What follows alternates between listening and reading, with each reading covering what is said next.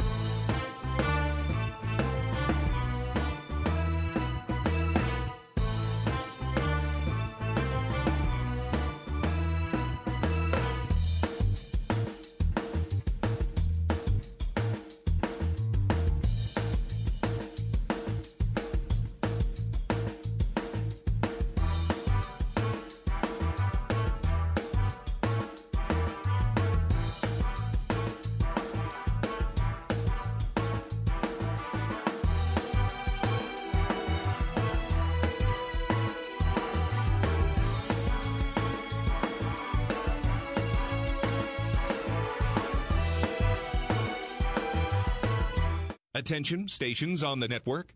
Our broadcast will begin in 2 minutes from my mark. In 5, 4, 3, 2, 1, mark. That was your 2-minute time check, stations.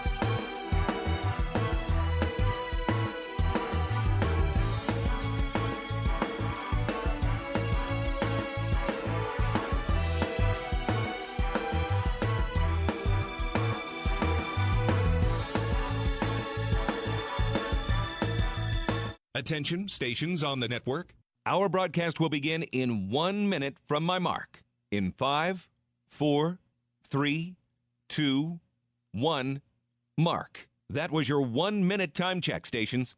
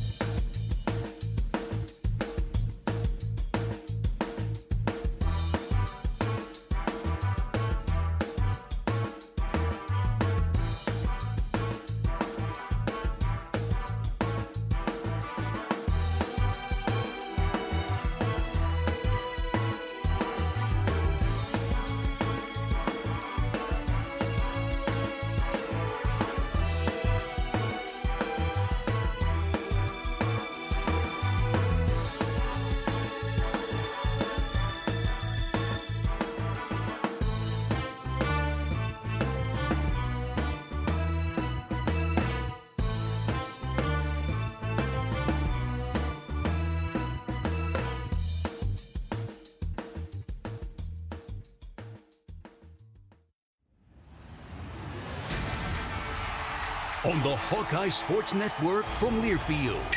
This is Hawkeye Baseball. Iowa Hawkeye Baseball is brought to you by Bud Light, proud sponsor of Hawkeye Athletics. Easy to drink, easy to enjoy. Hy-Vee, where there's a helpful smile in every aisle. Iowa Corn. You might think Iowa just grows corn, but the truth is, corn grows Iowa.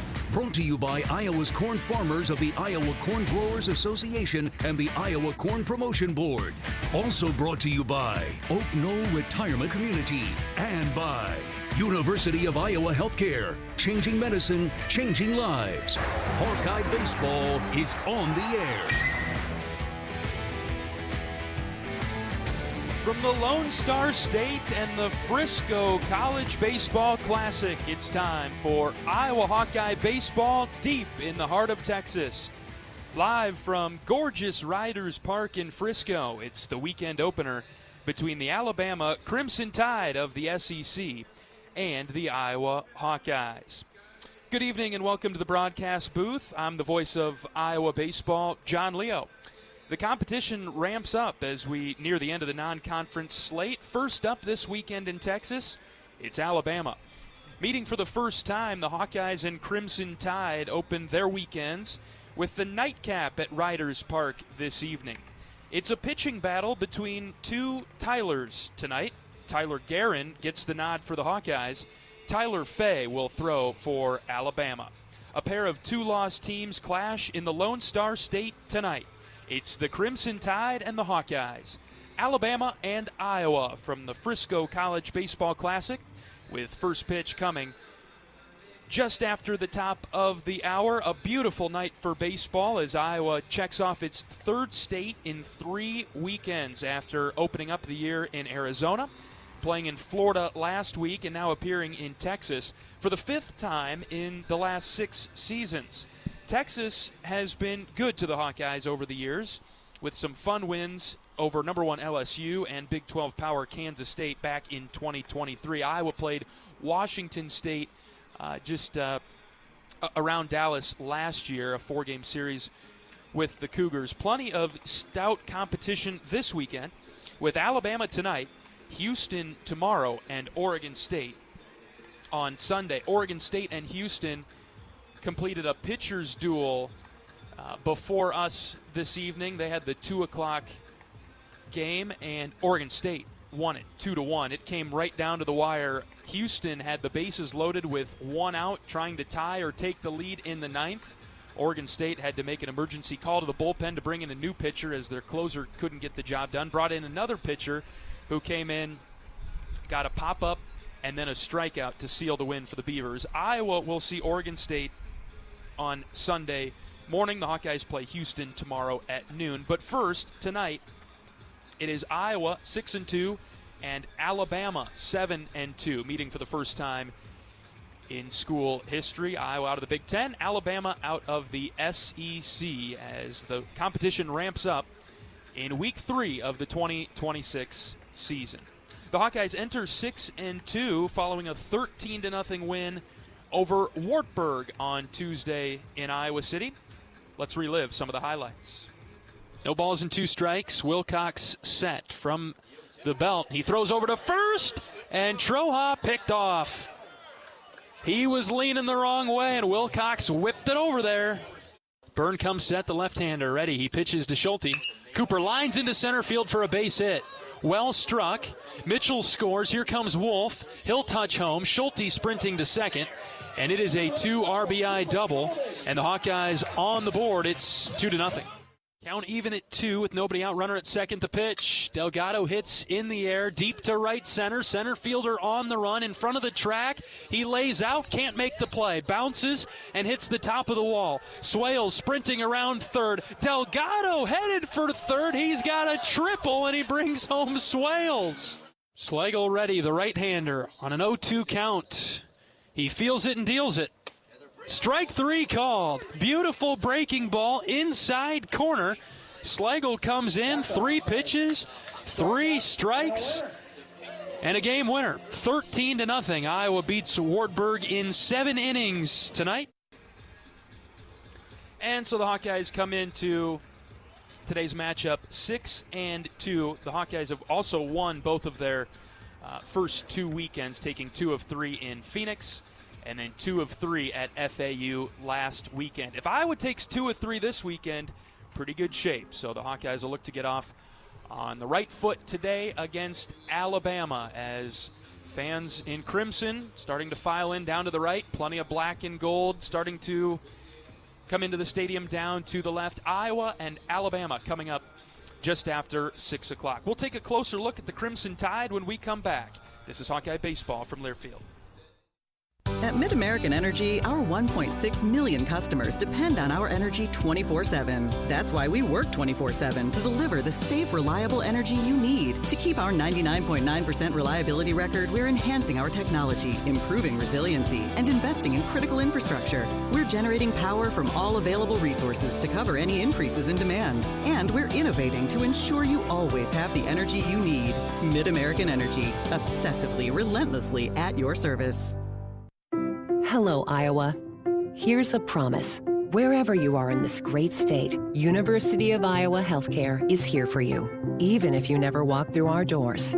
Educating, caring, leading research, sharing our expertise with all. Because we believe that UI Healthcare is here to make all of Iowa better. UI Healthcare, changing medicine, changing lives. Visit uihealthcare.org. If you love great Hawkeye stories, don't miss the Fight for Iowa podcast with Gary Dolphin. Each week, Dolph brings you in-depth conversations with the athletes, coaches, and community members who define the Hawkeye spirit. From big moments to personal journeys, it's the stories that make Iowa special. Catch new episodes every week. Search Fight for Iowa wherever you get your podcasts. You asked for all the extreme internet performance at an all-in price, and we listen. Get 1 gig internet with a 2-year price lock and everything included. Unlimited data for non-stop streaming, powerful Wi-Fi for enhanced coverage, built-in online threat protection, and internet equipment. All for just $65 a month for 2 years. It's the extreme 1 gig internet deal you asked for. Call 844-4FASTER or visit extreme.com for details. Offer available to new customers only. Price doesn't include one-time charges, tax, and government fees.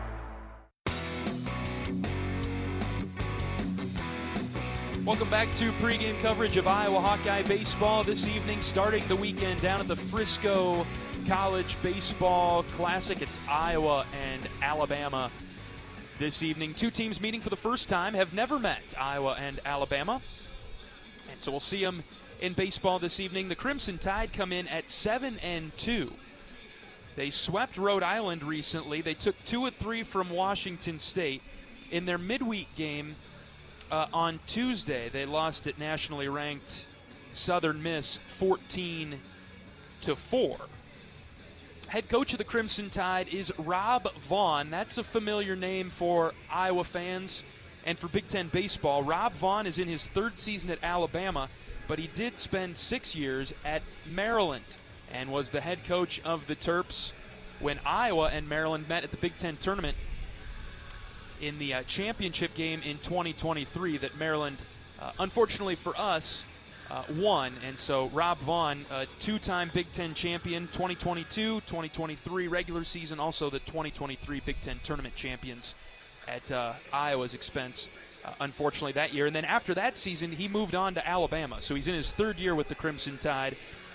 And Alabama's, they've got things rolling now under Coach Vaughn, which is no surprise to Coach Heller and the Hawkeye staff. A tremendous amount of respect for Coach Vaughn, as these two old friends will meet again. We'll hear from Coach Heller in a moment, but a lot of respect, mutual respect goes both ways, and Coach Heller iterates that he and Coach Vaughn are very good friends. Offensively for Alabama, they bat .257 as a team, averaging just under 8 runs a game.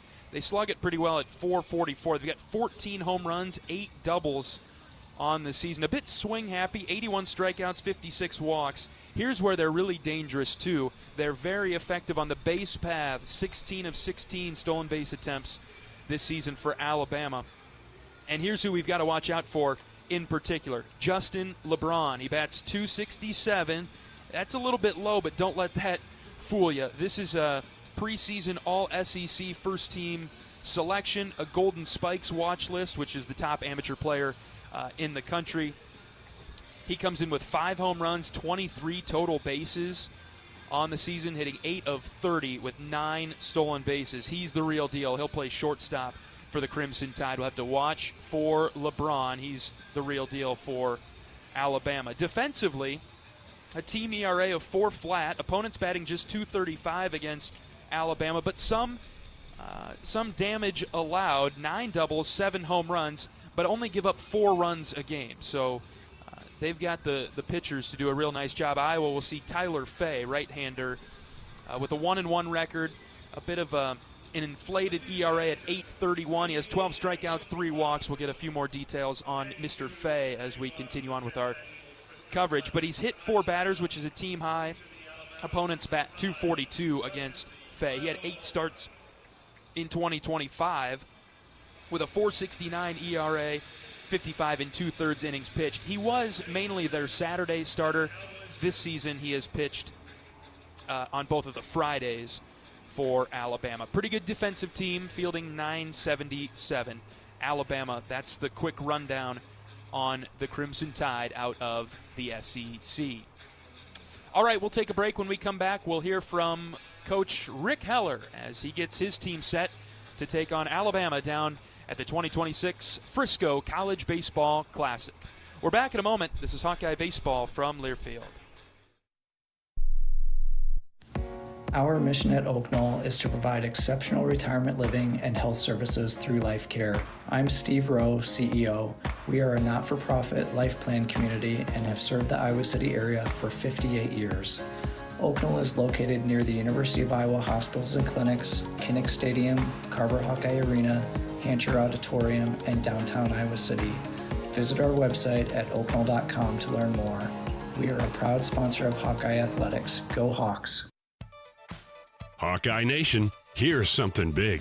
U.S. Cellular is now part of T-Mobile. That means Iowa fans are now on America's largest 5G network, bringing even more strength and coverage to every game day and every day. As the official wireless partner of the Iowa Hawkeyes, we're proud to power every call, every post, every celebration. U.S. Cellular and T-Mobile, better together. The silly moments, the proud moments, even the hard moments. They're what make life remarkable. And they're why Wellmark Blue Cross and Blue Shield is here for every moment. Committed to making healthcare better, more affordable, with more choices for care. And service and coverage that give you peace of mind no matter what comes your way. So you can show up for every tender moment, every brave moment, and every wouldn't miss it for the world moment, knowing that Blue is here for you. Go to wellmark.com/every moment to find a plan right for you. Go for the big Honda savings. Save thousands on the new Honda today with 0.99% financing. Go for the selection and inventory. Honda cars, trucks, vans, and SUVs are on sale. Get as low as 0.99% APR on a new 2025 Ridgeline. Go for the most car and driver 10 best awards with 98 trophies. Search your local Honda dealer today. See dealer for financing details. Financing on credit approval offer ends 3/2/26.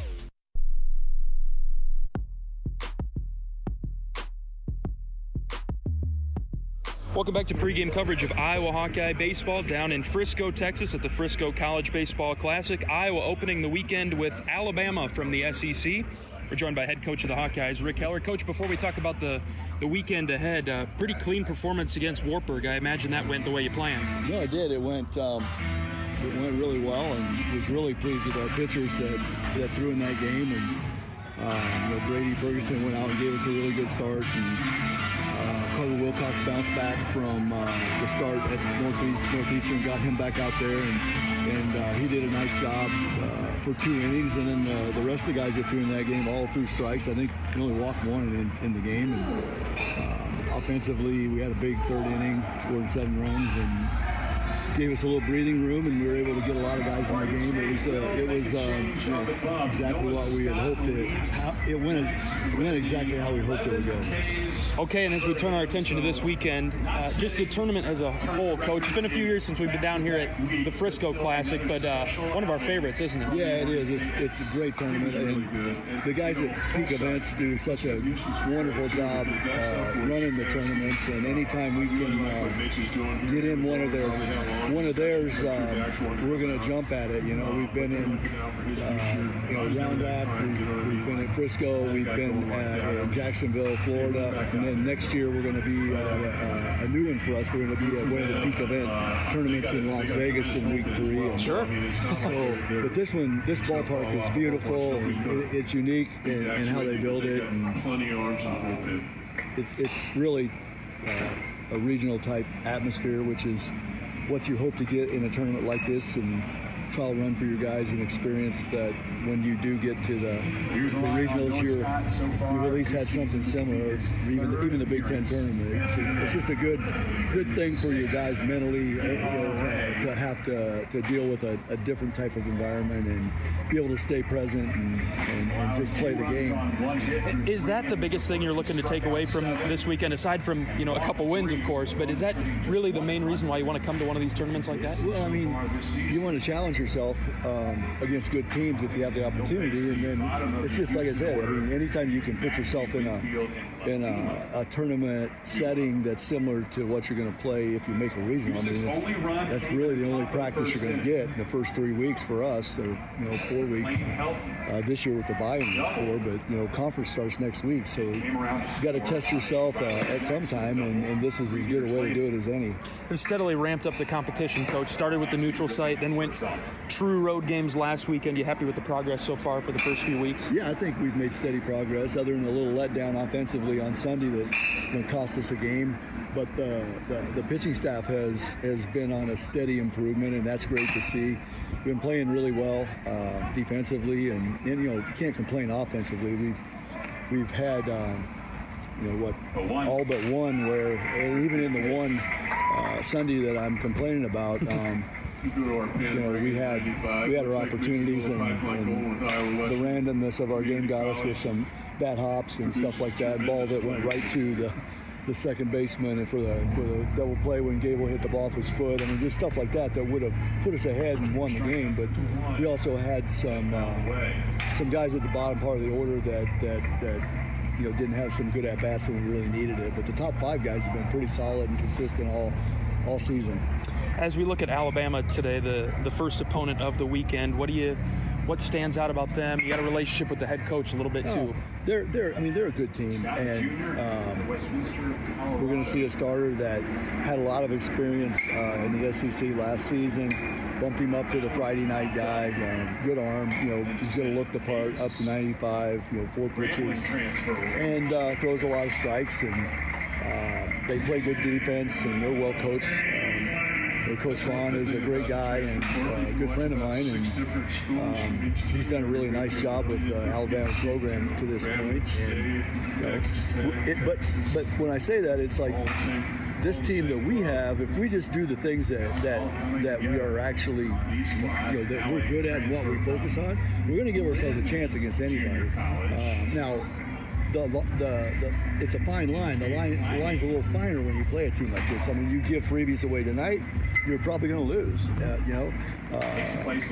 Which we can go back to game 1 against K-State, and that's what happened there. But if we play like we've played since K-State, I mean, we're gonna have a shot, and that's what I want to see from our guys. Just go play the game and not worry about what it says on the uniform. There's only one way to play, whether it says Wartburg on Tuesday or Alabama on Friday. And if you try to make it a bigger deal, or you try to play, better or more focused or whatever, that backfires. And we just got to go out and play relaxed and confident. And our guys play hard on a daily basis, and we do that. And Tyler Guerin gives us a good start. I think we got a good chance.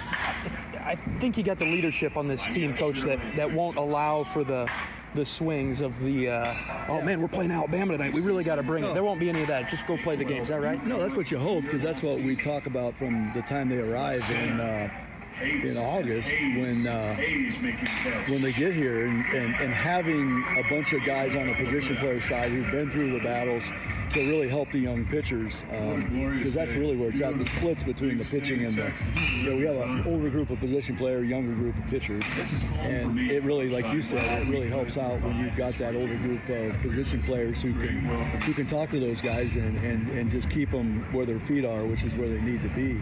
The only thing that's we're down Miles Risley for a while with a broken finger.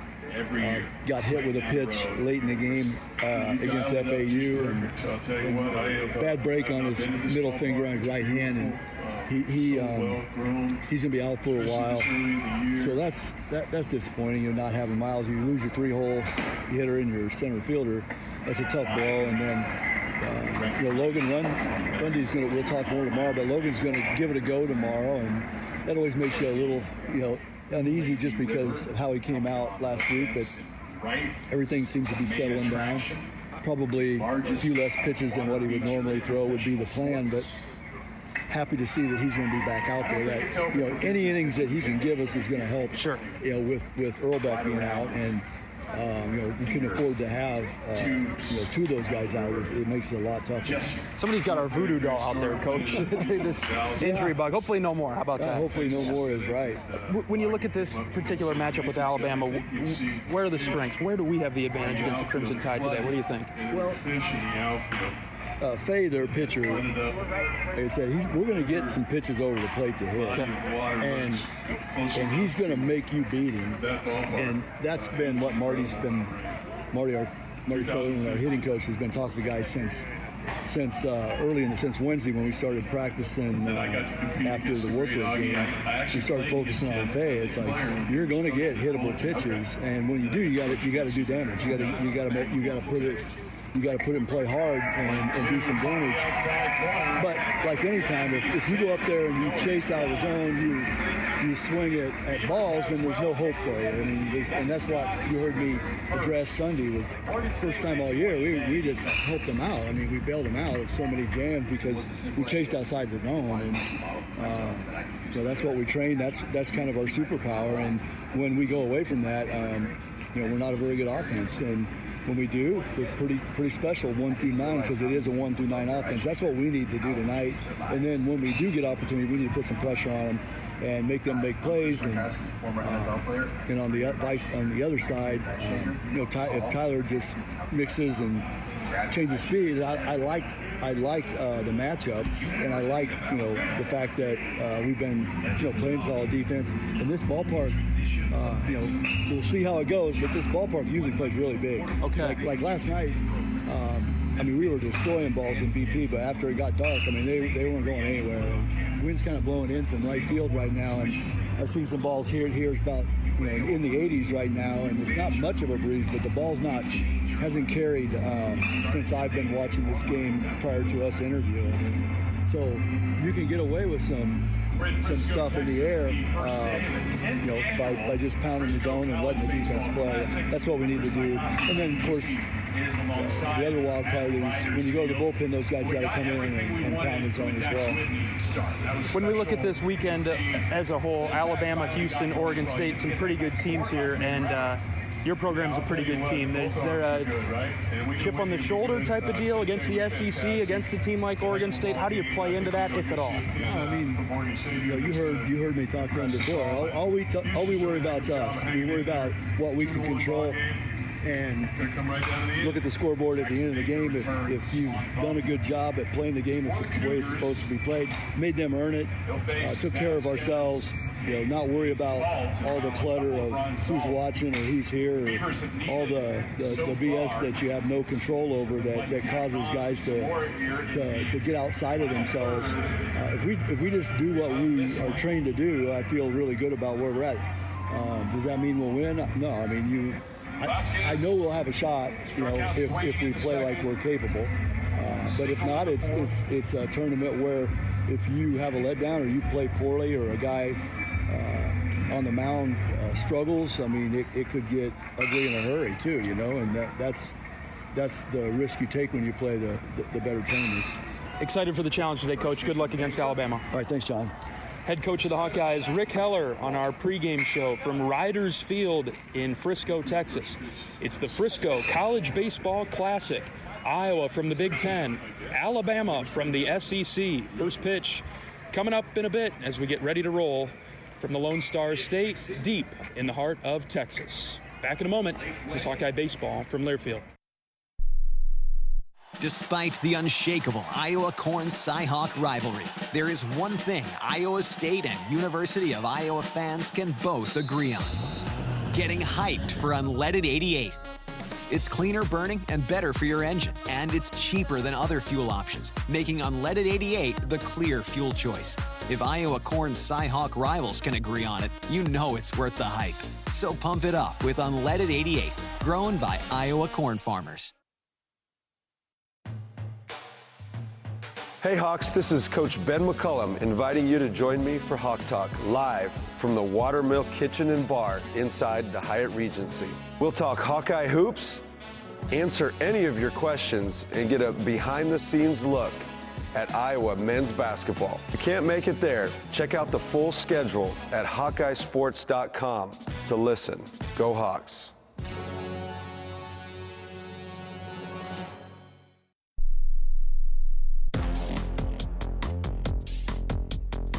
National anthem is complete down in Frisco, Texas. Iowa and Alabama coming up in just under 10 minutes. We were treated to the national anthem twice today. They ran a full run-through at about 5 o'clock, and the teams were warming up, and there was no messaging that was not the official anthem. So everybody stopped what they were doing. They were scattered all over the field. They stopped what they were doing, stood at attention for the national anthem. And now we just got the official national anthem on time. So we're still about 10 minutes away from first pitch, but caught everybody by surprise a little bit. My board op Morgan down the line did a great job keeping us on schedule, on track there. That felt a little bit right compared to earlier when we were doing the anthem about an hour before and nobody knew what was going on. Hawkeye Baseball is brought to you by Riverside Casino and Golf Resort. Stop by today for a relaxing massage at the spa, fine dining at Ruthie's Steak and Seafood, and so much more. Visit Riverside Casino and Golf Resort today, located minutes south of Iowa City. John Leo with you from Riders Park, the AA affiliate, the AA home of the Texas Rangers affiliate, the Frisco Rough Riders. Beautiful park. Very unique in that the suites that are behind the grandstand and go from the left field foul pole to the right field foul pole, they're like homes. They look like houses. And the front porch of that house is seating that you can watch the game from. So very interesting, unique setup, all natural grass and dirt field. 335 down the right field line here at Riders Park. Straightaway center, 409 with a big green batter's eye out there. The left center gap is 364. Down the left field line, also 335. Right center gap, 383. So, like you heard from Coach Heller, pretty big gap, pretty big park to hit. And so we'll see how the ball carries, if it does this weekend. Maybe it has a bit of an Omaha vibe. Beyond the right field wall, very tall brick wall, cobblestone, stone wall, I guess, that has a fountain that has water trickling down it. So this is a very beautiful facility. The Hawkeyes happy to be here. Always enjoy being at a peak event sponsored tournament. They take great care of us. The hospitality is second to none. And so Iowa gets set for the 3 games down here in Frisco. It'll be Alabama tonight, Houston tomorrow, and Oregon State on Sunday. Oregon State beat Houston earlier today 2-1.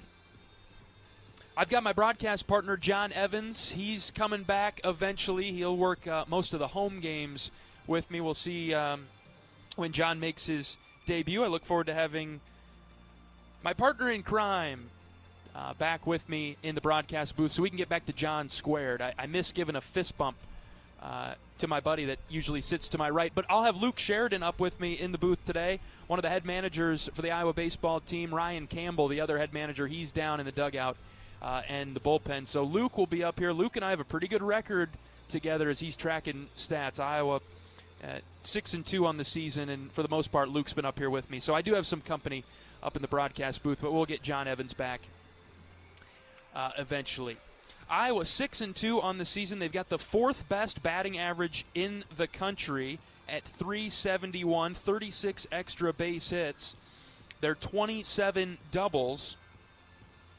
Are 5th in the NCAA. Iowa averages about 3.5 doubles a game, which is 2nd in the NCAA. So the Hawkeyes have been spraying it all over the park. The offense has been consistent and strong. You can hear from Coach Heller still a little bit frustrated about that Sunday game at FAU, but maybe that will inspire the Hawkeyes to get a bit more gritty 1 through 9 in the batting order today against Alabama, a team that'll make the Hawkeyes earn it, no doubt about that. Iowa has played in Texas 5 of the last 6 seasons. Haven't been to the Frisco College Baseball Classic since 2022. Went 1-2 that weekend. Lost to Wichita State and Texas A&M before beating Washington State to wrap up the weekend. We'll give you more details about Iowa as a team as the game goes on. Coach Heller and Coach Vaughn are meeting around home plate. A couple of old buddies back from the Big Ten. Coach Vaughn was recently at Maryland, where he won the Big Ten title in 2022 and 2023, and now he's building the Crimson Tide. Before we take our final break, let's pause 10 seconds for station identification. 10-second station ID. This is Iowa Hawkeye Baseball.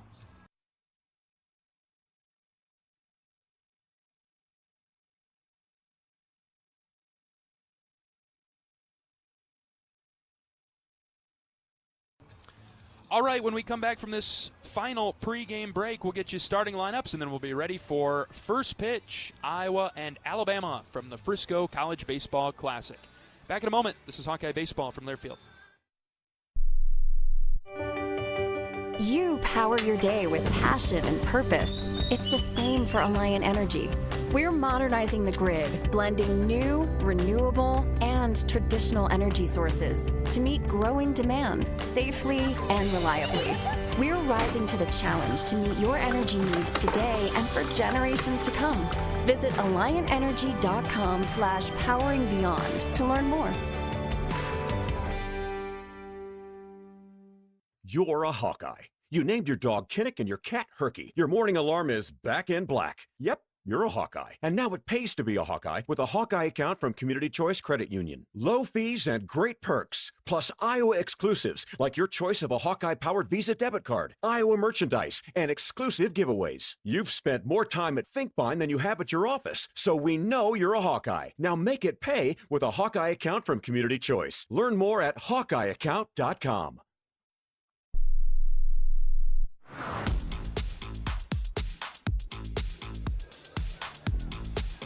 Hey, Hawkeye fans, tickets for the series against Purdue on May 14th through 16th in Des Moines at Principal Park are on sale now. Visit HawkeyeSports.com under the baseball tab to buy tickets for the full series. Individual games also on sale. Iowa and Purdue on May 14th. They'll start the series in Des Moines over at Principal Park, so get your tickets now. They are on sale on HawkeyeSports.com starting at $10.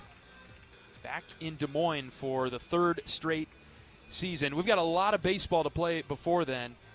Set for the opener of the Frisco College Baseball Classic, Iowa returning 22. It is Iowa and Alabama. The Hawkeyes are the home team, and so the black and gold have taken the field, and we are getting ready for first pitch. All right, we'll go first with the starting lineup for Alabama. The crew come to the plate looking like this today. They'll send a left-handed center fielder, Bryce Fowler, to the plate first, a senior batting .300. Justin LeBron, he's the star. Shortstop, a junior. He'll bat from the right side, batting .267, but 5 home runs on the season and a lot of speed. We'll get a good look at LeBron right away in the first inning. Brady Neal is the starting left fielder. He'll bat third. Luke Vaughn at first base is in the cleanup spot. The catcher, John Lem, will bat fifth. And the third baseman, Jason Torres, will bat sixth for the Crimson Tide this evening. 7, 8, 9, Andrew Purdy, the DH. Peyton Steele in right. And Brennan Holt at second base. He'll wrap up the batting order for Alabama today and bat ninth.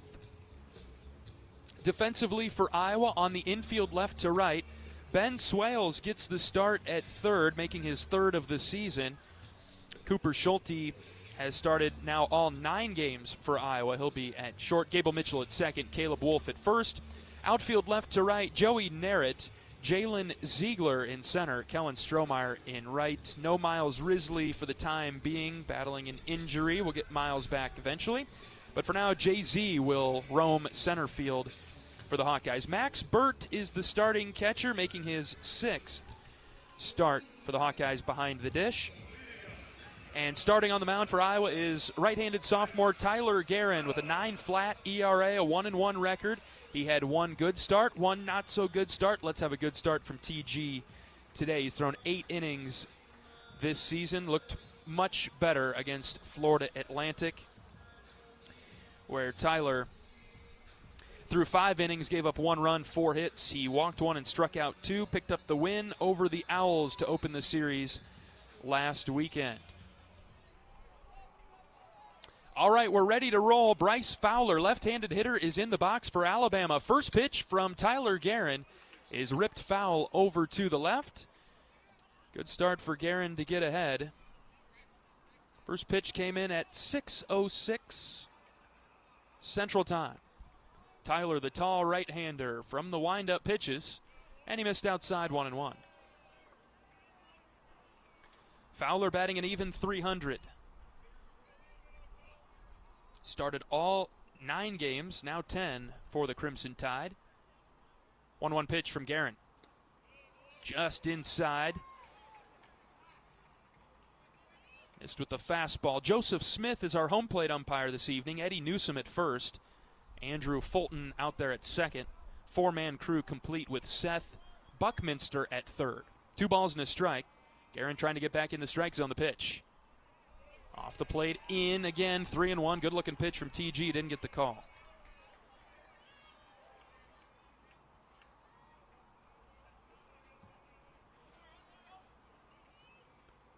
Fowler's done a nice job in the leadoff spot. He's drawn 8 walks.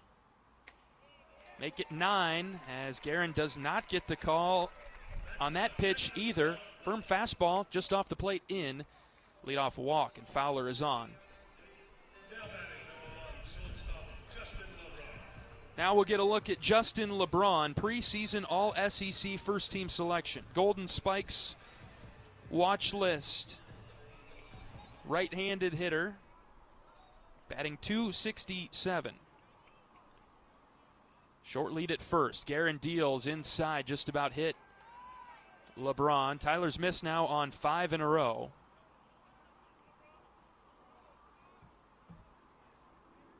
Infield for Iowa, pulled over to the left side just a bit. Mitchell about 2 steps to the right of second base and on the far back side of the dirt. 1-0 pitch to LeBron. That's up with the slider, 2-0.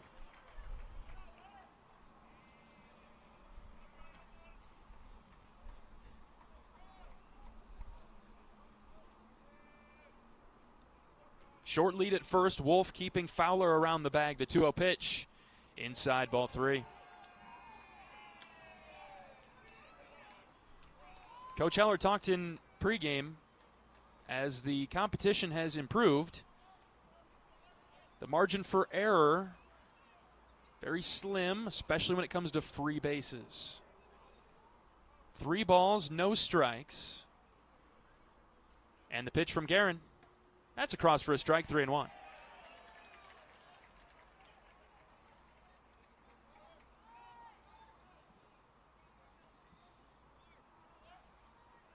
Fowler 4 for 4 on stolen bases, but a small lead.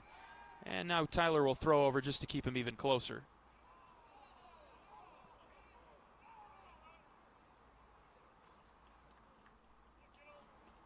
Sun setting behind us.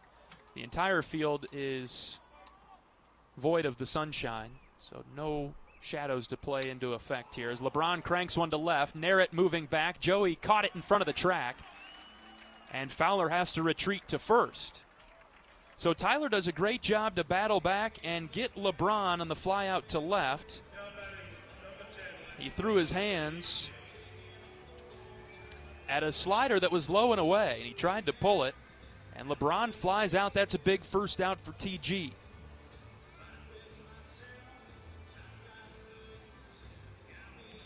Here comes Brady Neal. Plays left field for Alabama.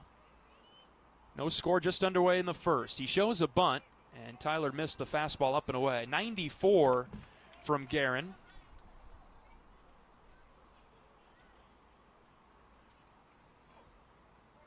Tyler's got a bit of a sinking fastball as well. And he'll throw the slider. See if Neal shows the bunt again. Try a pickoff move to first, and Fowler is back without a problem. Alabama, a perfect 16 of 16 on stolen base attempts this year. 1 ball, no strikes. The pitch. Slider, bottom of the zone, called a strike. Neal, a senior, batting .348, making his 7th start. He's played in all 10 games now for Alabama. 8 for 23. He's got a double and a home run. 8 runs batted in. 5 strikeouts to 1 walk. Left-handed hitter in the box. Guerin, the right-handed pitcher, deals. Here's a line drive into left field for a base hit. Rolls to Narrett, who gets it in quickly. First and second for Alabama. On the opposite field single from Brady Neal. Tyler went sinker right down the middle. Here comes Luke Vaughn, another Alabama hitter up over 300, 316, 6 of 19. Played in all but 1 game for the Crimson Tide. First and second and 1 out, just underway at the Frisco College Baseball Classic. First pitch waved at and missed. Good slider to start. He had Vaughn guessing. Vaughn bats from the right side.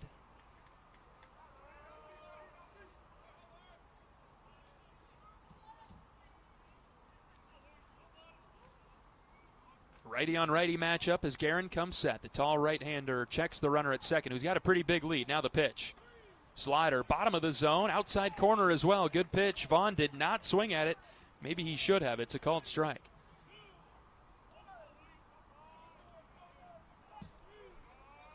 Vaughn, 7 strikeouts on the season. Guerin trying to get him here. Let's see what his strikeout pitch is. Here it comes. Tapped foul to the left side. Near the Iowa dugout, the Hawkeyes occupying the third base side. Alabama over to the right. Broadcast booth directly above up. Can see everything down below. No balls and 2 strikes. Guerin ahead.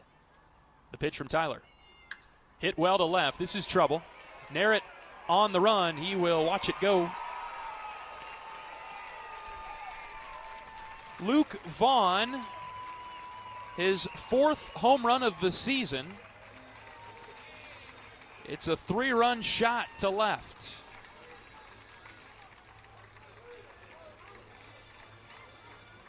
(3-0) Crimson Tide.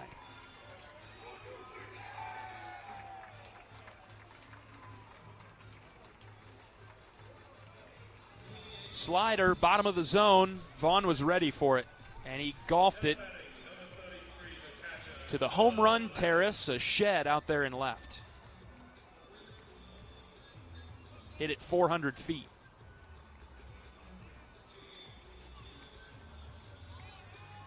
That brings up John Lem.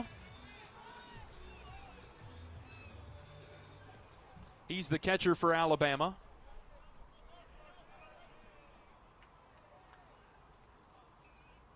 Left-handed hitter.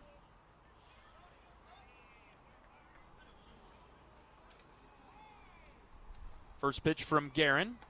Fastball for a strike. Lem leads the team in batting average, .353.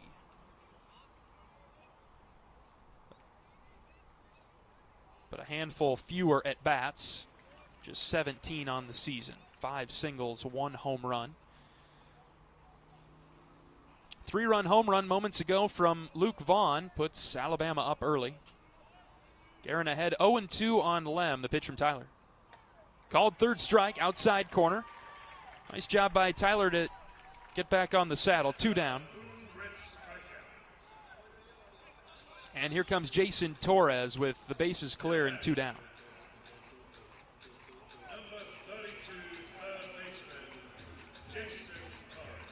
Torres, right-handed hitter. He's a senior as well. A lot of seniors in this lineup for Alabama. Bats .219, but leads the team in RBIs with 10. 10 strikeouts for Torres. Righty-on-righty matchup. First pitch strike from Guerin. Slider, outer third.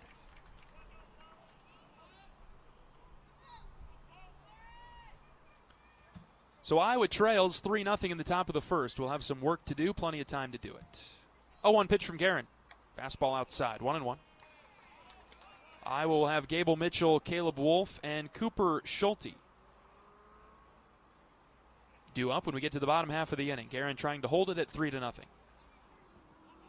Tyler set, out of the windup. Here comes the 1-1. Swing and a miss. Up and in, took a little something off there, 1-2.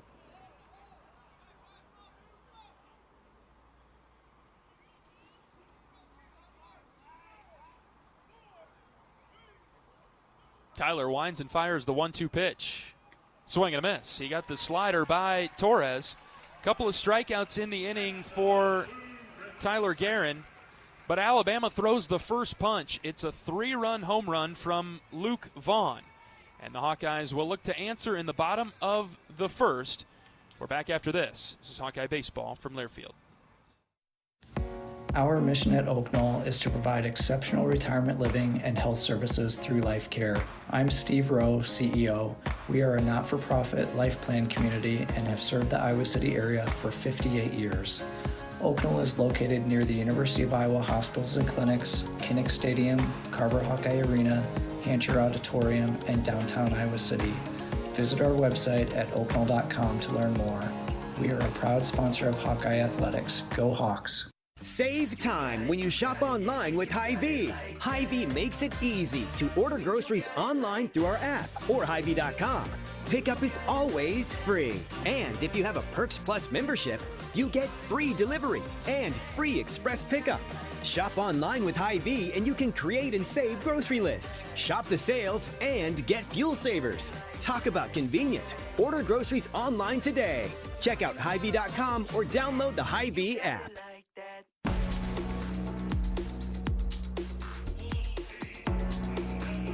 Bottom of the first inning, Iowa coming to the plate, trailing Alabama 3-0.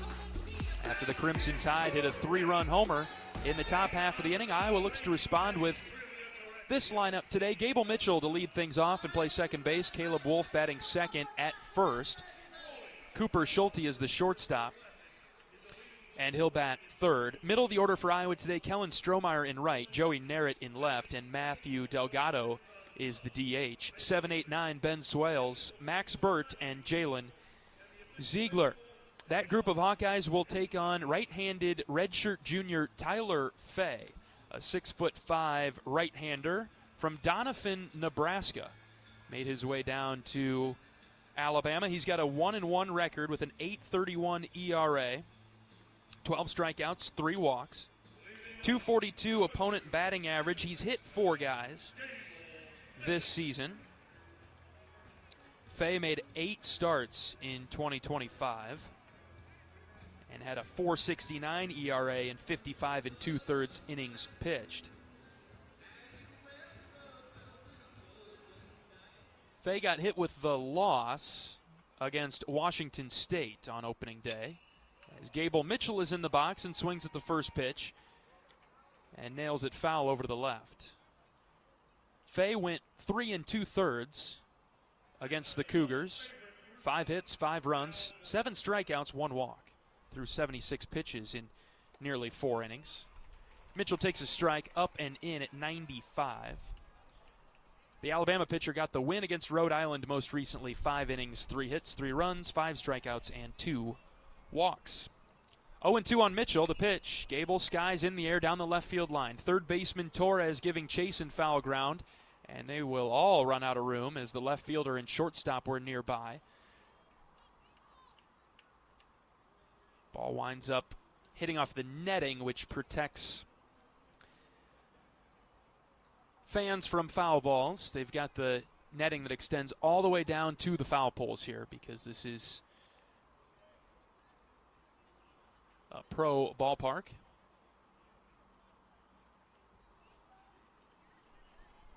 Gable down on the count, 0-2. Mitchell, Iowa's leadoff hitter.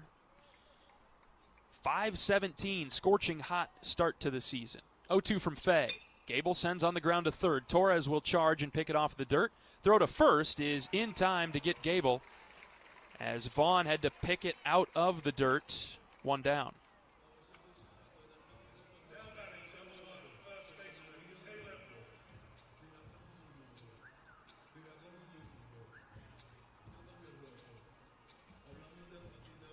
That brings up Caleb Wolf, Iowa's first baseman, another senior. He's batting .419. He and Mitchell, a good tandem at the top of Iowa's order. First pitch, fastball, 96 miles an hour. That's a strike.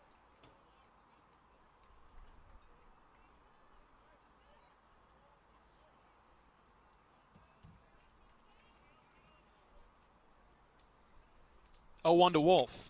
He flares down the left field line. That's a foul ball. About 15 rows back. Iowa trails 3-0 in the early going. Would like to see some base runners put some pressure on Fay.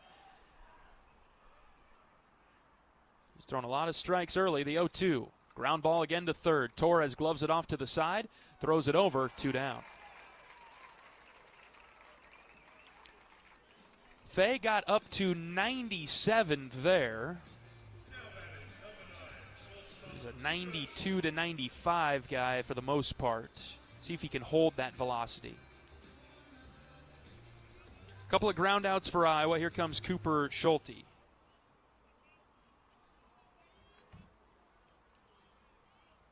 Base is clear. First pitch to Coop. He's behind 95. And down in the count now, 0-1.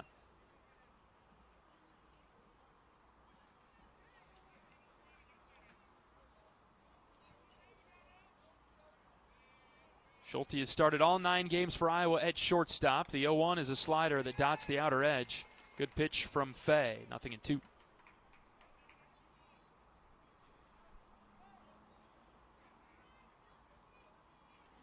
Fay has been up 0-2 on all 3 Iowa hitters in this inning. Here's a foul ball off the end of the bat.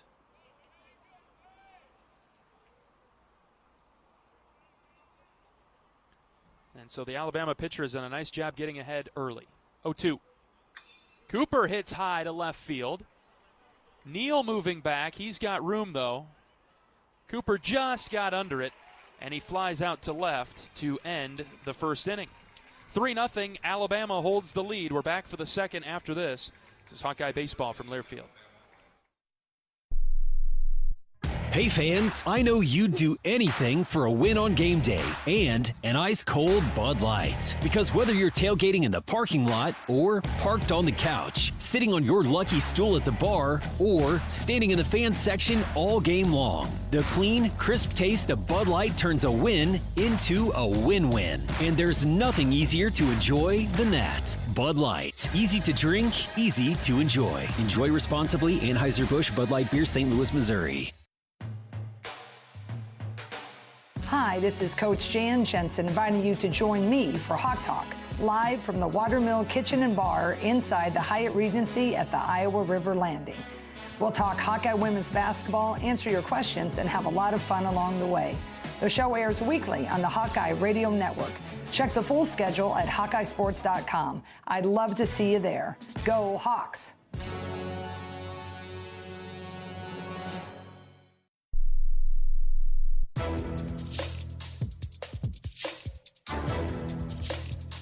This copyrighted broadcast is an exclusive presentation of Learfield under the broadcasting rights granted by the University of Iowa. Reuse of this presentation is prohibited without the expressed written consent of the university and Learfield. Announcers are provided by Learfield and approved by the university. Alabama 3, Iowa nothing as we move on to the second inning in Frisco. So a perfect start for Alabama and a quiet start for Iowa. 7, 8, 9 due up for the Crimson Tide. Purdy, Steele, and Holt. Purdy up first. He's the DH. Bats from the left side. First pitch from Tyler Guerin is low and away. Burt had to backhand it. 3-run home run from Alabama in the first inning. That's the difference early on. Here comes the 1-0 from TG. He dropped in the slider for a strike, 1-1. Purdy's a freshman, 2 for 10 on the season. 5 runs scored. 1-1. Popped up. Left field. Narrett moving over. Joey's still on the run. He just about overran it, but he's able to reach back near the line and make the catch. And an important first out to get the second inning started. Full sprint from Narrett.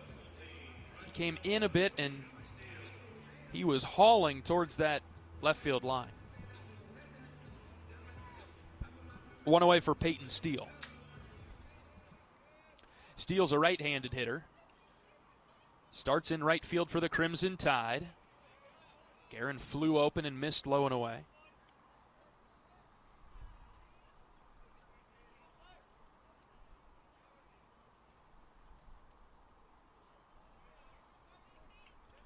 Tyler out of the windup, fires the 1-0 pitch, and he hits his spot. Low outside corner, 1-1. Steele, a sophomore. 10 for 33, batting .303. 2 doubles and a home run. A little bit of power here at the bottom of the order. Another called strike. Guerin gets the benefit. 94 on the outer edge. Big strikeout candidate, though. 11 strikeouts, most on the team. No walks. Here's the 1-2 pitch. Low and in. 2 balls and 2 strikes now on Steele. Guerin's given up a couple hits, has walked an Alabama hitter, trying to get Steele in the second. The 2-2. Swing and a miss. Went off speed and buried it. And Steele down on strikes. Tyler's got 3 strikeouts. Through his first pair of starts, Tyler had not really been a strikeout guy, pitching to contact and trusting his defense. But he's already got 3 strikeouts after seeing 8 hitters. He had 2 strikeouts in 5 innings against Florida Atlantic. Here's a flare out to left off the bat of Brennan Holt.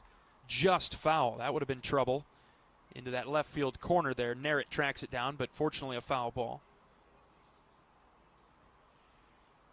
In Guerin's start against Kansas State on opening day, he had 2 strikeouts in 3 innings. So he's already got a season high. It is up to 3 now for Tyler. Iowa down 3-0 early on. We're in the second. Kellen Strohmeyer, Joey Narrett, Matt Delgado due up in the bottom half of the inning. Guerin trying for a clean inning. He's ready to pitch to Holt, left-handed hitter. Fastball just downstairs. Evening the count at 1. Holt is a senior, making his 10th start of the season. Got his hands started but didn't commit, and it's a called strike on the outer third. .286 hitter is Holt. 3 doubles and a home run. Tyler's ready. Ball and 2 strikes. Here's the pitch from Guerin. Swing and a miss. Slider buried him. And back-to-back strikeouts. That's a good inning from Tyler. Down go the Tide in order. 1-2-3 with 2 strikeouts from Guerin. Strohmeyer, Narrett, and Delgado are due up. Iowa down 3-0 as we head to the bottom of the second. We're back after this. This is Hawkeye Baseball from Learfield. Hey Hawks, it's Coach Ben McCullum. Join me for Hawk Talk on the Hawkeye Radio Network, weekly at the Watermill Kitchen and Bar. Check out the full schedule at HawkeyeSports.com. Go Hawks. You power your day with passion and purpose. It's the same for Alliant Energy. We're modernizing the grid, blending new, renewable, and traditional energy sources to meet growing demand safely and reliably. We're rising to the challenge to meet your energy needs today and for generations to come. Visit AlliantEnergy.com/poweringbeyond to learn more.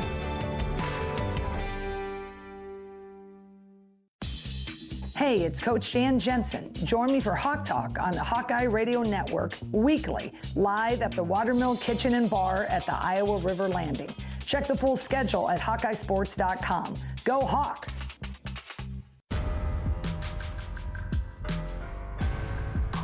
Hawk fans, experience your home away from home at Coralville's finest all-suite hotels.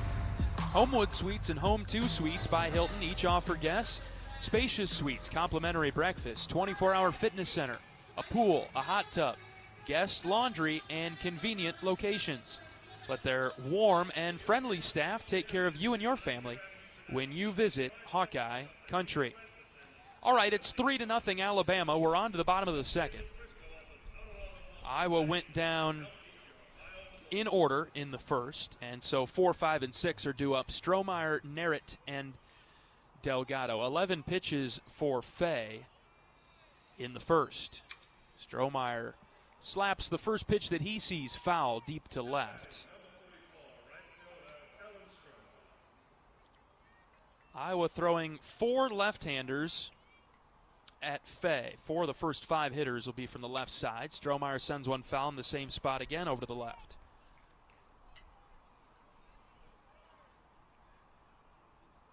Coach Sutherland, Coach Heller talked about it in our pregame scout. A lot of strikes from Fay. We're going to see pitches to hit. The 0-2. That's low and away. Really good spot with the fastball. Strohmeyer held the zone. And he'll fight to see another day here, 1-2. Stroh from Dubuque Jr. batting .367. The 1-2. Hit in the air, center field. Moving back and making the catch is Fowler. Good connection from Strohmeyer. But one away in the Hawkeye second. So far, Fay has been holding the velocity mid to upper 90s. A tick or two above what his average was. Maybe the gun's a little hot here at Riders Field. One out for Joey Narrett, newcomer to the team. Spent the first part of his career at Dallas Baptist. Senior batting .458. Second on the team with 5 doubles. A 1 pitch to him. He sends on the ground up the middle. Backhand stop by Holt, the second baseman. And he retires Narrett 2 down. Iowa putting the ball in play. 3 ground outs, 2 fly outs. Haven't gotten through quite yet with the hit. Here's Matthew Delgado. Deli is the DH today, right-handed hitter. Another transfer into the program. First pitch strike, a slider at the bottom of the strike zone. Senior batting .375. He and Max Burt have gone back and forth as the starting catchers. The 0-1. Delgado swings and misses.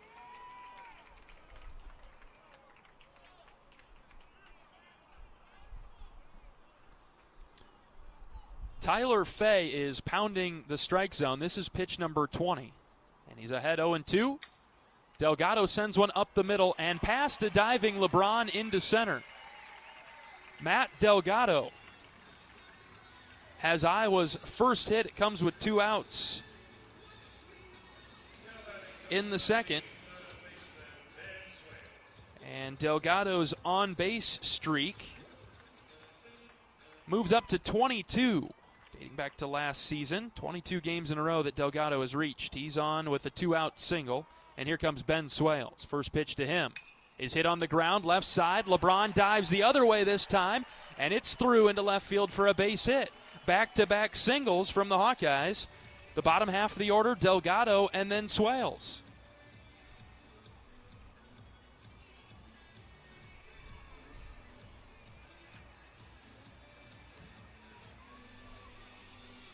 Good approach from the Hawkeyes so far. They're getting their swings off. That's the one thing that Coach Sutherland always talks about. Be prepared to swing your best swing. And we've seen that through the order. Max Burt is up now. Back-to-back singles with 2 outs in the third. First pitch to Burt. Max takes low and away. Ball 1. Iowa down 3-0, bottom of the second.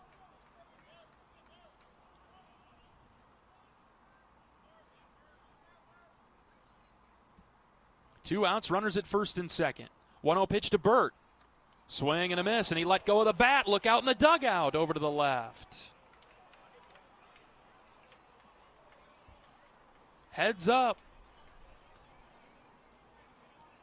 I believe that's the second time this year that Max has let go of the bat.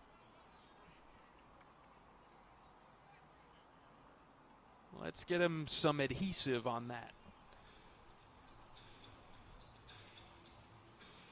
All right. Counts 1-1 on Burt. Iowa's starting catcher today.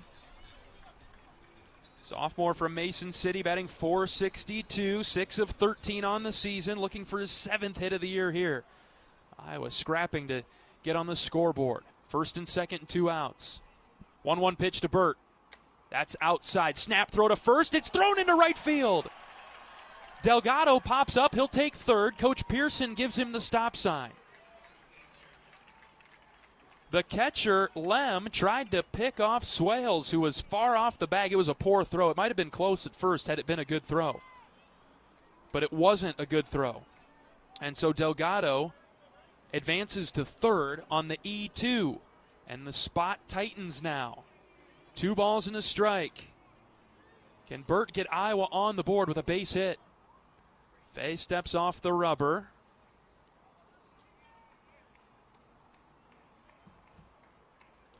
To reset the clock, Swales has a huge lead at first. 2 outs in the inning. Iowa looking for a clutch hit in the bottom of the second. 2-1 pitch to Burt. Line drive up the middle and caught by the second baseman Holt. Full extension dive towards the bag at second. He robs Burt of a base hit. Max sent it right back up the gut. Great play by Holt. You got to tip your cap. And Iowa leaves a couple of runners, but some good pressure applied. We'll move to the third. Alabama still leads it 3-0. We're back after this. This is Hawkeye Baseball from Learfield. You power your day with passion and purpose. It's the same for Alliant Energy. We're modernizing the grid, blending new, renewable, and traditional energy sources to meet growing demand safely and reliably. We're rising to the challenge to meet your energy needs today and for generations to come. Visit AlliantEnergy.com/poweringBeyond to learn more. Cancer doesn't care. It doesn't care what you look like, how old you are, what you do, or where you live. We do. University of Iowa Healthcare is doing more to beat cancer than anyone in the state. From second opinions to life-saving treatments that happen here first. We lead the way in research, training, and care because we believe that UI Healthcare is here to make all of Iowa better. UI Healthcare, changing medicine, changing lives. Visit uihealthcare.org.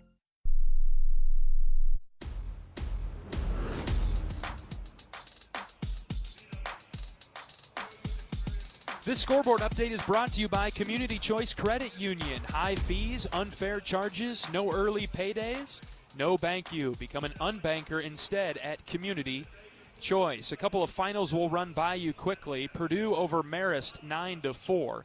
Georgia Tech, 4th in the country, run-ruled Northwestern 17-3 in 7. UCLA beat Tennessee 12-5 in a ranked matchup. Maryland held on to beat Wagner. They walked off winless Wagner 10-9 in College Park. Indiana fell to Western Kentucky today 4-1. We've got some other games in progress. We'll continue the update as this inning unfolds. Here in Frisco, it's Alabama 3 and Iowa nothing as Tyler Guerin is out for the third inning of work. He'll face the top of the Alabama order, Fowler, LeBron, and Neal. He walked Fowler to start the game. Fowler would later score on a 3-run homer as the next pitch from Guerin is in the dirt. Bounced the slider. Few other scores from the Big Ten. Penn State trails Indiana State 4-3. That game is in the Bahamas. East Carolina all over Rutgers 7-1 in Greenville, North Carolina. 2-0 pitch. That dropped in for a strike. Nebraska, their tough schedule continues. They're playing at Auburn. No score in the third. Auburn ranked 7th in the country. Next pitch from Guerin. This is hit well to right. Strohmeyer turns. He will watch it hit off the top of the wall and off the fountain beyond the right field wall. Solo home run from Bryce Fowler. It's 4-0 Crimson Tide.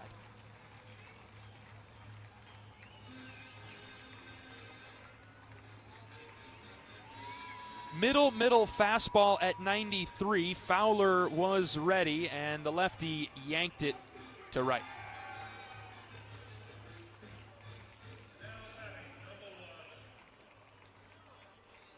4-0 Alabama. Here's Justin LeBron.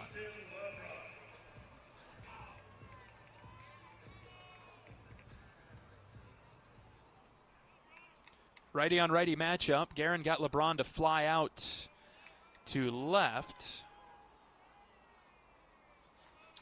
in his first at bat.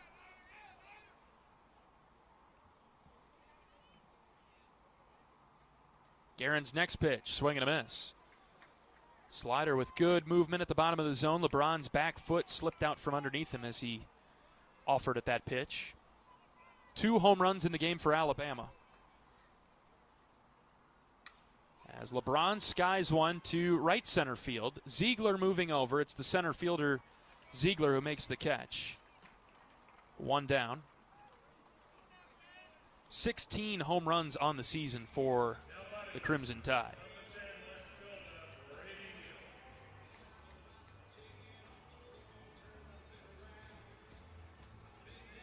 Here's Brady Neal. Singled and scored in the first.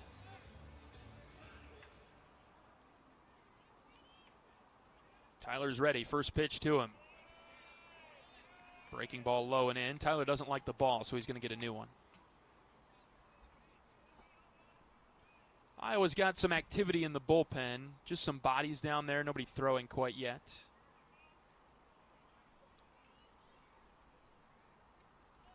But there are bodies up and moving around. 1-0 pitch from Guerin. Chopped foul over to the right. Iowa wearing their all-white uniforms today. Hawkeyes spelled out in black across the chest.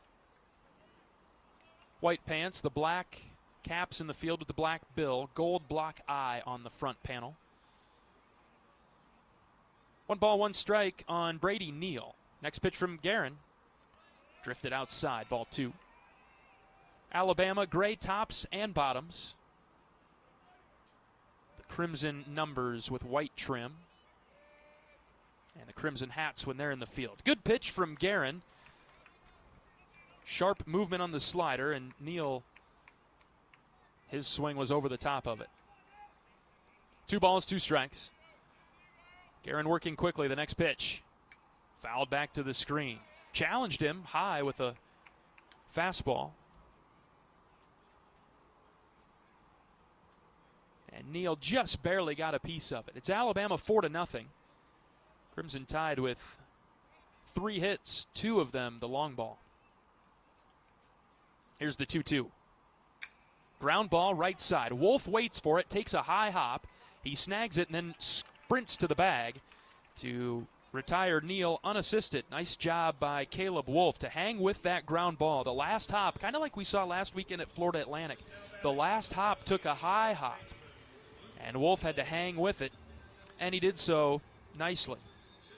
Able to get to the bag. 2 down for Alabama in the third. Here's Luke Vaughn. He dealt the first blow today with a 3-run home run to left. Time called. Joey Narrett in left field, grabbing a baseball thrown onto the field by a couple of kiddos that are playing catch beyond the left center wall. There's a nice hill up there, and a couple of kids just playing catch. Hope to wind up maybe playing baseball themselves. Got the ball onto the field, though. Fastball from Guerin misses wildly outside to Luke Vaughn. Iowa trailing 4-0, top 3. Ziegler, Mitchell, and Wolf due up for the Hawks in the bottom half of the inning. 1-0 pitch from Guerin. Fastball just outside this time. Much closer from Tyler, but off the plate. Tyler has 4 strikeouts, just 1 walk, up over 50 pitches. 2-0 from Tyler. Not much of a high strike zone from Joseph Smith. Fastball was close, but called a ball. Now it's 3-0 on Vaughn. Up and in on the hands, ball 4. 4-pitch walk.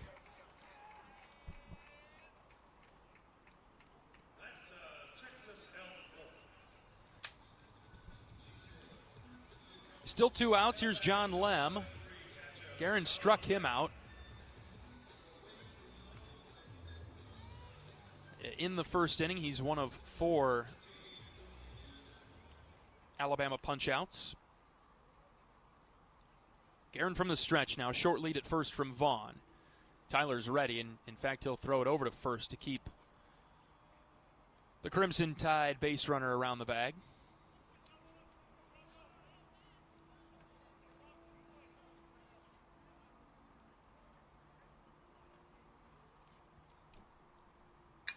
Ground ball left side. Schulte, backhand stop, long throw to first is not quite in time. Lem legs it out. Not much Iowa could have done differently there. They were playing Lem to pull it, the left-handed hitter, so Schulte was pretty close to second base. He had a long run to his right towards third. He made a really nice backhand stab, and then a firm throw to Wolf. It was on a line, but he threw it off his back foot because he had to get it out quickly to have a shot at Lem at first, and was just a touch late. And so the Crimson Tide have runners at first and second.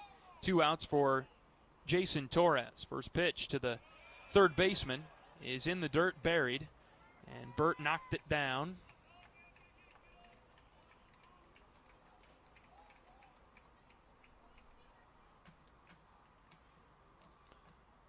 I give Tyler credit. He's competing. Giving up a couple of home runs, and Alabama leads it 4-0, but Guerin's been in and around the strike zone. There he pumps a fastball in the outer third for a strike.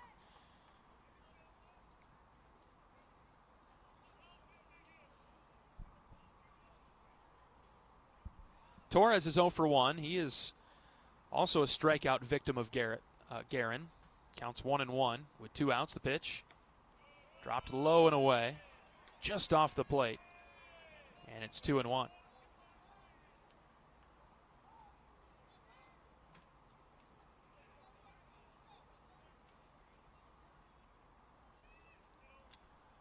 Short leads by both Bama base runners. Here's the 2-1.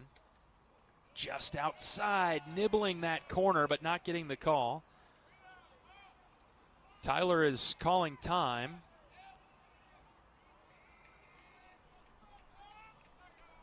And here comes Coach Heller and the trainer, Jake Feldman.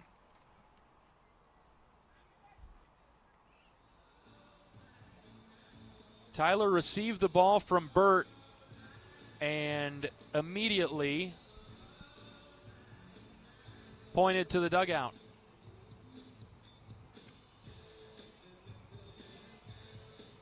And is now being tended to by athletic trainer Jake Feldman. Man, oh man.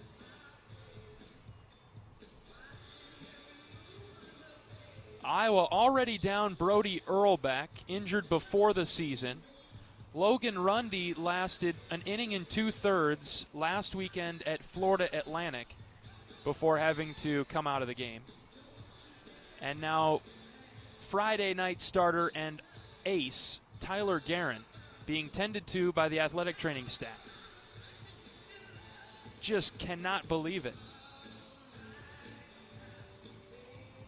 And you feel for Tyler. I don't see a scenario where he stays in the game. Coach Heller has exited the mound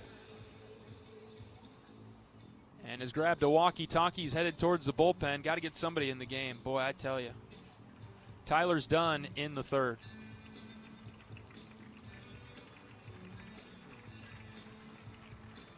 Who's got our voodoo doll out there, man? These injuries are incredible.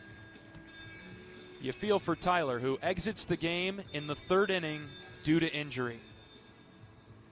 Man, oh man. All right, it's 4-0 Alabama, and for the second week in a row, Iowa has to cold call somebody out of the bullpen and get somebody into the game. They'll be able to take as long as they need to warm this pitcher up. Still nobody coming into the game yet. Coach Heller trying to get somebody on the walkie-talkie. I don't know if anybody is receiving the message. Let's take a pitching change break. Might need a couple of these. 4-0 Alabama, top of the third. And we'll have a pitching change break. We're back after this. This is Hawkeye Baseball from Learfield.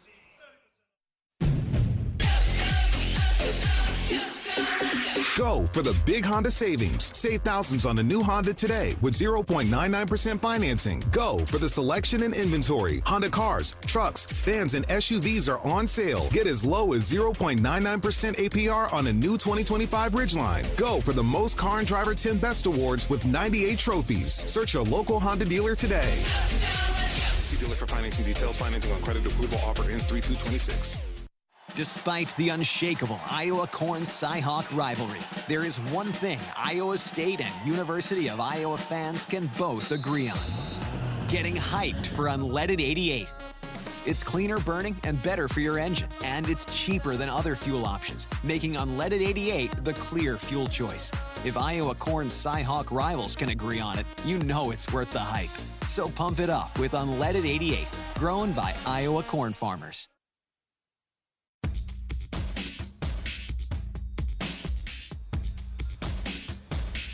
Well, we're in the third inning. Alabama leads it 4-0, and for the second straight weekend, Iowa has to go to the bullpen way sooner than they expected to due to injury.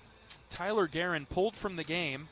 He threw the last pitch on a 3-1 count to Jason Torres, and something didn't look right, and Tyler motioned to the dugout, where Coach Heller and trainer Jake Feldman emerged. And as much as we like to see Jake, he's a great guy. Really good athletic trainer, too. Love seeing Jake anytime. I don't like to see him in the middle of an inning heading to the mound, I can tell you that. But we've seen too much of Mr. Feldman tending to the Iowa pitchers, and unfortunately Guerin out of the game now due to injury. So the cold call to the bullpen will be for Justin Hackett. It's been what Iowa has wanted to do on Fridays, go from Guerin to Hackett, just not under these circumstances. And you just worry how that impacts the entire weekend here with Hackett's usage. We'll see how long we roll with Justin, the right-handed senior from Winterset, coming into the game with 2 outs, runners at first and second for Alabama in a game that's already 4-0. Iowa on their heels a bit. Bad luck. The injury bug biting early in this 2026 season. Lost Brody Earlbeck before the year started. He was fighting for a Saturday spot probably. Logan Rundy, who was likely the Sunday guy before the season for Iowa, he moved to Saturday because of Earlbeck's injury. And Logan got banged up last weekend against Florida Atlantic. He was pulled in the second inning. The Hawkeyes able to respond and still win that game against FAU. And now Friday night starter Tyler Guerin exits the game due to injury. So when you think about it for Iowa, last year, starting pitching was Cade Obermuller, Aaron Savory, Reese Buter. Okay, those three all moved on. Obermuller and Savory were drafted. Buter graduated. Iowa was, coin flip banking on Anthony Watts coming back. He got drafted. And so already the Hawkeyes were going to be replacing their entire starting rotation from a year ago and losing a key bullpen arm that they thought was going to be a starter. Probably, Anthony Watts probably would have been the Friday night guy. But he was drafted by the Cardinals.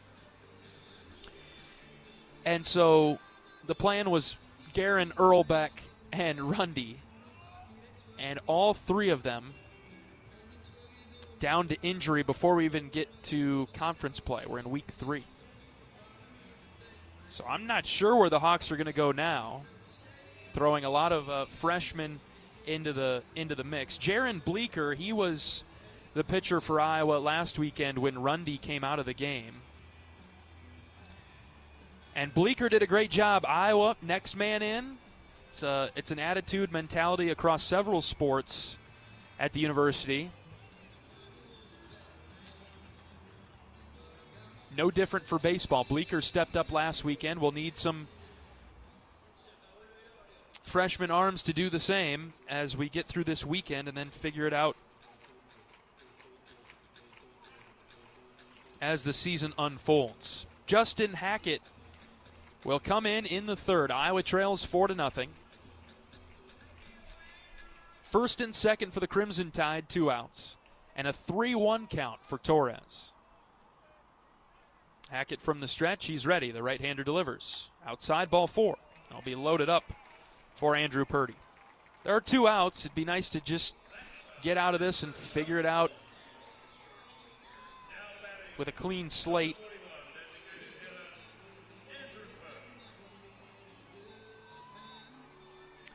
Four 4-0 Alabama. Bases loaded, 2 outs for Andrew Purdy.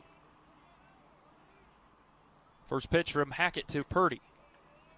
Inside for a ball. 1-0.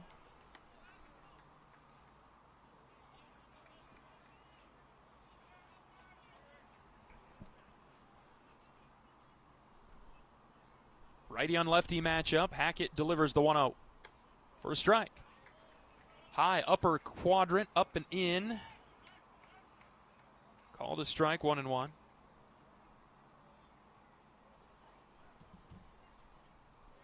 There are 2 outs. The 1-1 from Hackett. That's low and away.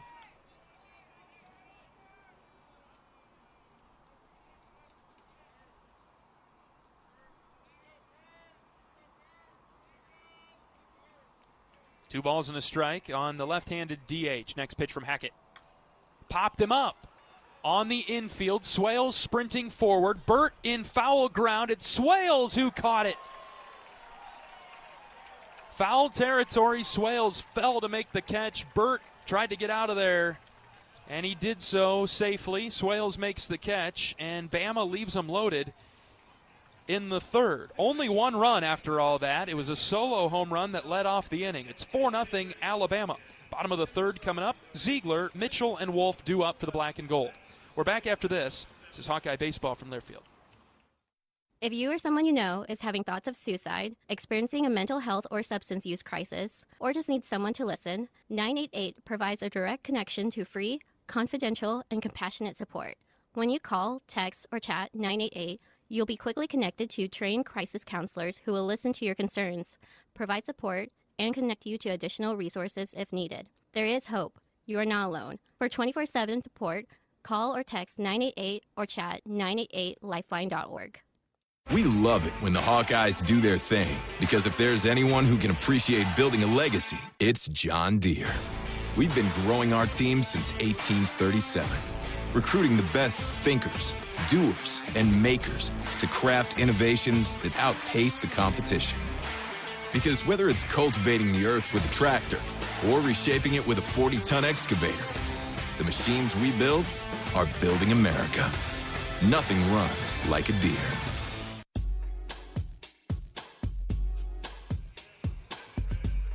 4-0 Alabama as we head to the bottom of the third inning. 9-1 and 2 due up for the Hawkeyes. Let's pause 10 seconds for station identification. 10 seconds, station ID. This is Iowa Hawkeye Baseball.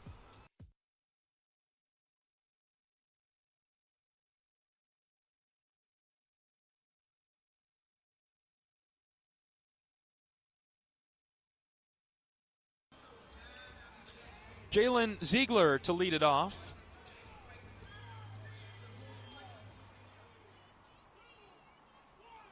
Righty on righty matchup. First pitch to Ziegler. Slider in the dirt and outside. 1 ball, no strikes. This is Ziegler's first at bat. Iowa getting through the order now in the third. 1-0 pitch.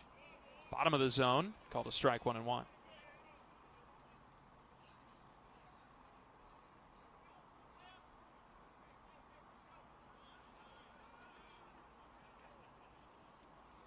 Another ball has come onto the field in left center, so time called. And the left fielder, Brady Neal, go track it down. And we'll get ready for play.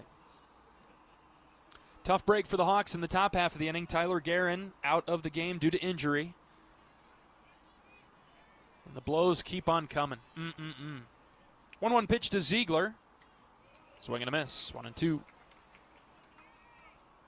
Tons of movement on the slider from Fay.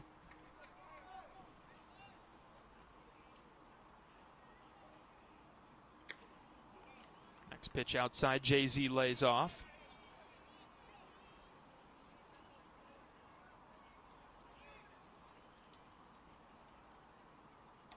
Fastball working quickly is Fay, and he missed. 3-2. Doesn't walk a ton of people. Came into the game with 12 strikeouts and only 3 walks. Doesn't have a strikeout today. A full count pitch to Ziegler. This is a swinging bunt in front of the plate. Fair ball and thrown down to first by Lem to retire Ziegler. He capped it. Barely got a piece of it.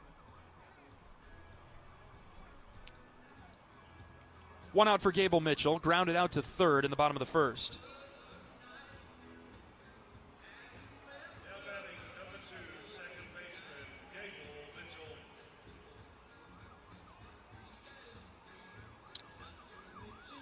Four 4-0 Alabama, bottom of the third. And Mitchell looked to get it started. Takes a pitch, letter high for a ball. Fay just now over 30 pitches. He has been very efficient. A lot of strikes. 1-0. Gable out in front of the changeup, 1-1.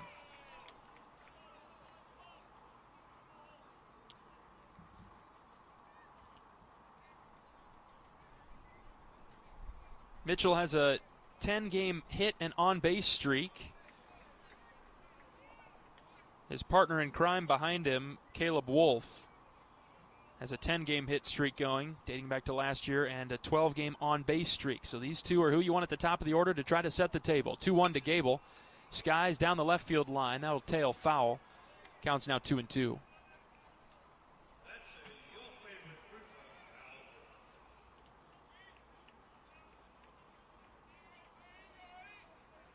Fay, the tall right-handed pitcher for Alabama, is ready. The next pitch. Gable shoots into center field for a base hit. It drops in front of Fowler. And Gable's streak now up to 11 games with a hit. And 11 games getting on base, therefore. 1 out single for Mitchell. Here comes Caleb Wolf.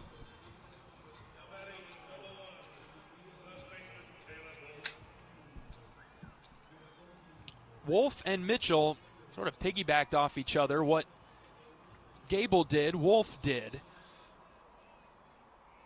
down at Florida Atlantic. If one got a base hit, the next one did too. As Caleb flies this to deep center. Fowler is on the run and now coasting onto the track, makes the catch. Caleb gave it a ride. Flies out to deep center. Hit it 384. But he couldn't get it over the head of Fowler. 2 down for Cooper Schulte.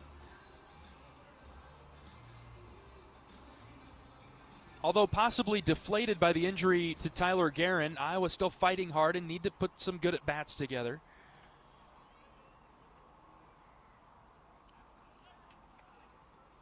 No reason to give in, especially offensively.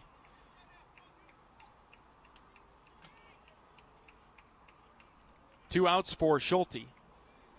And Mitchell the runner at first. It's 4-0 Bama, bottom three. Schulte takes a fastball at the bottom of the zone. Fay has cooled off significantly. He's upper 80s, low 90s now.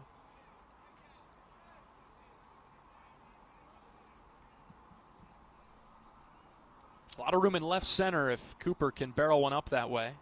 Fay tries a pickoff move to first. He fell awkwardly off the mound. The throw was high to first. Gable's back.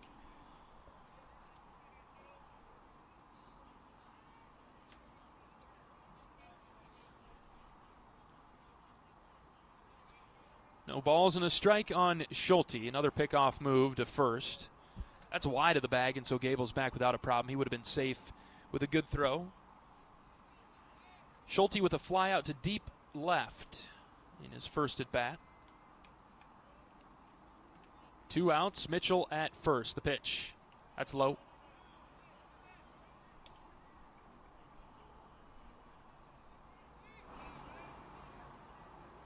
Count even at one. Iowa trying to get on the board against Fay and the Crimson Tide.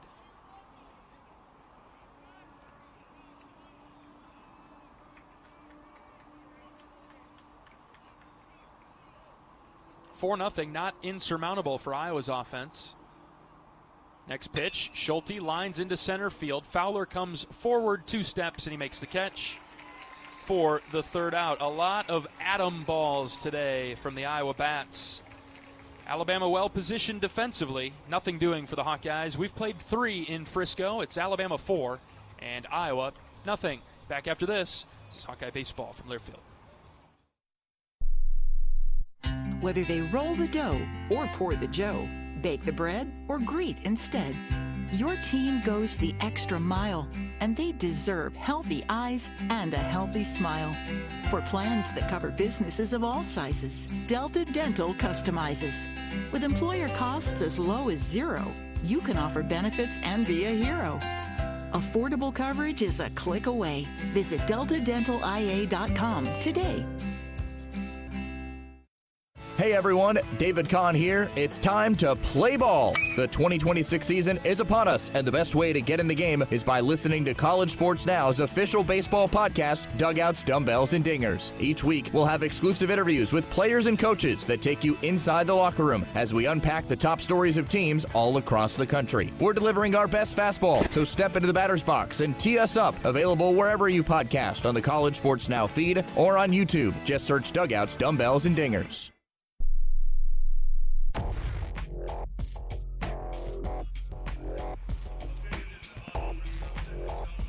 Top of the 4th inning in the opener of the Frisco College Baseball Classic. Iowa taking on Alabama tonight. The Crimson Tide up 4-0 as Justin Hackett rolls back out to the mound for the 4th.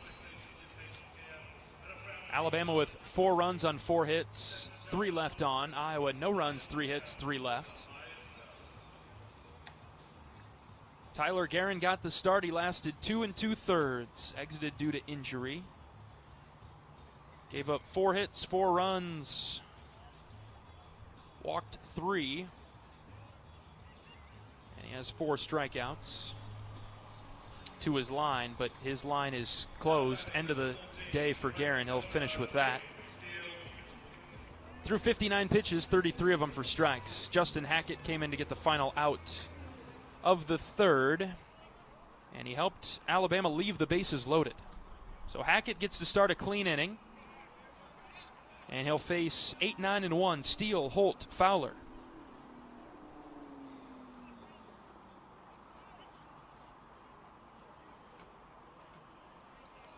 Steele struck out in the 2nd. Tyler got him.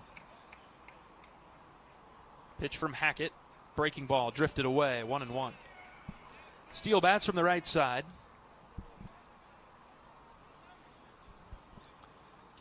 Scoring summary so far, Alabama a 3-run home run in the 1st, a solo home run in the 3rd. Steele flails at the changeup from Hackett. He missed everything, 1-2.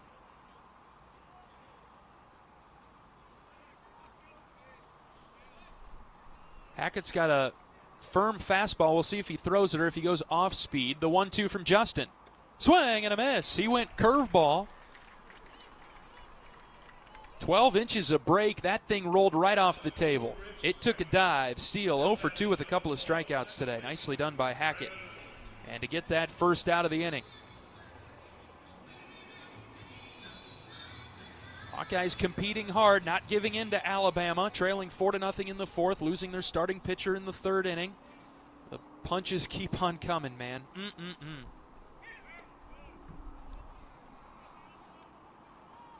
Holt, the batter,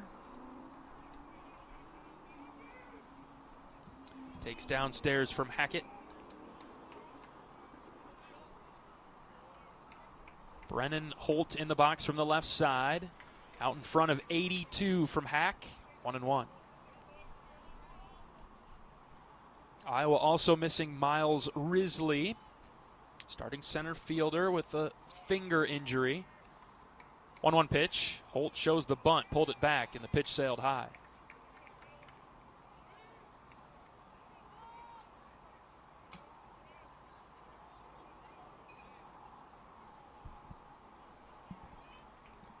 Two balls and a strike on the Alabama 9-hitter. The pitch from Justin. Breaking ball low and in. It's a ball, 3-1.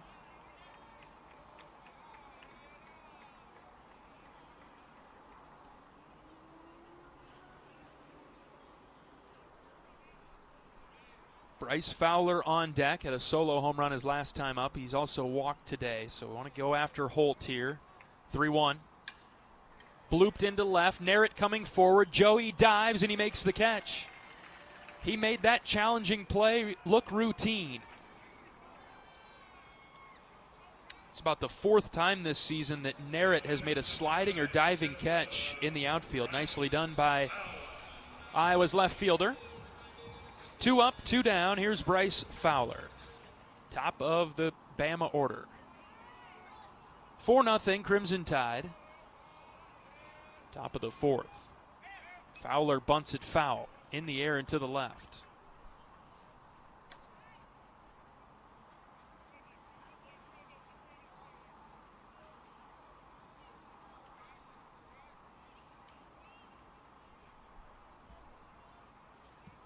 No balls and a strike. Hackett from the stretch. He pitches.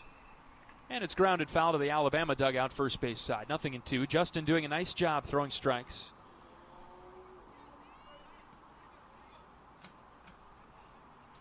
In the bottom of the fourth, it'll be Strohmeyer, Narrett, and Delgado. Hackett set with the 0-2 from the belt. He fires. Swing and a miss. He threw 93 past Fowler for the strikeout. And the Alabama center fielder was tardy, late for class. A couple of strikeouts for Hackett in the inning. 3 up, 3 down. Iowa holds. It's 4-0 Crimson Tide. Back for the bottom half of the fourth after this. This is Hawkeye Baseball from Learfield.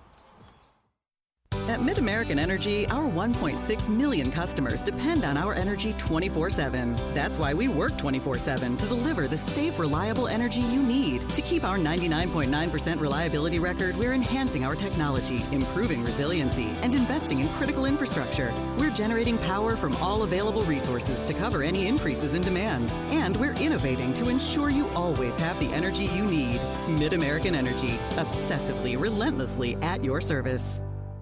You're a Hawkeye. You named your dog Kinnick and your cat Herky. Your morning alarm is back in black. Yep, you're a Hawkeye. And now it pays to be a Hawkeye with a Hawkeye account from Community Choice Credit Union. Low fees and great perks. Plus Iowa exclusives like your choice of a Hawkeye-powered Visa debit card, Iowa merchandise, and exclusive giveaways. You've spent more time at Finkbine than you have at your office, so we know you're a Hawkeye. Now make it pay with a Hawkeye account from Community Choice. Learn more at HawkeyeAccount.com.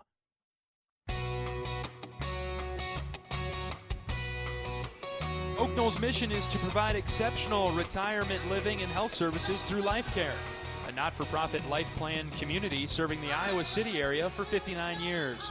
Oak Knoll is conveniently located near the University of Iowa Healthcare Campus, Kinnick Stadium, Carver Hawkeye Arena, and downtown Iowa City. A proud sponsor of Hawkeye Athletics. Visit oakknoll.com to learn more. John Leo with you from the broadcast booth at Riders Field in Frisco, Texas, the Double-A home of the Texas Rangers affiliate, the Frisco Rough Riders. Iowa appearing in this tournament for the first time since 2022. And currently trailing Alabama 4-0, bottom of the fourth. 2 home runs for the Crimson Tide. That's the difference offensively. Kellen Strohmeyer is up first. He flied out to deep center. Iowa has kept Fowler, the center fielder, busy for Alabama. The Hawkeyes are swinging it well. Just having one of those days so far, hitting it right to defenders. Strohmeyer takes a changeup low and in. Good pitch. That's a strike, 0-2. Hawkeyes had a chance in the second with runners on the corners. And a sharp line out by Max Burt, a diving stop by Brennan Holt up the middle. Robbed Burt of a base hit.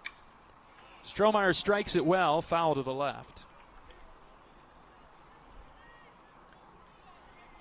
Iowa went down in order in the first. Traffic in the second with a couple base runners. A one-out single from Mitchell in the third, but no runs across yet. 0-2, Strohmeyer takes outside. Firm fastball, mid-90s.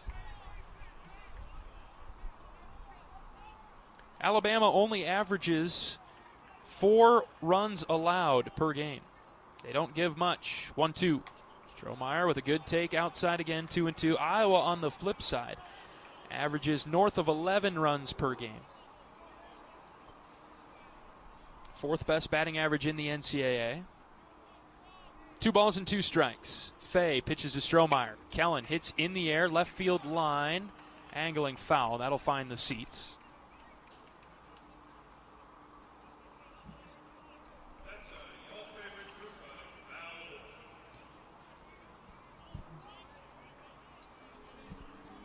Good at bat here from Strohmeyer. We'll see if he can find a reward and get on base.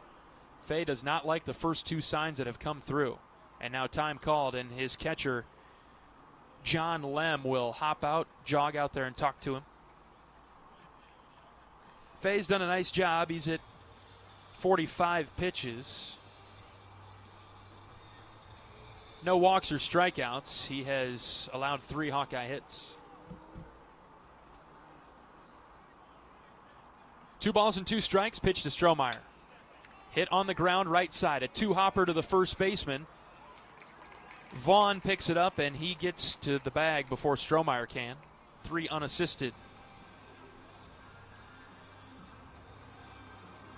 1 down for Joey Narrett.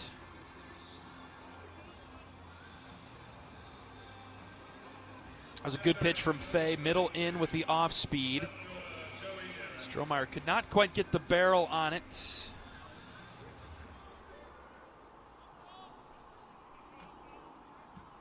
Another left-hander in the box. Narrett takes up and in, bends him back out of the box. 1 ball, no strikes. Narrett grounded out to second in the second. Fay's 1-0 pitch, low and in. 2 balls, no strikes. 4-0 Alabama, bottom of the fourth.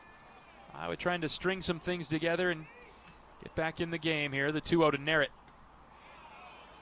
That's down and in again. Ball 3. Frankly, Fay getting squeezed a bit in this at bat.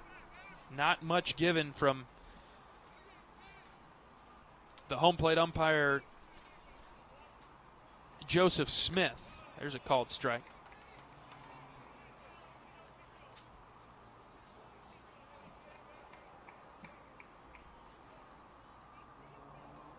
Three and 1 is the count on Narrett, attempting to be Iowa's 4th base runner of the day. Sends a roller to short. LeBron welcomes it in, and he'll throw out Narrett. Joey might have chased ball 4 there. Fastball was low in the zone.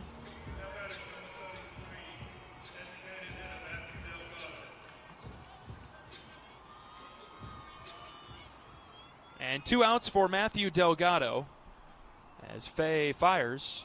Strike. Fastball outside part of the zone. Delgado has one of Iowa's 3 hits this evening. He had the first one for the black and gold tonight. Here's the 0-1. Another strike, bottom of the zone, 0-2.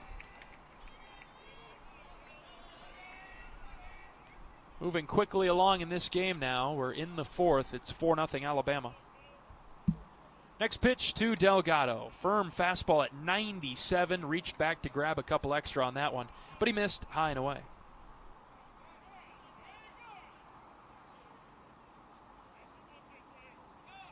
One-two pitch to Delgado. Strike 3 called. Low outside corner at 96. And that's the first strikeout of the game for Fay. We're through 4. And Alabama in the lead, 4-0. We're back for the 5th in just a moment. This is Hawkeye Baseball from Learfield. You power your day with passion and purpose. It's the same for Alliant Energy. We're modernizing the grid, blending new, renewable, and traditional energy sources to meet growing demand safely and reliably. We're rising to the challenge to meet your energy needs today and for generations to come.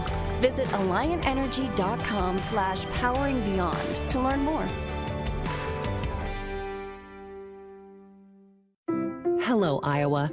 Here's a promise. Wherever you are in this great state, University of Iowa Healthcare is here for you. Or walk through our doors, educating, caring, leading research, sharing our expertise with all, because we believe that UI Healthcare is here to make all of Iowa better.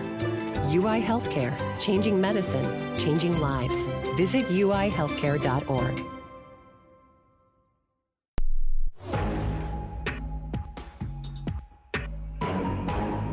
At the game or at home, Wimmer's premium quality hot dogs and sausages will score with Family's quality beef and pork, and you get the best tasting hot dog. Wimmer's, the official hot dog of the Hawkeyes. 4-0 Alabama in the 5th. And Justin Hackett returning to the mound for the black and gold. He'll face 2, 3, and 4. LeBron, Neal, and Vaughn. LeBron strolling to the right-handed batter's box. He's 0 for 2 today. He's the star for the Crimson Tide. So far, Iowa's held him in check. And this will be a fun matchup. Hackett versus LeBron. A couple of deep flyouts for the star shortstop. Hackett ready. Righty on righty matchup. First pitch. Breaking ball stayed up.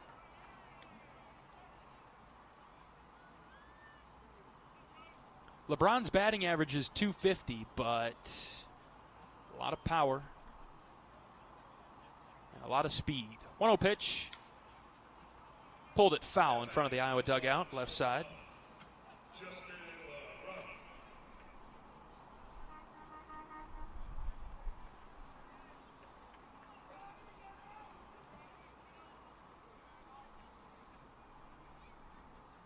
Hackett ready, the 1-1. Low and away. Took something off at 84 and missed the strike zone.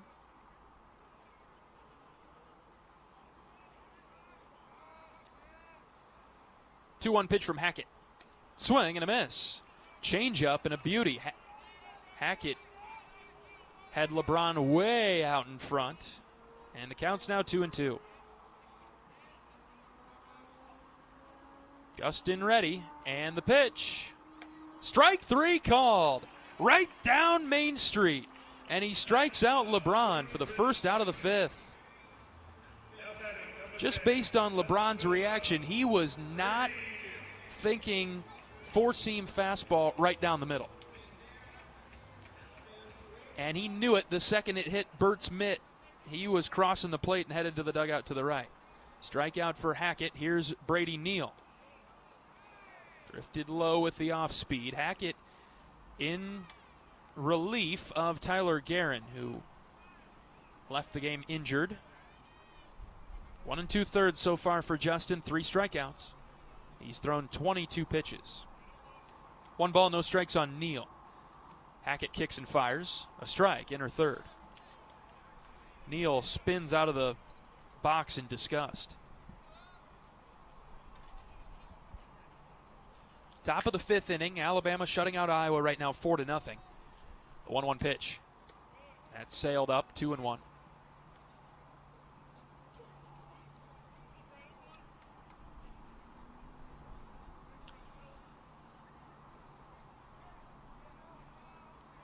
Hackett trying to even the count up. The 2-1 pitch. Pulled down the line in right. Deep trouble, but that will hook foul. Neal was ready for 82 on the inner part of the plate, but he was out in front. That's why that pitch needs to be middle in like that, because it's really hard to keep it fair. Hackett, good looking fastball, just low, and the count is full now. If he throws that breaking ball any more over the middle of the plate, there's a score change. But instead, he worked it in even more, and that was a great pitch. Here's the 3-2. He missed. In the dirt. Release point was off there for Hackett. And he walks Brady Neal. First walk of the game for Hackett.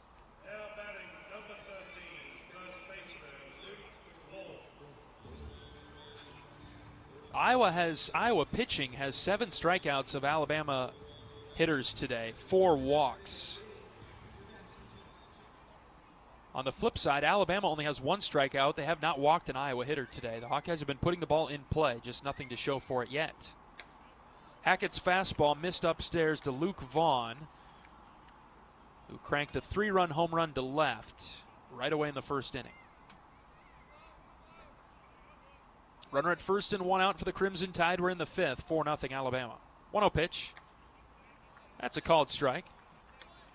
Better delivery from Hackett.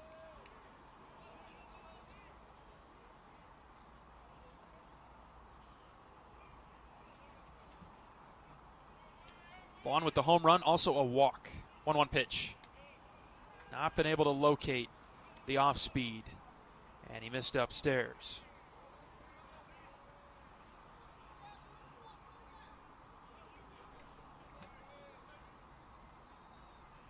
Short lead at first base. Alabama hasn't tried to run yet tonight, as Vaughn sends one in the air.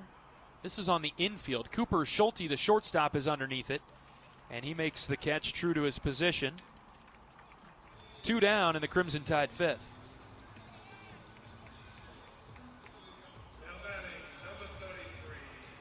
And here's John Lem. Lem singled in the 3rd. Eventually left on base as Hackett got out of a bases loaded jam. 2 outs, runner at first is Neal. Left-handed hitter in the box. Hackett delivers a strike. There he was able to locate the breaking ball. Still at the top of the zone, dangerous place to live, but you can throw people off by pitching it early. See if Hackett doubles up or goes back to the fastball. Here comes the 0-1. This is fouled straight back. Cleared the netting.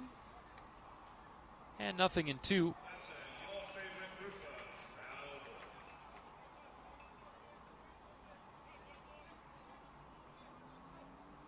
Justin in control.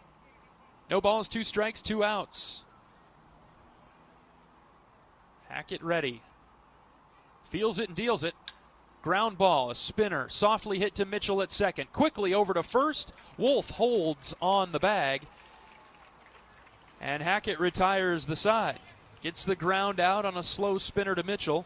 4-3 on the putout. It is 4-0 Alabama. Iowa's bats will get another crack at Tyler Fay when we come back. Bottom of the 5th coming up. This is Hawkeye Baseball from Learfield. You might think Iowa grows corn, but the truth is, corn grows Iowa. Corn can even fuel your drive to watch the Hawkeyes play when you choose Unleaded 88. It's a fuel that's cheaper, cleaner, and greener. Plus, it's homegrown, making Unleaded 88 the clear choice at the pump and totally worth the hype. So as you head to cheer on the Hawkeyes this season, don't just fuel up. Pump it up with Unleaded 88. Find Unleaded 88 at a station near you. Go to iowacorn.org/88. Country sensation Carly Pierce is coming to Riverside Casino and Golf Resort Saturday, March 7th. She lit a fire with her debut album, Every Little Thing, and hasn't slowed down since, with hits like What He Didn't Do and Heels Overhead, to duets like I Hope You're Happy Now. She's sure to burn up our event center stage. Grab your tickets now at riversidecasinoandresort.com or visit our gift shop.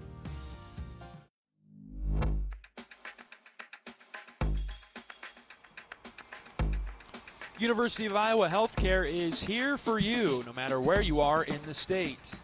Changing medicine and changing lives for all of Iowa and beyond. Visit uihealthcare.org. Pleasure to have you along with us this Friday evening in the Lone Star State.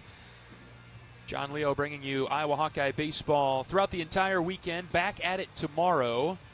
Iowa and Houston will play at high noon down here in Frisco. And then we'll wrap things up on Sunday against 19th ranked Oregon State, 11 o'clock first pitch. So we'll be the first game of the weekend, first game of the day, the rest of the weekend rather.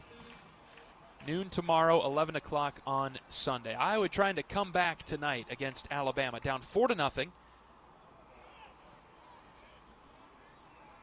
And Ben Swales, the first Hawkeye into the batter's box. First pitch from Fay went behind him. I think it surprised Ben. I'm not sure that he could have been hit by that pitch. Takes a good cut at the 1-0 and fouled it back to the netting. Swales singled on the first pitch that he saw in the second. He was ultimately stranded after Alabama made a good defensive play. 1-1 is way outside from Fay. Fay has been good for the Crimson Tide. 4 innings, 3 hits, no walks. 1 strikeout. Next pitch, low and away. Swales did not go, 3-1. He's approaching 60 pitches. We're in the 5th, so Fay has dictated the pitch count. Iowa has not been able to grind him out. He's just thrown too many strikes. 3-1. Swales grounds foul to the Iowa dugout left side, and the count's now full. Haven't seen many 2 or 3 ball counts from Fay today. He's gotten up 0-2 frequently. Nice to see Iowa get a leadoff base runner on, and they will. Swales takes up and in for ball 4, the first walk of the game, and Swales with his speed will take first. 4-0, a bit of a deficit to overcome here. 3 runs for Alabama in the first, 1 for the Crimson Tide in the third. In a pretty low-hit game, 4 for Alabama, 3 for Iowa. Swales at first, nobody out. Here's Max Burt.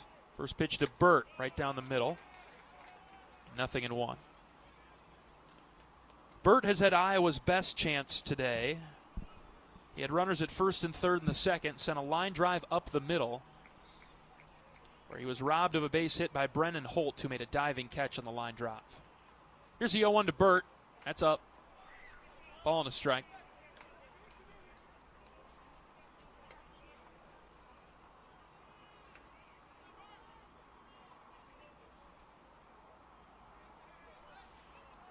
Swales with a good lead at first. Not too big, though. Next pitch. Burt reaching for it, grounded it foul into his own body.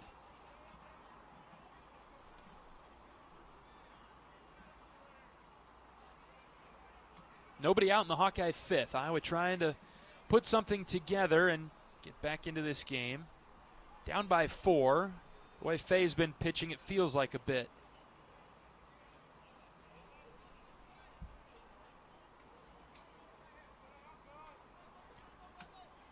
Find a way to get Burt and Ziegler on. Set the table for the top. Mitchell and Wolf await. Next pitch to Burt. Outside.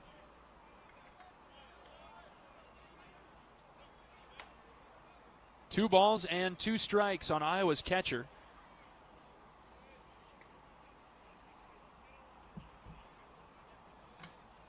Swales bouncing around at first. The 2-2 to Burt. That's low. Very close. Full count.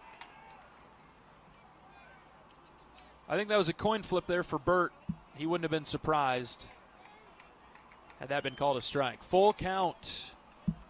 Iowa knocking at the door a bit. The pitch. Ground ball up the middle. LeBron charging hard. The shortstop's got it. He'll throw Burt out at first with ease. Swales up to second as LeBron's attention was fully on first base.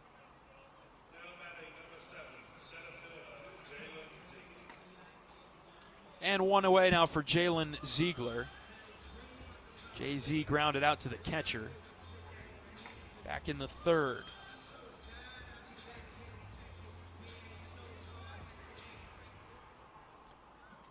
Swales, the speedy third baseman, dancing around at second base. Here's Ziegler, righty on righty matchup. First pitch on its way home. Low and out, called a strike.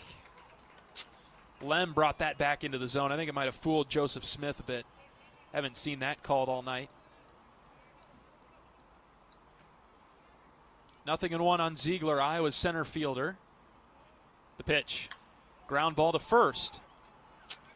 Vaughn has this, and he will retire Ziegler. Swales moves from second to third.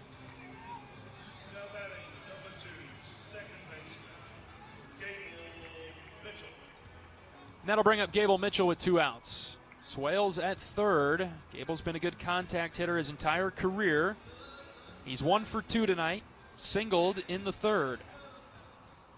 Iowa down 4-0, bottom 5. Let's see if the Hawks can get on the board and make this one interesting. The pitch. That's up above the letters. Gable took it for a ball.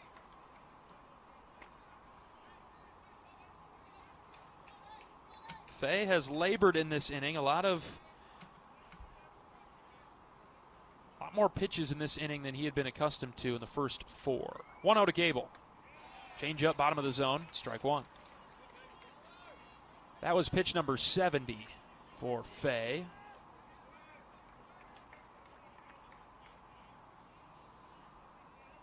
Swales 90 feet away at third. Iowa down 4-0 in the 5th. 1-1 to Mitchell. Slapped in the air, foul over to the left. Fay challenged him with a high fastball. Gable couldn't get the barrel around on it. It's 1-2. Big gap in right center for Gable, right over second base. Could pull one into that gap, he'd be running. But now with 2 strikes, has to protect. Here's the pitch from Fay. Low and in, just about hit Gable in the shins. He backed away from it and then was frustrated. I don't blame you there, Gable.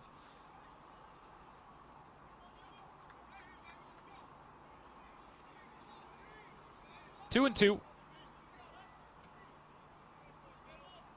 Fay wipes off the first sign that he sees, gets the one that he likes now, and delivers the 2-2. Gable shoots into center field, base hit. Swales scores, RBI single for Gable Mitchell. And Iowa on the board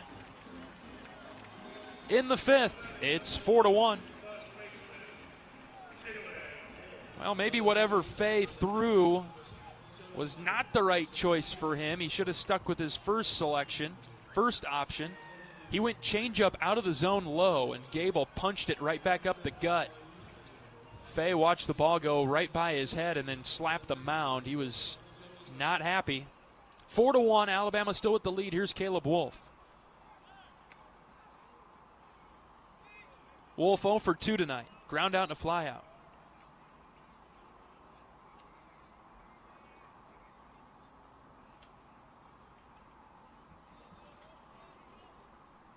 Iowa not going down quietly against Alabama. Despite some obvious deflation, I don't know how you couldn't be deflated when your starting pitcher, your Friday night ace, is taken out of the game due to injury. Iowa's hanging in there. Justin Hackett's come out of the bullpen, done a nice job. The bats, relentless pressure on Fay. First pitch to Wolf is a strike. Iowa has struck the ball well tonight, but several line drive and deep fly ball outs so far. Maybe cracking Fay in the 5th. This will be pitch number 75 for him. He's thrown 4 2/3, 4 hits, 1 run. 1 walk and a strikeout. Wolf trying to make things difficult on the Alabama starter. Mitchell, the runner at first base. The 0-1. That's low and in. Just about took Caleb's shoelaces with it. As the ball was stopped with a backhand by Lem behind the plate.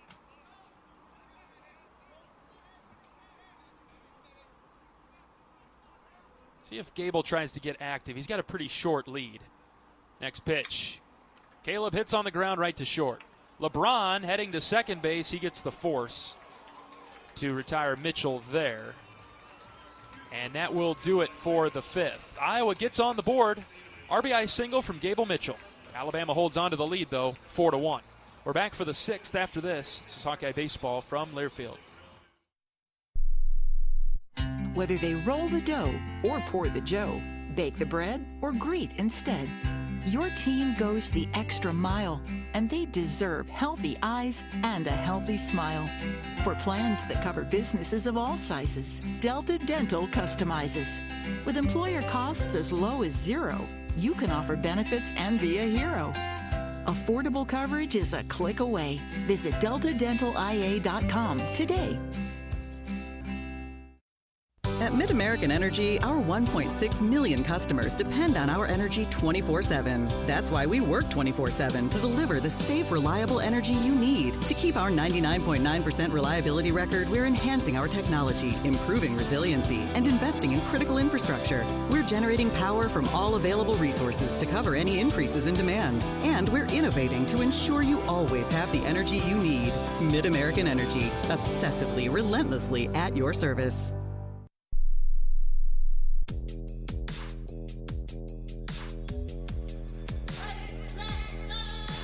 For all things college baseball, including live games and talk shows, tune in to Sirius XM College Sports Radio, Channel 84, and streaming on the Sirius XM app. Various ways to listen to us on the Hawkeye Radio Network. You can follow on the Varsity app, a free app downloaded on your phone, HawkeyeSports.com, the Iowa Hawkeyes YouTube channel, and several affiliates that pick us up across the great state of Iowa. And we're just getting the weekend started, trailing Alabama 4-1 as we move on to the 6th. A played game so far. Each team with 4 hits, 4 left on. Unfortunately for Iowa, Alabama's hits have been loud. A 3-run home run in the first, a solo home run in the third. They've sprinkled in a pair of singles.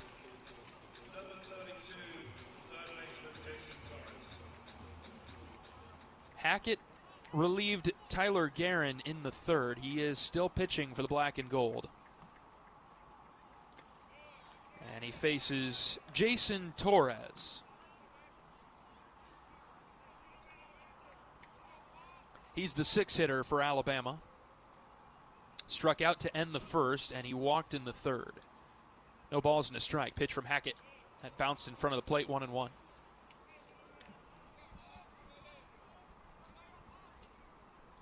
In Alabama's bullpen, they have a few bodies that are up and stretching with Jaeger bands and weighted balls. Nobody throwing yet. 1-1 from Hackett. Hit well, deep left center. Ziegler and Narrett come together near the track. It's Ziegler that calls him off and makes the catch right in front of the wall. Whoa, Torres gave that a ride, but he got under it. And that's out number 1. That's a difficult pitch to barrel up. Hackett threw fastball up and in to a right-handed hitter. And that's frankly a good spot to live as long as you keep it in. If you're going to go up and in on the handle, that's good. And he gets Torres to fly out. Looked like trouble off the bat. It was driven out to deep left center, but Ziegler with plenty of room to make the play. Here's Andrew Purdy, 0 for 2. Fly out and a pop out. Hackett starts ahead with the changeup. Now no balls in his strike. Justin's ready. He kicks and fires. This is hit down the left field line, fair. And into the corner. Narrett over quickly to cut it off. Joey throwing it into second. It's cut off by Schulte. And it's a 1-out double. Opposite field down the line. for Purdy. Third extra base hit of the game for the Crimson Tide. 1 out double. Now some work to do for Hackett.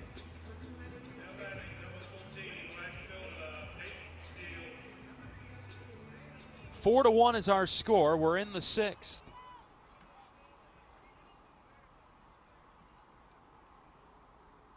Peyton Steele is up. He's 0 for 2. 13 strikeouts on the season for Steele in 35 at-bats. If he doesn't strike out, he gets a base hit. Hackett's 0-1. That's in there for another strike. 0-2. Went off speed right down the gut.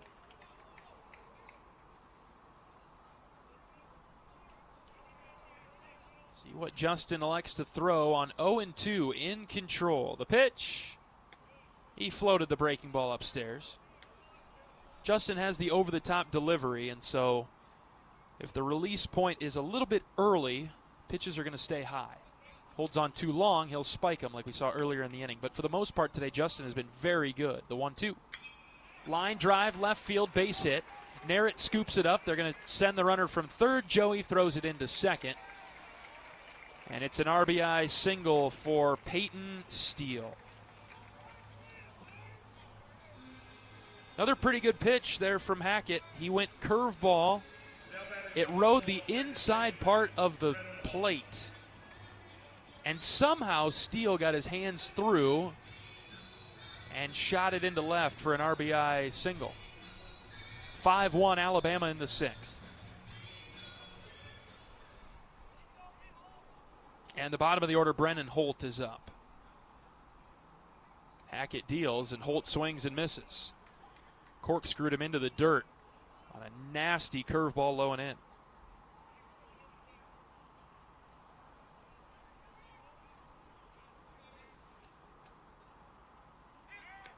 Next pitch, dropped low.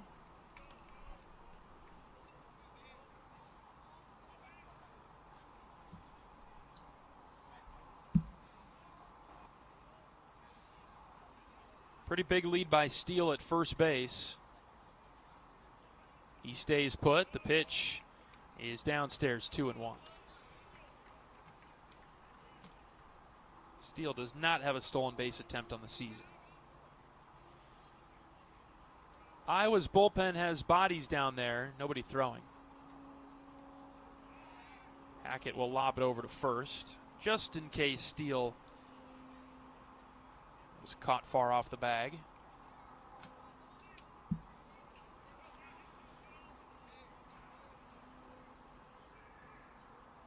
Next pitch to Holt. That's a called strike. Very top of the zone with the off speed. It's 2-2 now. Justin has been able to hit all parts of the strike zone today. In, out, up, down. He's done a very nice job out of the bullpen. 2 2/3 so far for Justin. 2 balls and 2 strikes. Hackett's ready to pitch. Line foul. Left side, out of play.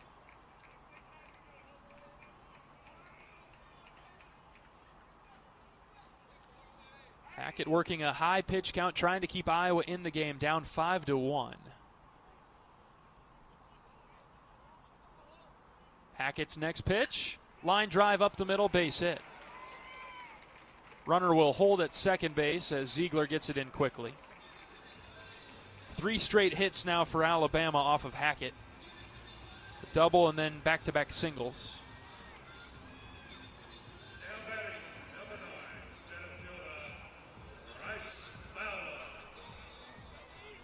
And we'll see if we get a mound visit or some sort of delay here. We will see a mound visit from pitching coach Wes Obermueller.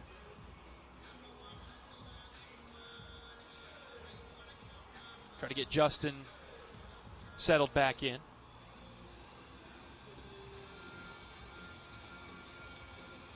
The Big Ten Indoor Track and Field Championships taking place in Indianapolis this weekend.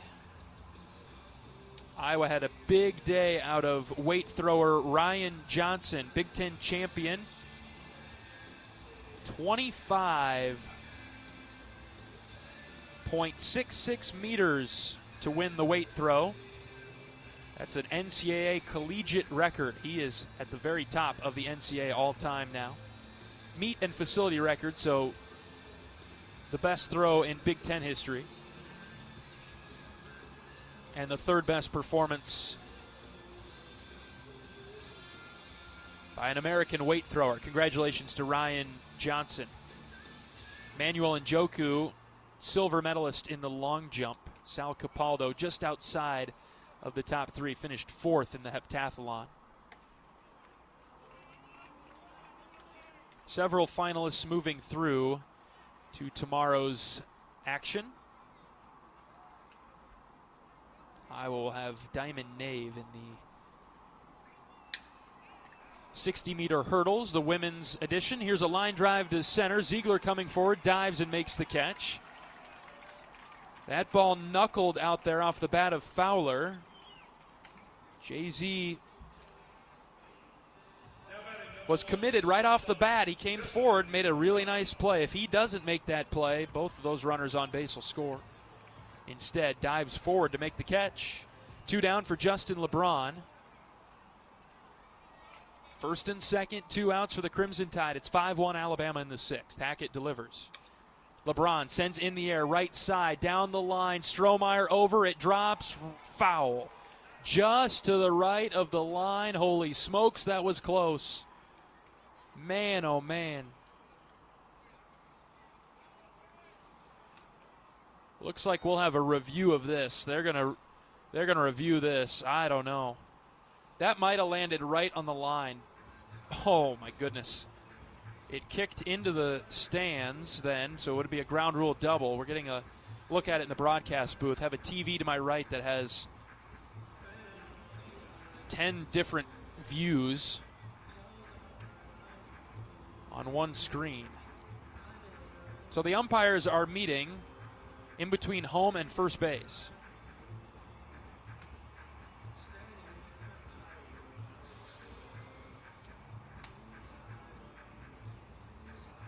And the umpires are going to take a look at it. Now, the crew chief pointed at himself, did not point at Alabama's dugout. So does that mean that he has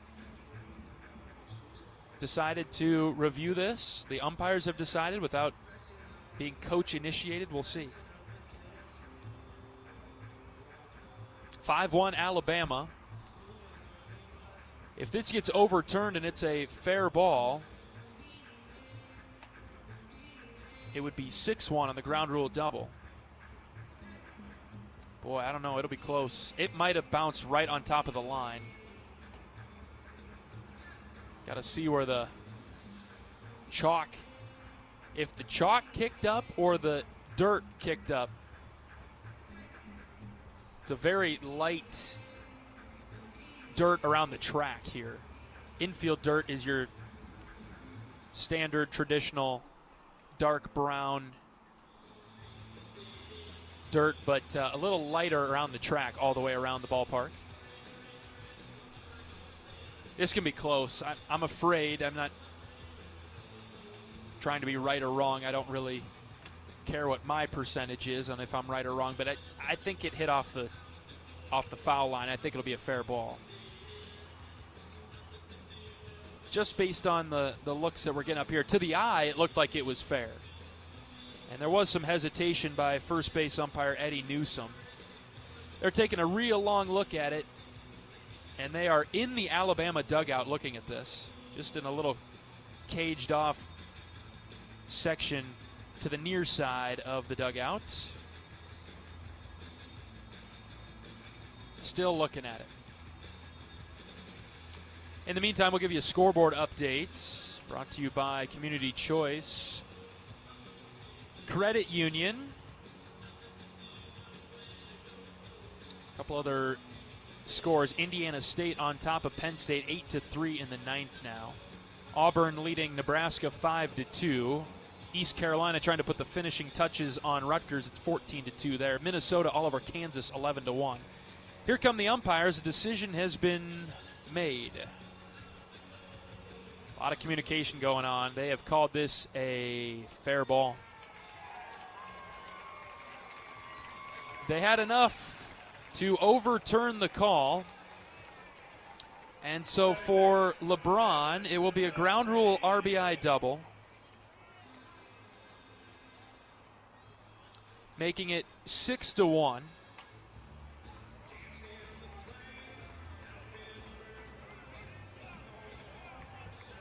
And the Tide continue to threaten with runners at second and third. And 2 outs. Brady Neal is the batter. 6-1 Alabama in the 6th. Pitch from Hackett. Low.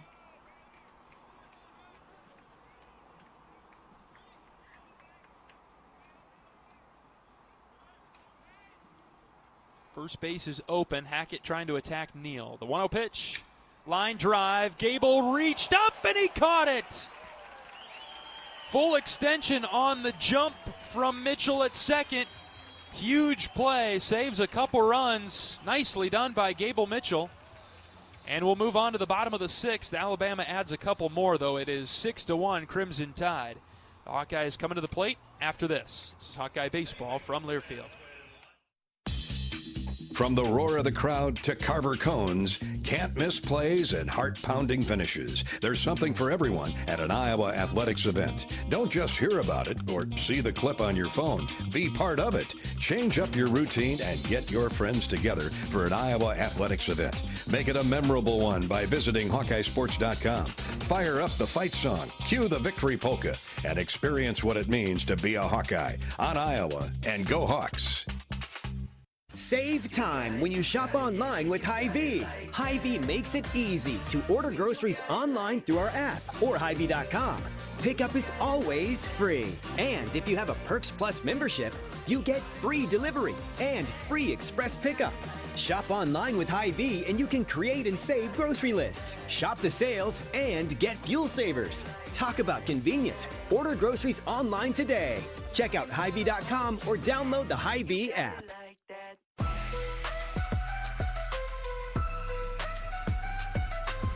Bottom of the 6th inning in the opener down in Frisco. Iowa trails Alabama 6-1. Let's pause 10 seconds for station identification. 10-second station ID. This is Iowa Hawkeye Baseball.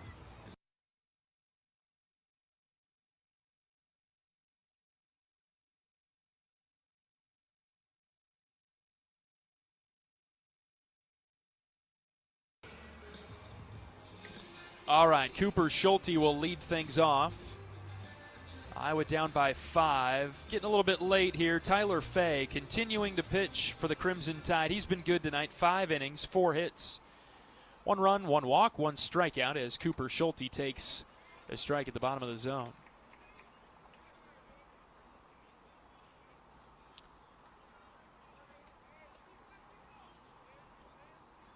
Oh, 1 to Schulte. Way outside, 1-1. I think that Iowa's had a good approach tonight. Only 1 strikeout. Fay has thrown a lot of strikes. Iowa's been swinging it well. Just have not been able to find the base hits. Only 4 tonight for the Hawks.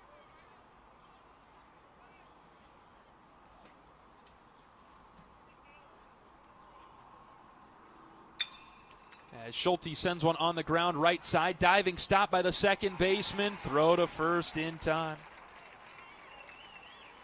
Nice play up the middle by Brennan Holt, and Schulte is retired. It's been a very well-played game defensively. There's no question about that. Both pitching staffs have been good as well.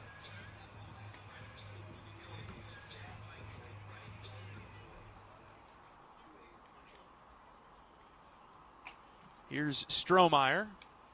He shows a bunt and fouled it back.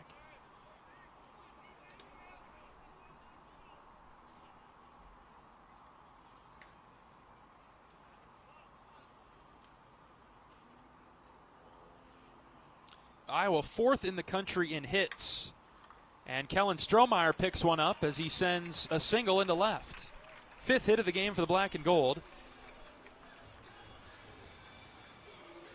Went opposite field. He shot it in between LeBron and Torres, the shortstop and third baseman.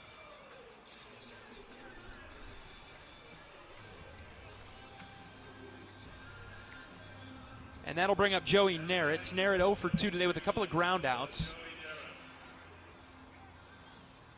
Jones put a couple of good swings on the baseball tonight. And he'll look to find some green grass. He's a doubles hitter. Pickoff move to first. Got away from the first baseman. Strohmeyer pops up. He's headed for second. He'll get there, no problem. Fay threw it away. And so Strohmeyer's in scoring position with less than 2 outs.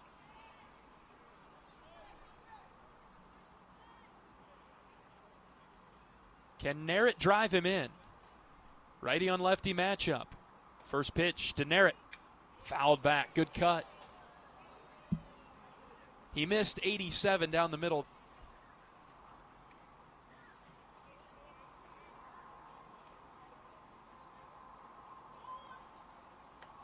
Next pitch, Narrett went through the zone. He committed about 3/4 of the way. Wasn't sure, but couldn't hold off.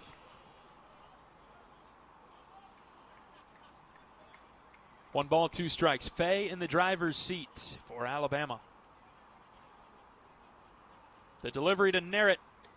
High again, 2-2. Strohmeyer, the runner at second base. Kellen's got plenty of speed. A base hit would take a heck of a good throw from Alabama to get him. Kellen has a great lead at second as well. 6-7 feet off the bag. They'll try a pickoff move. Kellen's back. That's a good move that time from Fay, teaming up with LeBron at the bag. Good communication from the Hawkeyes to help Kellen get back. 2 balls and 2 strikes on Joey Narrett with 1 out, trying to drive in a run. Fay comes set, the tall right-hander, staring at Strohmeyer. Now he pitches outside, full count.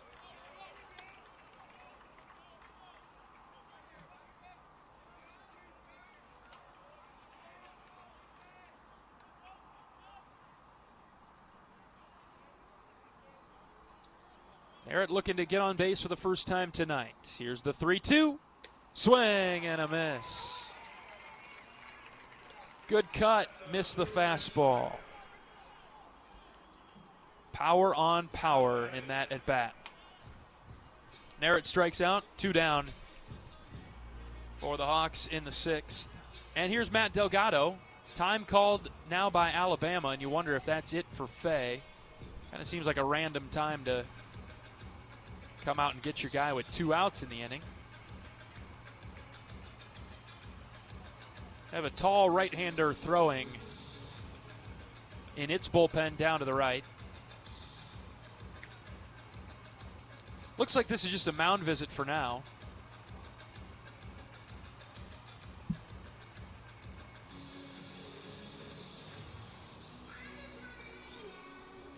And the umpire will go out there and break things up.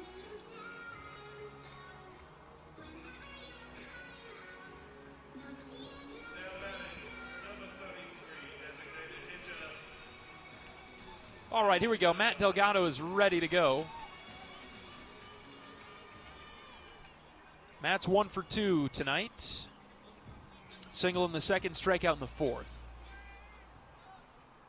Strohmeyer at second base, 2 outs. Iowa down 6-1, bottom 6.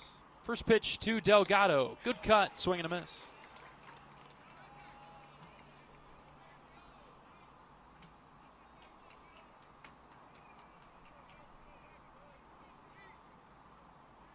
Could be the end of the road for Fay if he gets through the 6th. The 0-1 to Delgado. Swing and a miss. Challenged high fastball. Delgado couldn't catch up to it. 0-2.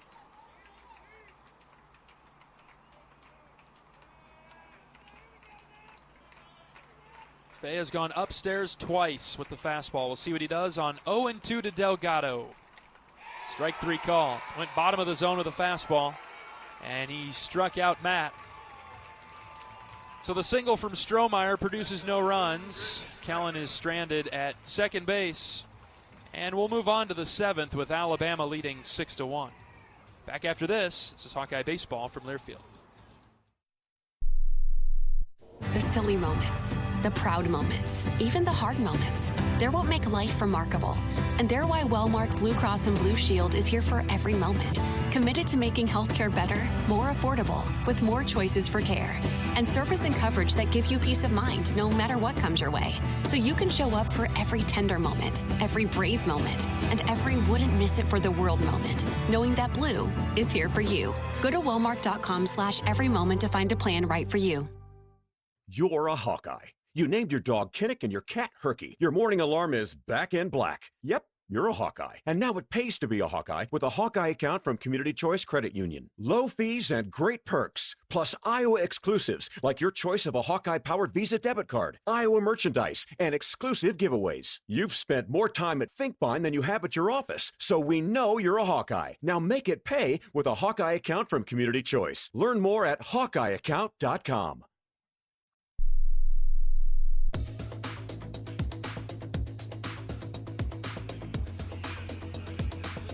John Leo with you from the broadcast booth at Riders Field in Frisco, Texas, the opening day of the Frisco College Baseball Classic. Earlier today, Oregon State held off Houston 2-1 in a tight game. Iowa trailing Alabama in the nightcap 6-1.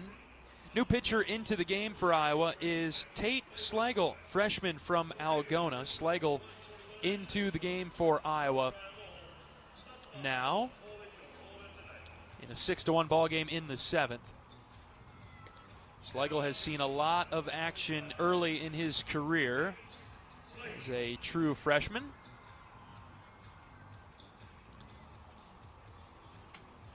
And for Tate, this will be his 4th appearance. That's a team high. 2 1/3 innings pitched, 7.72 ERA, 4 hits, 2 runs allowed. He struck out 5, walked 1. Opponents batting .364 against Tate. And so that'll do it for Justin Hackett, who ate a lot of innings coming out of the bullpen. Very nicely done for Hackett. He went 3 1/3, 4 hits, 2 runs. 1 walk and 3 strikeouts for Hackett. Did his best to hold Alabama down. Crimson Tide got 2 off of him. 6-1 is our score as we move to the 7th.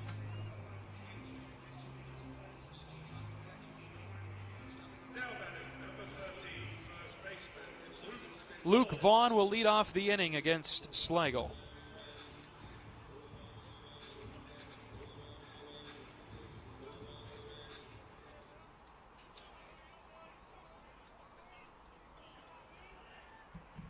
Vaughn has been on a couple times today. He had the 3-run home run in the first. They got the scoring started tonight.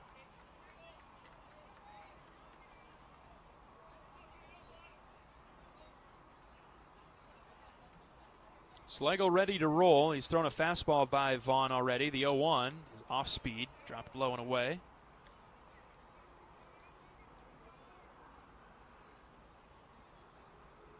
Five-pitch mix for Tate. He is a two-way player. Iowa has several of those this year.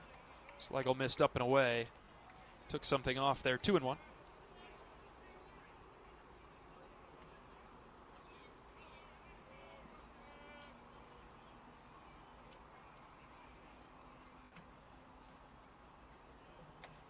He threw it by Vaughn, who was late on 92.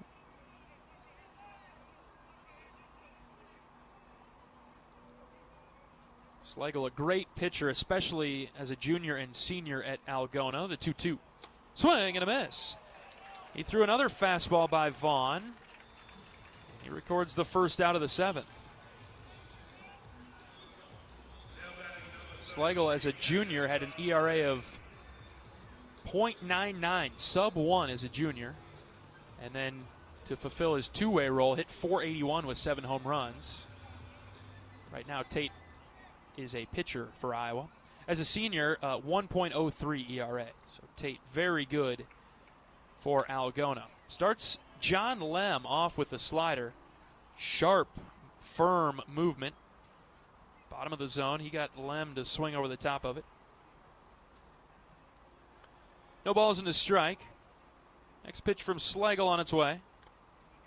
He elevated that off-speed pitch, and Lem got a piece of it, ricocheted off of Max Bert's catching mitt. 0-2, impressed by Schlegel so far. No fear as he gets on the mound, the freshman against SEC Power Alabama. Counts 0-2. Tate in the driver's seat. He winds and fires the next pitch. Downstairs, off the inside corner as well, 1-2.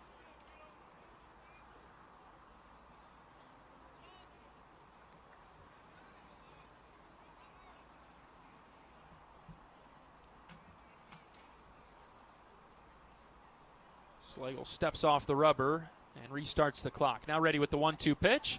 Swung on and missed. Another strikeout for Schlegel. He went curveball low and in, and Lem just could not read it. Great pitch from Tate. He came in to get the final out in Iowa's win against Wartburg on Tuesday.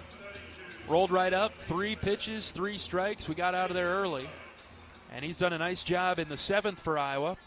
Back-to-back strikeouts, and Jason Torres coming to the dish for the Tide. 6-1 is our score. Alabama's got the lead in the 7th. Schlegel winds and fires.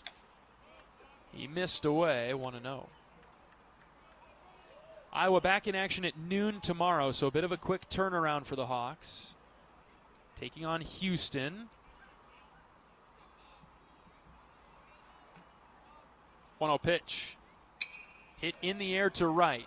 Strohmeyer shading over, and he makes the catch. 3 up, 3 down. Very nicely done by Tate Schlegel, the freshman from Algona. He holds Alabama off the board. It's time for the 7th inning stretch here in Frisco. 6-1, Alabama with the lead. Back in a moment. This is Hawkeye Baseball from Learfield. Get ready, Hawkeye fans. New head coach Ben McCullum and the Iowa men's basketball team are ready to hit the hardwood. He's working hard into the corner. Catch, hits a 3. Oh, talk about catch and shoot. Carver Hawkeye Arena is heating up. Witness the electrifying plays in person and be a part of the roaring Carver crowd. Take in all the action happening at Carver Hawkeye Arena by visiting HawkeyeSports.com on Iowa, and go Hawks. If you or someone you know is having thoughts of suicide, experiencing a mental health or substance use crisis, or just needs someone to listen, 988 provides a direct connection to free, confidential, and compassionate support.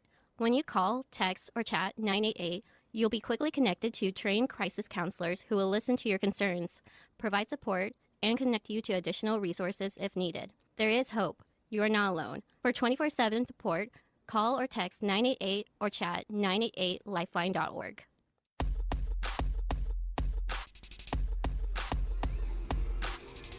John Leo with you from Riders Field in Frisco, Texas, the opening day of the Frisco College Baseball Classic, as Iowa is taking on Alabama.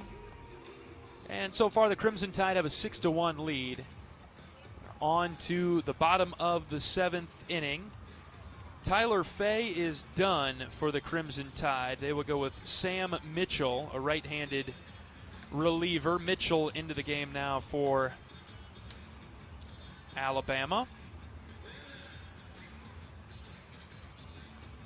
He will come in the 7th.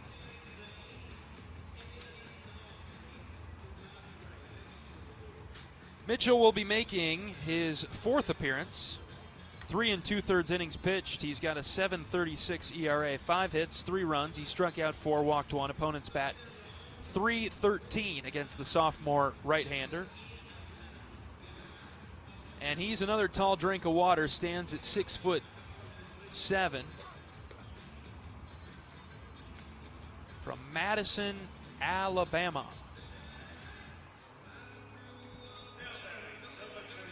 Iowa will bring in a pinch hitter, and this will be Jackson Frost, so he will go into the game at third base. He's batting for Ben Swales, his fellow third baseman.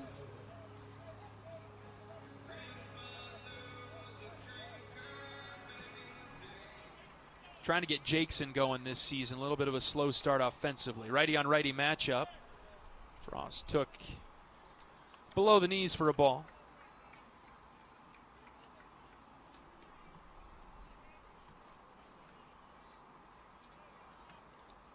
Jackson batting just 105.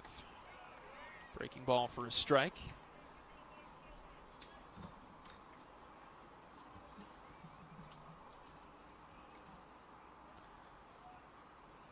Outfield playing shallow against Frost as he skies one to right. Steele hardly has to move. He's got it, one down.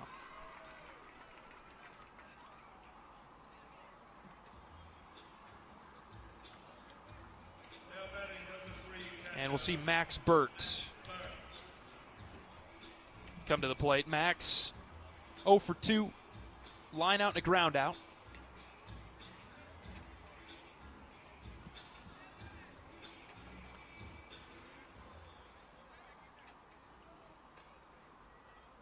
Righty on righty matchup again. First pitch, strike. 6-1 Alabama, bottom 7. We'll take a late inning flurry of runs for the Hawks to get back in it. So far, Alabama's pitching has been pretty good. There's a ball low. This is Mitchell going now for the Tide after they got a really good start from Tyler Fay. Ball and a strike, bases clear, 1 out for Burt. The pitch. Max chops to third. It got through, though. Torres moved to his left towards shortstop. Took such a high bounce, he could not get his glove on it, and Burt is on with a single. To close the book on Tyler Fay, Alabama's starter. He went 6 clean innings. He did give up a run, though. 5 hits. 1 walk, 3 strikeouts, and he gives way to Mitchell out of the bullpen. And now we'll see Jalen Ziegler. Ziegler hitless this afternoon with a couple of ground outs. First pitch. Low and away, called a strike. Ooh, boy.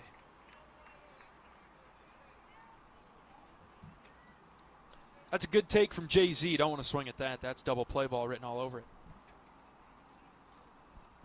0-1 now on Ziegler. The pitch. Further outside and thus called a ball this time.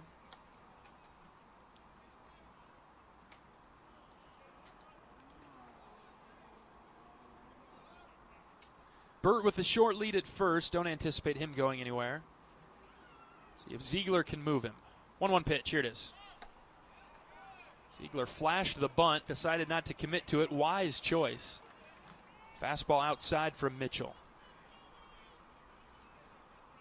2 balls and a strike. Top of the order's on deck. Iowa could do some damage here. See if they could play station-to-station baseball, get some base runners on.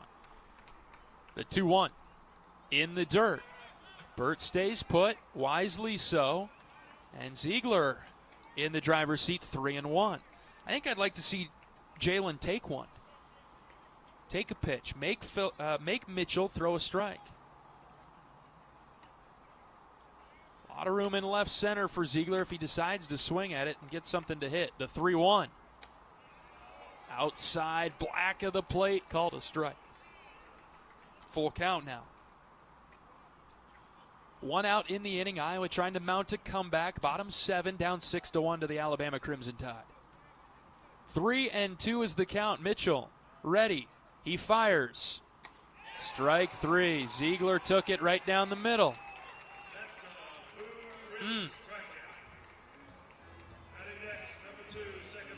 And in a flash, Ziegler went from the driver's seat to a strikeout victim. And now there are 2 outs.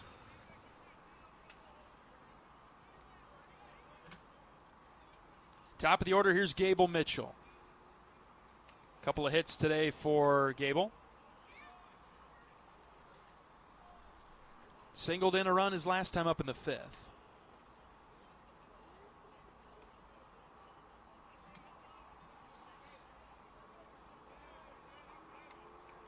Burt still the runner at first base.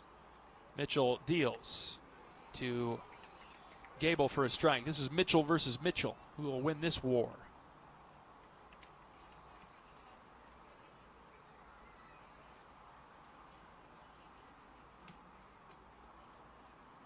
Nothing in 1, the count. The pitch to Gable. Hit well to the right center field gap. Both outfielders on the run. Right fielder over. He makes the catch on the full sprint. Steele got there to make the play. And Iowa goes down quietly. We're through 7 in Frisco. It's 6-1, Alabama. Back after this is Hawkeye Baseball from Learfield. If you or someone you know is having thoughts of suicide, experiencing a mental health or substance use crisis, or just needs someone to listen, 988 provides a direct connection to free, confidential, and compassionate support. When you call, text, or chat 988, you'll be quickly connected to trained crisis counselors who will listen to your concerns, provide support, and connect you to additional resources if needed. There is hope. You are not alone. For 24/7 support, call or text 988 or chat 988lifeline.org. Cancer doesn't care. It doesn't care what you look like, how old you are, what you do, or where you live. We do. University of Iowa Healthcare is doing more to beat cancer than anyone in the state. From second opinions to life-saving treatments that happen here first. We lead the way in research, training, and care because we believe that UI Healthcare is here to make all of Iowa better. UI Healthcare, changing medicine, changing lives. Visit uihealthcare.org.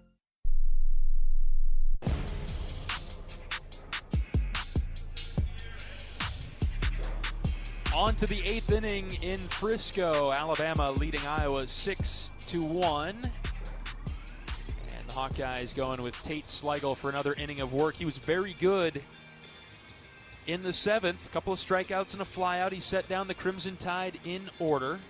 Tyler Guerin got the start tonight, went 2 2/3. He left the game early due to an injury. We hope that Tyler's okay. Justin Hackett came in after that and did a fair job, fine enough job, 3 1/3, 2 runs, 1 walk, 3 strikeouts. And Schlegel with a clean inning.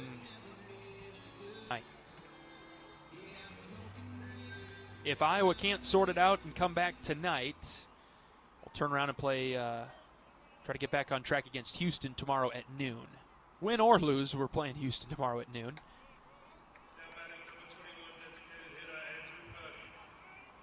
Unsure of who will be the starting pitcher tomorrow for Iowa, listed as TBA. Coach Heller thought maybe had an idea. Here's a pitch that's hit on the ground to short. Schulte tries to backhand. He knocked it down. That will be the infield single awarded to Purdy.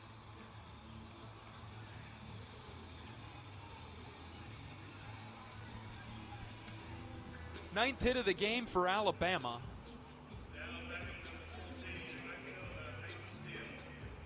As Purdy sent a spinner over towards Coop at short. Kind of one of those plays where he's probably caught in between. Do I come and catch it in the air, field it off the short hop? Always very dangerous, risky move to try to field it off the short hop. But that's what Coop was left with, and it is an infield single for Alabama's Andrew Purdy. Here's Peyton Steele now. Schlegel starts him off with a strike. And he's ready with the 0-1. Longer pause now from Tate. Still pausing the pitch. That's up and in and behind the batter. And Purdy will get to second base on the wild pitch.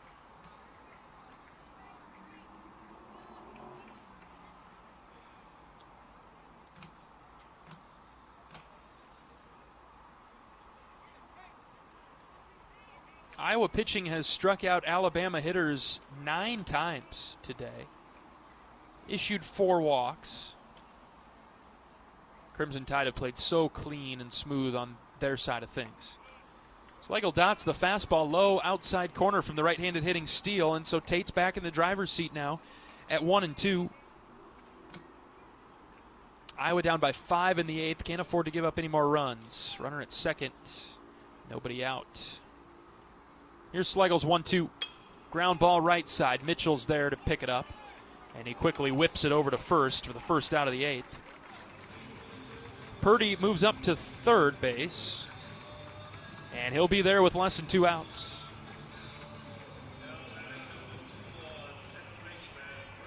And here comes Brennan Holt. Iowa's got to pull the infield in.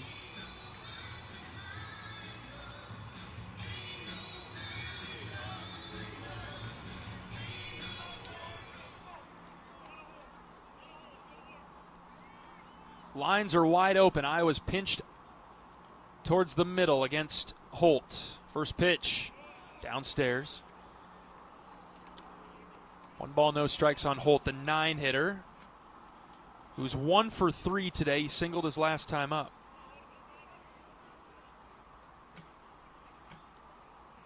Righty on lefty matchup. The pitch from Schlegel. Swing and a miss. Committed to a pitch in the dirt. Nicely done by Tate Schlegel.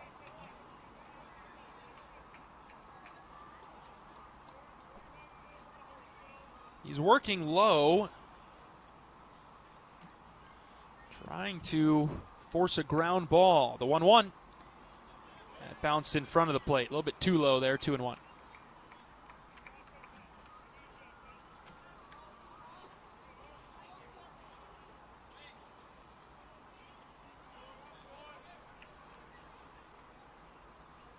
Top of the order for Alabama's on deck. Would like to face that with 2 outs. Here's Schlegel's 2-1. Chopper right side. Mitchell tracks it down. He's going to throw it home, and it is just too high. Boy, heck of an effort from Mitchell. High chopper. He was on the run. The ball carried him towards first base. He tried to make a really, really tough play by throwing it home, and it was just a little bit high. And another run comes in for Alabama at 7-1.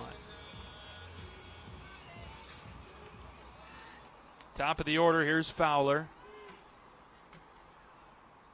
Time called by Coach Heller, and the Hawkeyes will be making a pitching change.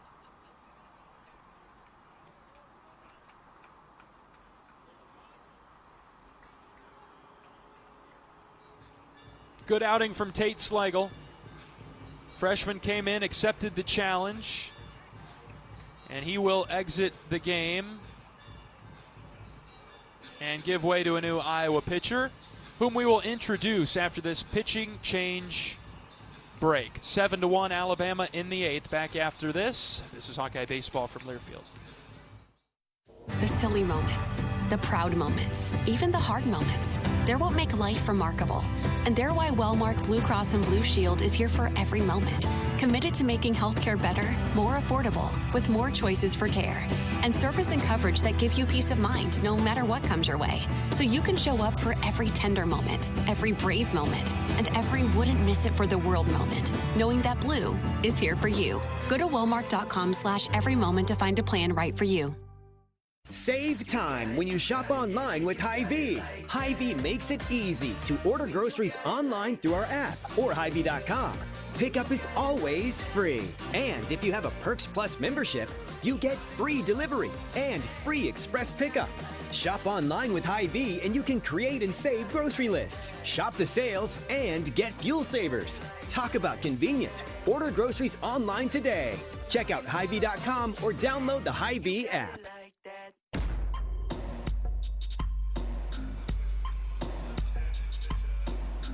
Now pitching for the Hawkeyes, left-handed freshman from Apple Valley, Minnesota, John Henry Cohorst. JHK comes into the game to become the 4th pitcher in for the Hawkeyes.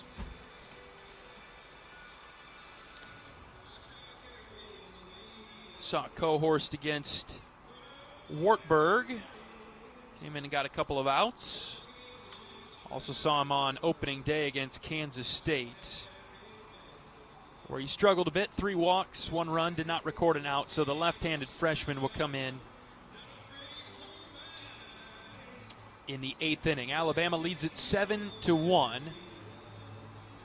A game where you look statistically, Alabama's out-hitting Iowa 9-6, but 2 of their 9 hits have been the long ball. 3-run home run in the first set the tone, and a solo home run in the third as well. Iowa has 6 hits, and they are all singles. No extra base hits today for Iowa, a team that Was in the top 5 in the country in doubles, with 27 on the season, averaging over 3 a game. Haven't hit one today. Runner takes off. Pitch is outside. Burt cannot corral it. And a stolen base for Brennan Holt. Puts him in scoring position. This is the top of the order for Alabama right now. Lefty on lefty matchup. Fowler takes a strike at the knees. Cohorst went spinner. 3-pitch mix. Fastball, slider, change for John Henry. Count is 1 ball and 1 strike. The pitch to Fowler. Swing and a miss. Had him reaching, guessing, golfing, and missing.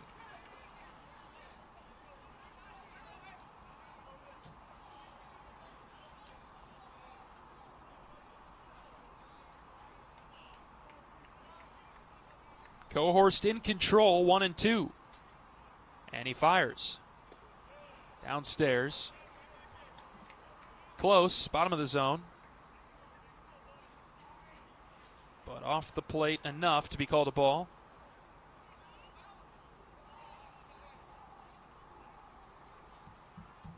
Two and two now. The pitch from JHK. Swung on and missed. Cohorst gets the strikeout of Fowler. Locating the breaking ball well, and he sets down the top of the tied order.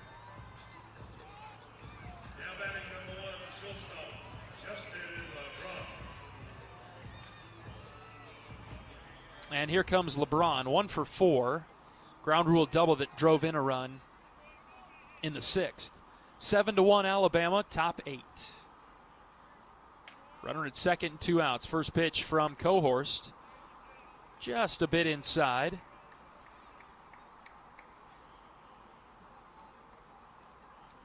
Counts 1-0.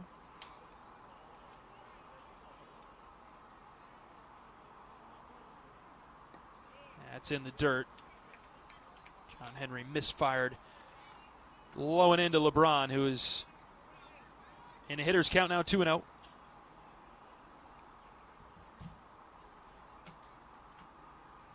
Iowa playing him to pull a bit to the left side. The 2-0.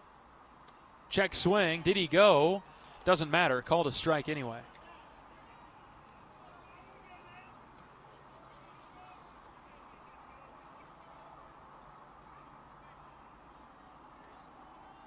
Runner in scoring position, but 2 outs. Cohorst trying to get back in the count. Pitch just off the plate outside with the slider. And it's 3-1 now.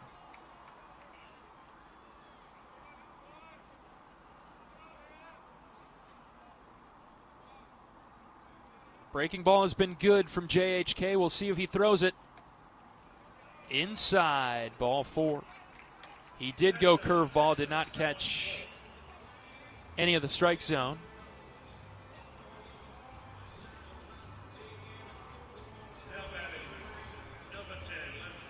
And it's a 2-out walk of LeBron. Puts a couple runners on base now for Brady Neal.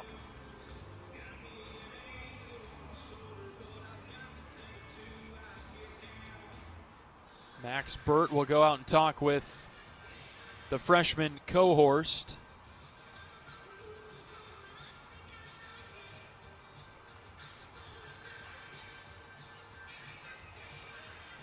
Iowa has a right-hander throwing in the bullpen.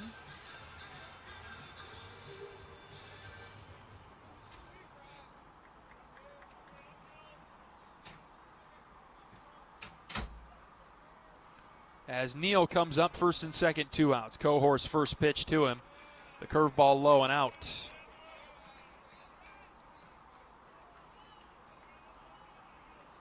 Neal's been solid today for Alabama. Singled and scored in the first. Walked in the 5th. He has a ground out and a line out. Here's the 1-0 pitch. Way low and out. Ball 2.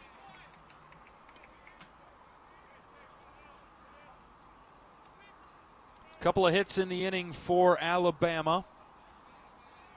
Picked up a walk to LeBron moments ago. It's 2-0 now for Neal. Cohorst is ready. He brings it home. Low and out. Ball 3. 7-1 in the 8th.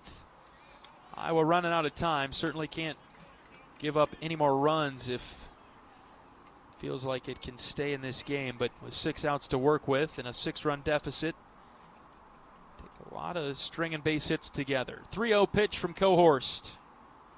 Outside, ball 4.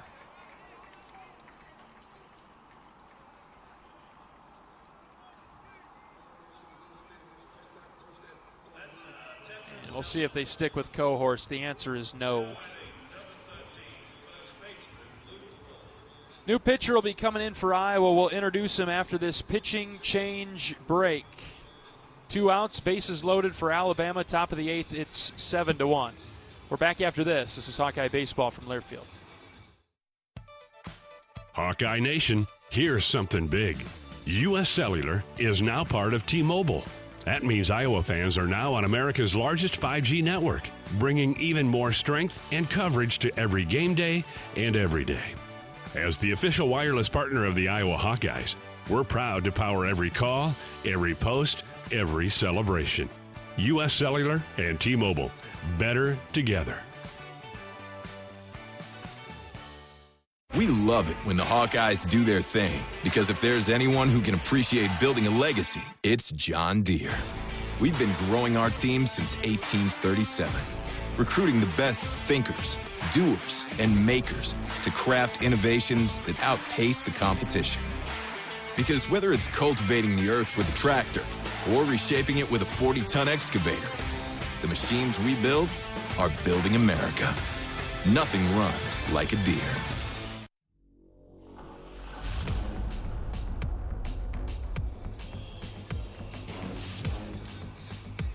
New pitcher into the game for Iowa is Cole Moore, another freshman making an appearance this Friday night from Adel. Stands at 6 feet 3 inches.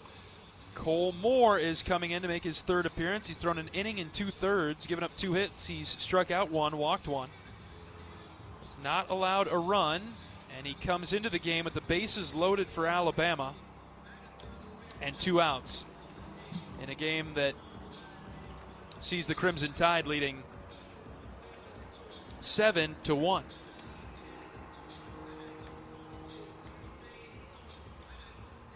So Moore trying to pick up Cohorst, who just walked a couple of guys to load the bases.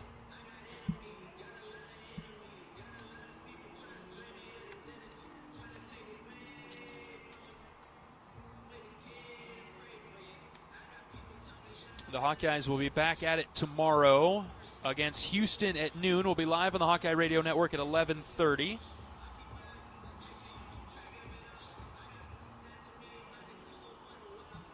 And if the score holds, it'll be a matchup of 2 teams that are 0-1 on the weekend. Houston will be throwing right-handed 6'8" pitcher from Germany, Paul Schmitz, who's 2-0 on the season.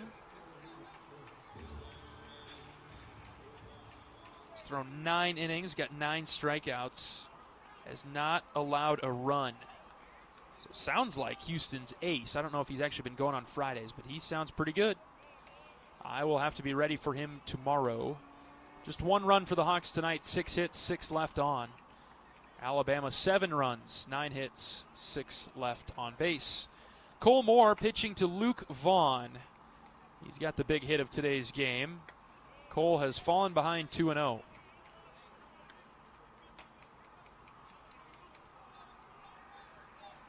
Iowa started with Tyler Guerin and then went with Justin Hackett, and now have rolled out 3 freshmen in a row. 2 balls, no strikes. Moore, the right-hander, is ready. He pitches. A strike. Front door slider. Very bottom of the zone, too. Looked good, and it was good. 2-1.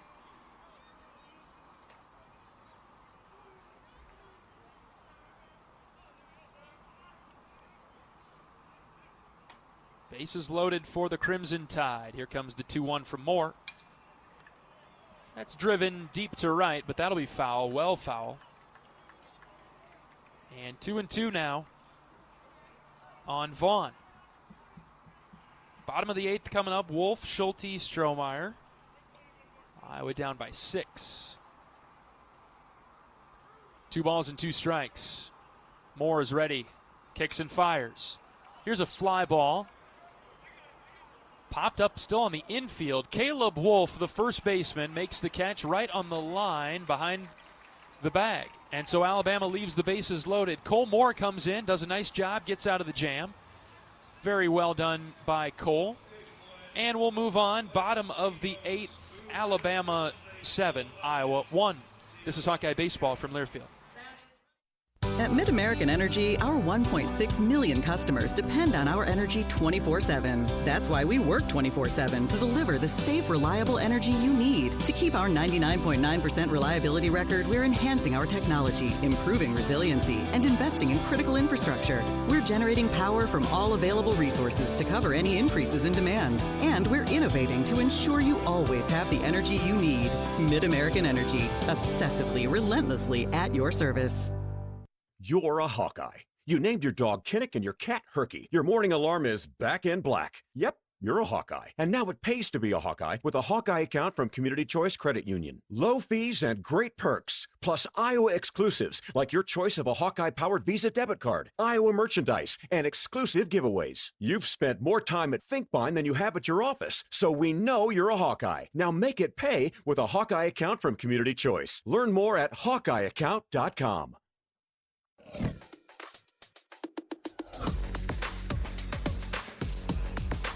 Oak Knoll's mission is to provide exceptional retirement living and health services through Life Care. Not-for-profit life plan community serving the Iowa City area for 59 years. Oak Knoll is conveniently located near the University of Iowa Healthcare Campus, Kinnick Stadium, Carver Hawkeye Arena, and downtown Iowa City. Proud sponsor of Hawkeye Athletics. Visit oakknoll.com to learn more. All right, bottom of the 8th inning, Alabama out in front 7-1. 6 outs to work with for the Hawkeye offense that's been held in check by very good Alabama pitching tonight. Tyler Fay got the start for the Tide. He went 6 innings, 5 hits, 1 run. He walked 1, struck out 3. Sam Mitchell in relief. Pitched a clean inning in the 7th, gave up 1 hit, had a strikeout. Caleb Wolf will get his first look at the Crimson Tide reliever.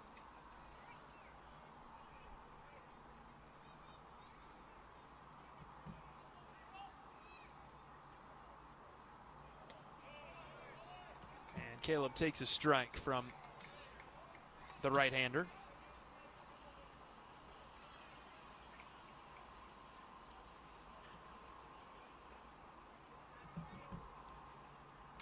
Wolf hitless today. Sends a chopper left side. That changes with a base hit to left. Torres has been playing in either even with the bag at third or in front of it, and it's burned him twice. A couple of choppers have made their way through. He hasn't had enough time to get over to him. And so Wolfie extends his hit streak to 11, on base streak to 13. A leadoff single in the 8th. Here's Cooper Schulte. Iowa down 7-1. First pitch slider for a strike. Schulte 0 for 3, 2 flyouts and a ground out. Short lead at first from Caleb. Here's the 1-0. Schulte hits on the ground to third. Torres has this one. His only play is to first, as he fielded it hip high on the run. Wolf gets to second. He's in scoring position now for Kellen Strohmeyer.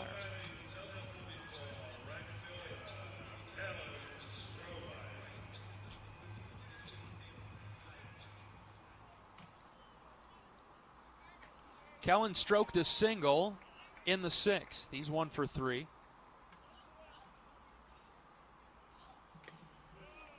Takes below the zone for a ball to start this at bat.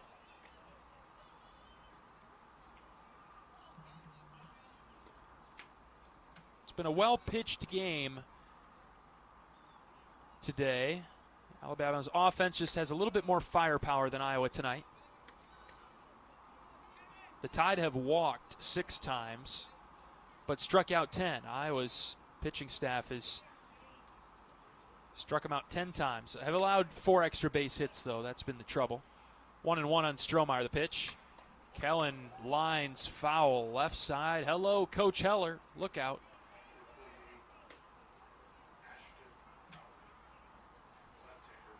Iowa with 7 hits, have drawn 1 walk, only struck out 4 times tonight. That part has been a positive. 1-2 on Strohmeyer. Mitchell delivers. Low in the dirt. 2 balls and 2 strikes on Iowa's right fielder. Kellen has locked down that spot, has started every game out there. Trying to drive in a run. Caleb Wolf stands at second.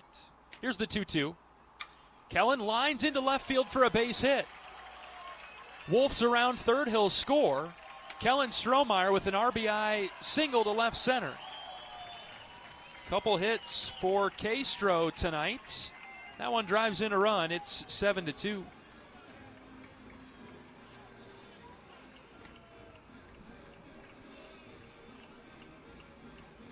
Iowa continuing to fight in the 8th. And here comes Joey Narrett. Iowa's got 8 hits tonight. 2 of them from Strohmeyer. He and Mitchell have multi-hit performances to start the weekend. Here's Narrett, righty on lefty. First pitch, Joe took right down the middle. That's one that he likes. Instead, he watched it go by.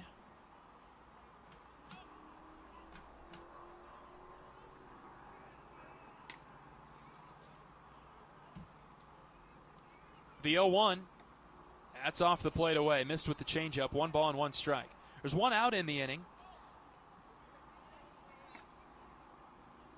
Mitch Wood is in the on-deck circle. Looks like he'll bat for Delgado. 1-1 is our count. The pitch, Narrett popped it up. Straight up. The catcher turns his back to the infield. It's the first baseman, Vaughn, who comes down to make the catch. Joey pops up and out. Tough night for Narrett, who's been so good. Expect him to swing it better tomorrow.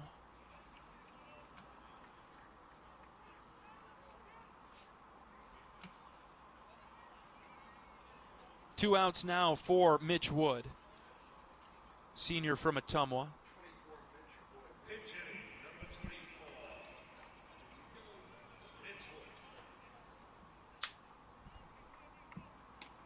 Wood stands in from the right side.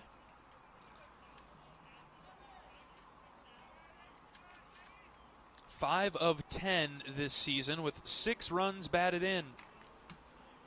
A lot of room in left center if Mitch could pull it that way. Takes a slider low and away.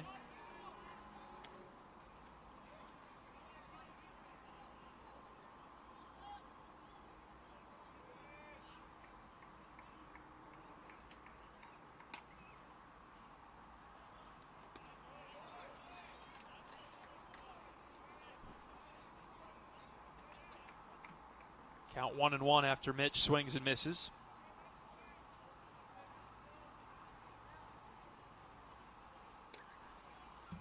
Mitchell's ready. And he offers the 1-1. Mitch slapped high in the air, right side. That's foul, leaving the stadium. Middle of the order due up for Alabama when we move to the 9th. 7-2, Crimson Tide.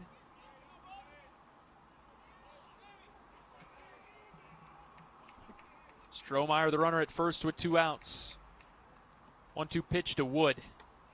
That's outside. Mitchell thought he had strike 3. Lem did a heck of a job. Almost too good of a job. Too obvious of a frame to get that call.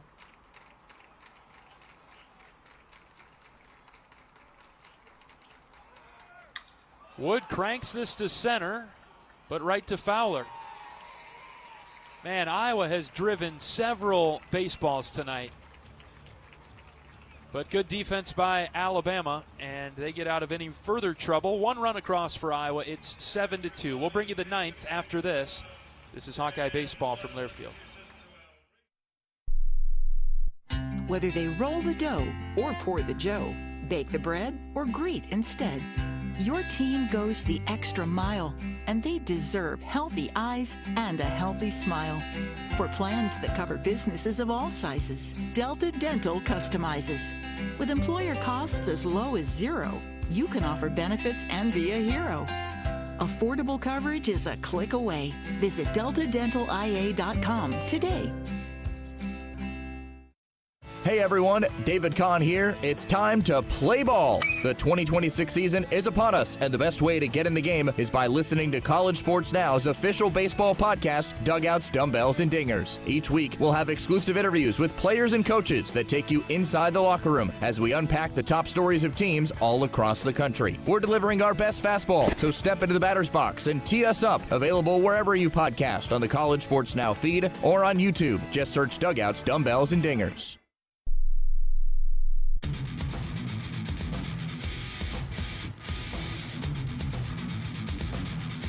Cole Moore is out for the 9th for the Hawkeyes. He will start this top of the inning. Alabama leads it 7-2. And they'll have Lem, Torres, and Purdy due up.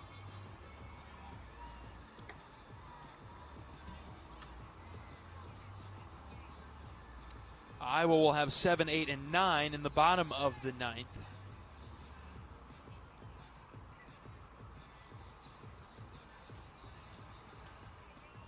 Alabama with 7 runs on 9 hits. They've left 9 on. Iowa 2 runs, 8 hits. 7 left. All of Iowa's hits are singles. Alabama has 4 extra base hits, including 2 home runs. All right, here's Lem. First pitch from Moore is outside, ball 1. In terms of pitching depth the rest of the weekend, would like to see Cole finish this out and not have to go to the bullpen anymore tonight. 1-0 pitch. That's, just low. 2-0. We'll see if Logan Rundy is good to go tomorrow against Houston. 2-0 pitch. Swing and a miss. 2-1. Good spot from Moore. Inner part of the plate. Still have Jaron Bleeker, Kyle Olivo, Maddox Freeze out in the bullpen. Joe Husak as well. 2-1 is the count. Pitch from Moore. Just low and in. Tried to hit the corner, couldn't pierce it. 3-1. Gannon Archer should be good to go. Carter Wilcox and Bo Leisure as well. 3-1. Outside, leadoff walk.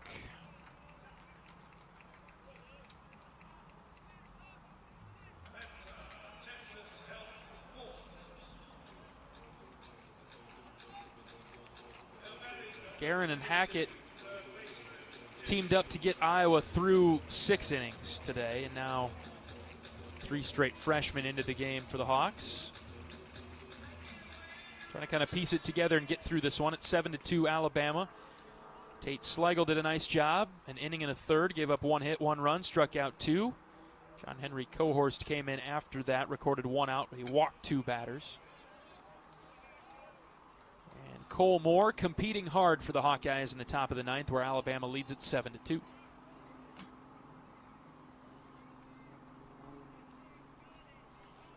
After the leadoff walk, here's Jason Torres.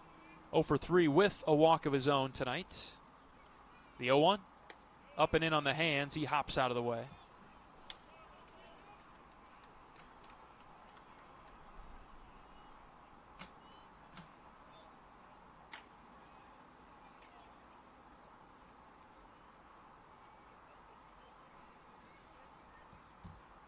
Short lead at first. Here's the 1-1 from Moore.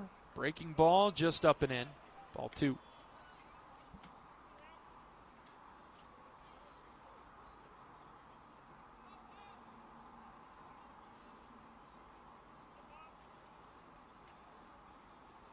Right side of the infield has a big hole in it. Gable's playing behind second. Wolf will move off the bag at first now to try to take away some of that vacant area. Slider for a strike from Moore.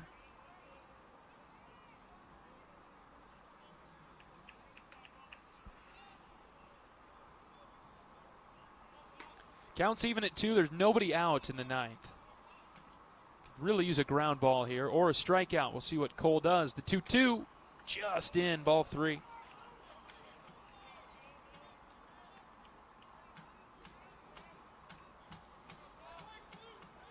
Counts full now.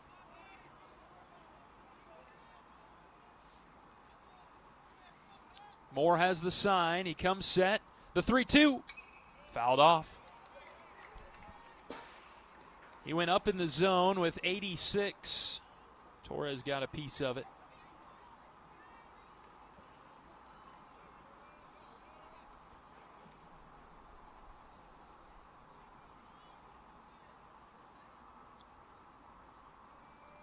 Another payoff pitch. Deep breath from Cole. The pitch. Line drive, center field. Ziegler moves back a few steps. He's got it. First out of the inning. Lem retreats back to first. That's a pretty good job there by Cole, who had fallen behind and then worked to fill up the count and did not back down from the challenge. Back-to-back payoff pitches. He went up in the zone and he got Torres to fly out.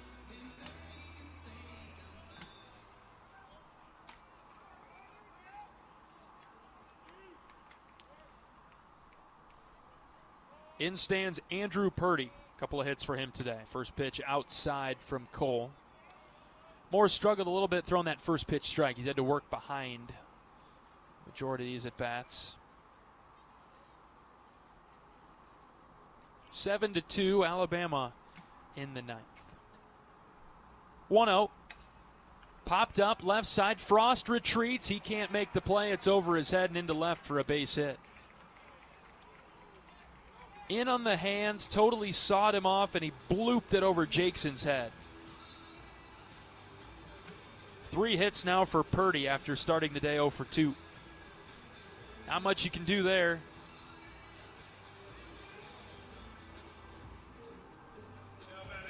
You look at Alabama's hits, they had the home run in the first, the home run in the third, and then they hit a double that kicked up chalk down the right field line and bounced out of play for a ground rule double. They had that bloop base hit over Jakeson's head.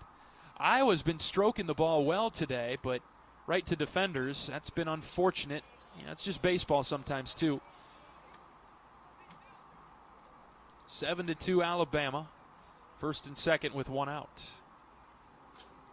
Steele, the batter. Moore did a nice job to get ahead after Steele fouled off the first pitch that he saw. 0-1. That's eye level, 1-1.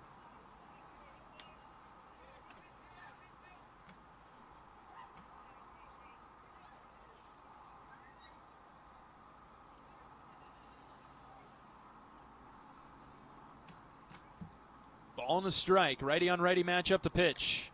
Fastball out. Ball 2.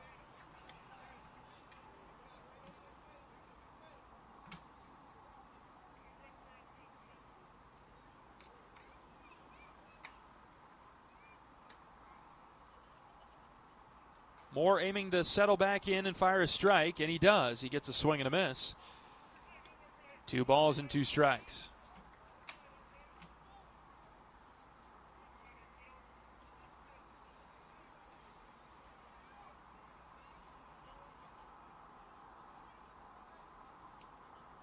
Moore comes set, the 2-2, swing and a miss.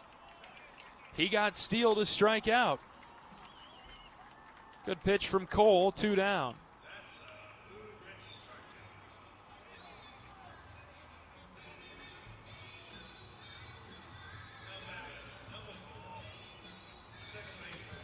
And that brings up Brennan Holt, the bottom of the order for Alabama.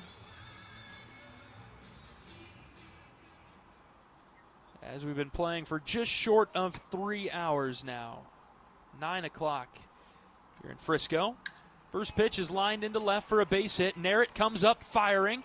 Joe throws home. It's cut off by Frost at third as the runner stays put at third because Narrett got it in so quickly. So the bases will be loaded for the top of the order, Bryce Fowler.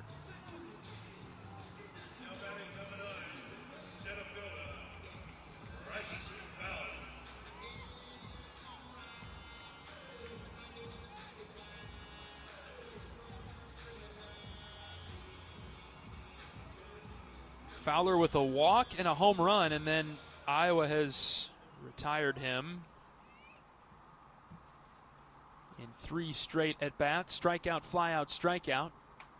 Pitching coach Wes Obermueller making his way to the mound to go talk with another one of his freshman arms, Cole Moore. Back tomorrow, noon, first pitch against the Houston Cougars. Iowa and Houston have met only twice. Given the same weekend, a regional weekend in 2017 when Iowa qualified for the NCAA tournament. At the Houston Regional, Iowa beat Houston to start the tournament and then lost and were eliminated then by the Cougars ultimately. Houston 6-3 on the season. They started 5-0 with wins over Washington and number 21 Wake Forest. As things stand right now, Iowa will be looking for a bounce-back performance tomorrow. Down 7-2 in the ninth. Fowler in the box, left-handed hitting center fielder. And Moore starts behind again with the ball low and in. 1-0. That's in the dirt. Really good stop by Burt behind the plate. Went right into the mitt. It's 2-0.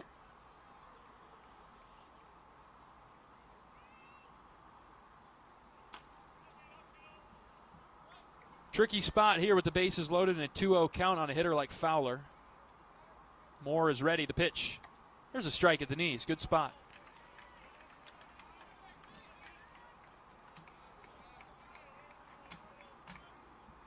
Alabama's had the bases loaded a few times now tonight.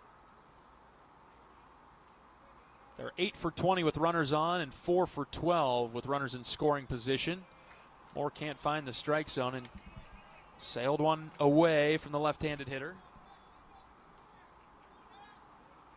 Iowa on the flip side, 3 of 16 with runners on base. Big statistical difference in the game tonight. 3-1, Moore ready, the pitch. Inside ball 4, walked in a run.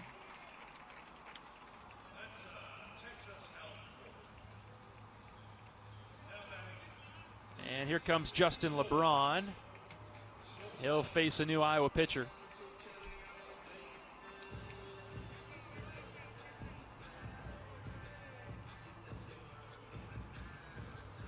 We'll let you know who it is after this pitching change break. First, let's pause 10 seconds for station identification. 10-second station ID. This is Iowa Hawkeye Baseball.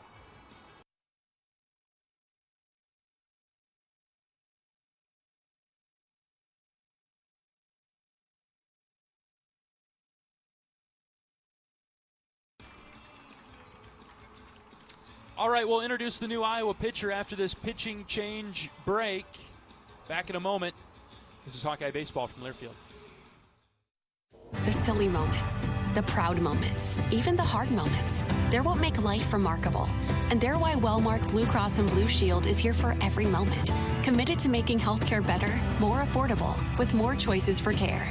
And service and coverage that give you peace of mind no matter what comes your way. So you can show up for every tender moment, every brave moment, and every wouldn't miss it for the world moment, knowing that Blue is here for you. Go to Wellmark.com/every moment to find a plan right for you. Country sensation Carly Pierce is coming to Riverside Casino and Golf Resort Saturday, March 7th. She lit a fire with her debut album, Every Little Thing, and hasn't slowed down since, with hits like What He Didn't Do and Heels Overhead, to duets like I Hope You're Happy Now. She's sure to burn up our event center stage. Grab your tickets now at riversidecasinoandresort.com or visit our gift shop.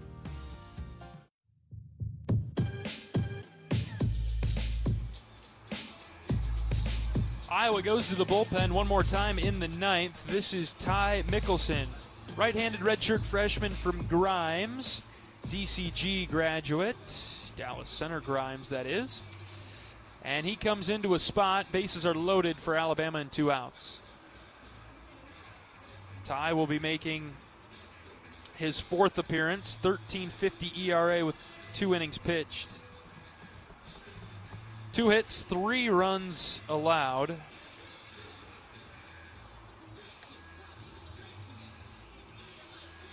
And opponents bat .250 against Ty.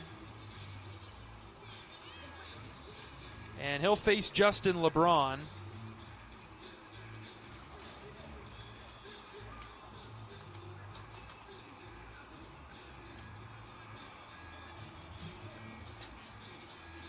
LeBron 1 for 4. RBI double. And he walked his last time up. He comes up with the bases loaded. Does not have an at-bat this season with the bases loaded, but you imagine he's good in these spots. Righty on righty matchup. Mickelson to LeBron. First pitch. Off speed, down and out.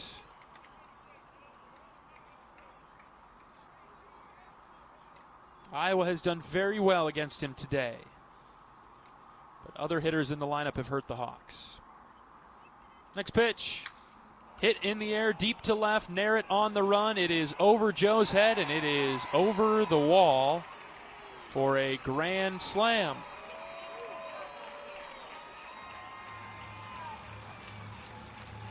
That got out in a hurry. Top spin. And on a line, and it's 12-2.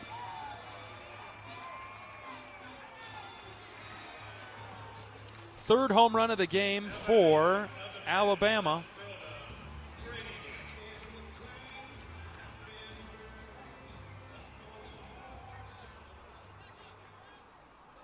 Three-run homer in the first, solo home run in the third, grand slam in the ninth. Here's a bunt attempt by Brady Neal, up by 10 in the ninth inning.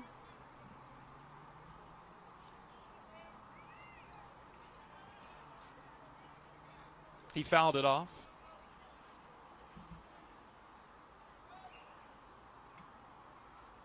Mickelson set. Here comes the 0-1 delivery. He's bunting again down the third base line, and he'll beat it out. Come on now.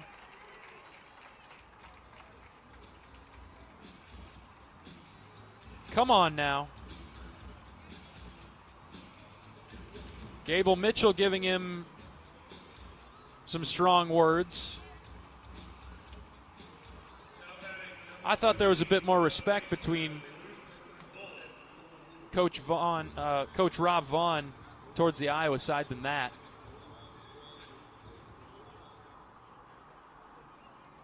A little bit unnecessary to be bunting for a hit.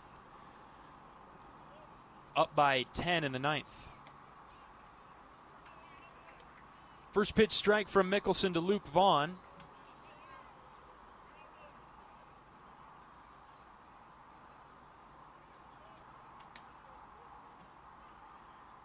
The 0-1 from Mickelson. Down and away, 1-1. Iowa will have Frost, Burt, Ziegler due up bottom of the ninth. This one has unfortunately gotten out of hand now, 12-2.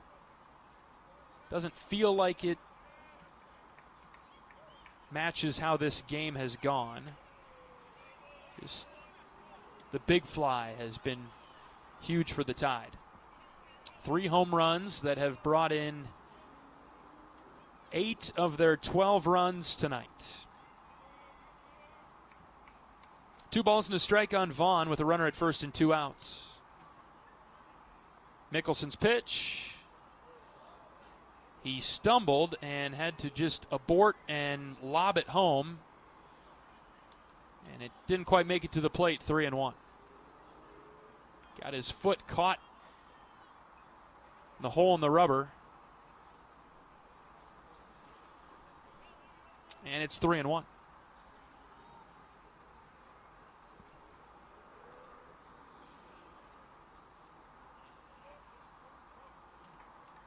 Now we're ready. Mickelson's pitch is a called strike at the bottom of the zone. Full count.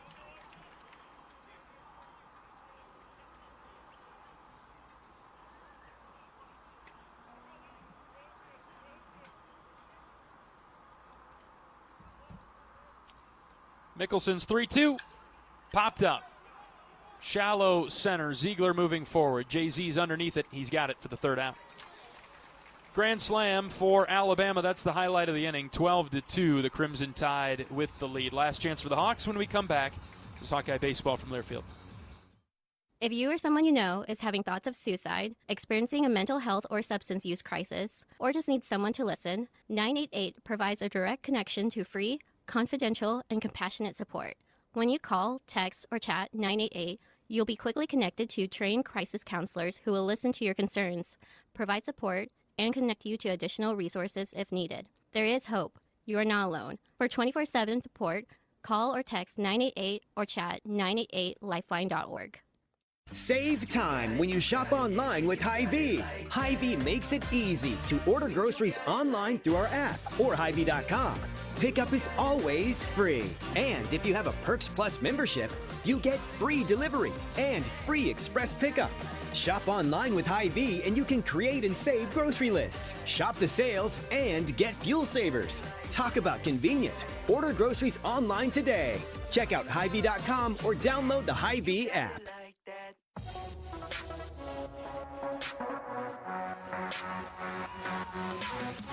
Bottom of the ninth inning in the opening game of the Frisco College Baseball Classic.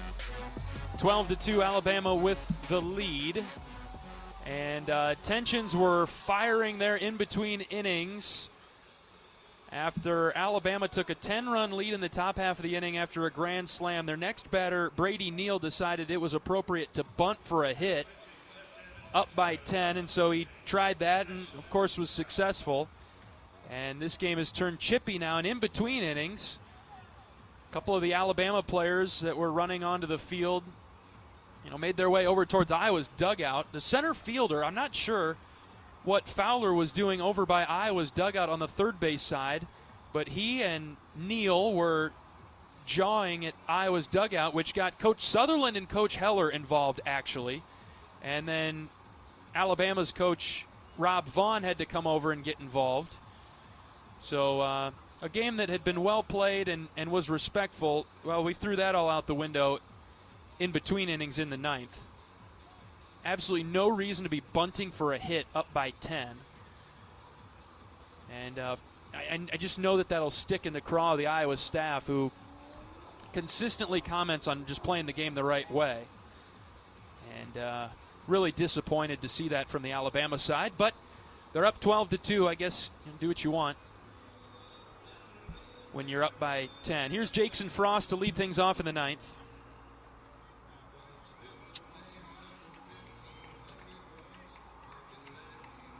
And the new pitcher for Alabama is a left-hander, Ashton Crowther.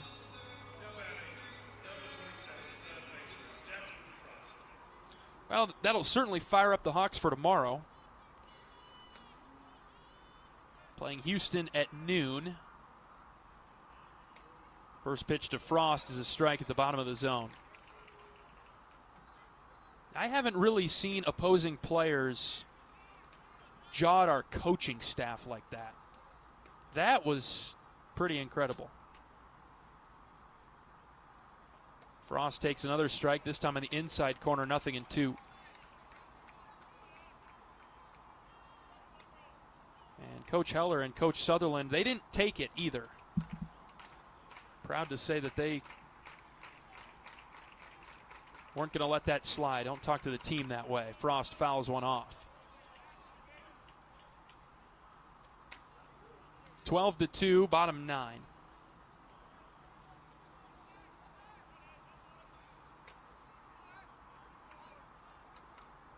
Crowther, the pitcher for Alabama, from the windup.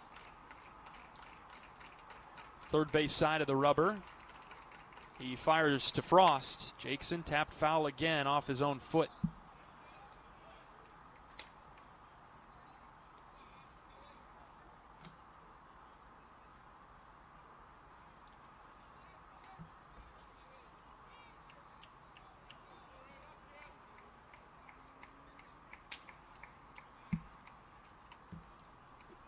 Jakeson's in a bit of a hole here. 0-2.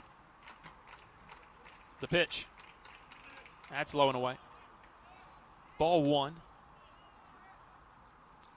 Iowa with just 2 runs on 8 hits tonight. 7 left on. Played clean defense.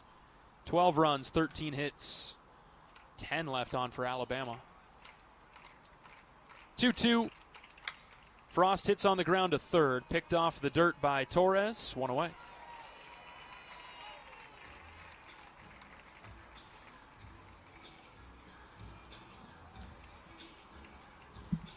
And here comes Max Burt. Burt singled his last time up.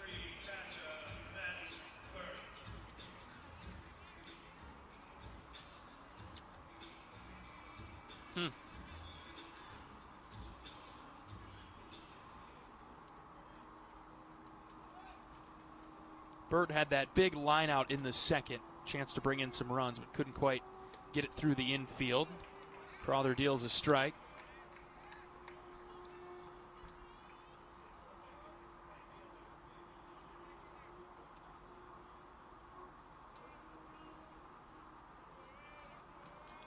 Nothing in 1 on Iowa's catcher. Lefty versus righty. The pitch. Burt swings and misses. 0-2.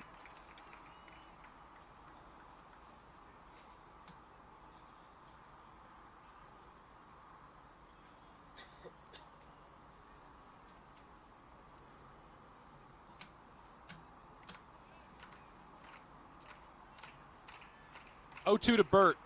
Line drive. Foul ball to the left of the line. Very close. The third base umpire had to leap out of the way, and I don't know that he really got turned around to view that ball that went by him very well. Seth Buckminster. He's talking with Coach Pearson in the third base coach's box.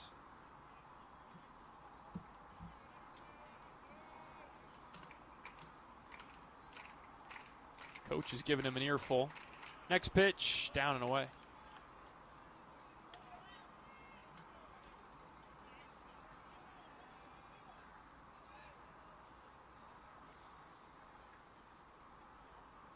Tough night for the Hawks. Just couldn't put enough together offensively before this game got out of hand as Burt lines one sharply to right. Game was within striking distance, you felt, until maybe the 6th inning. It was 4-1 Alabama through 5. They got off to a really good start. They hit a 3-run home run in the first.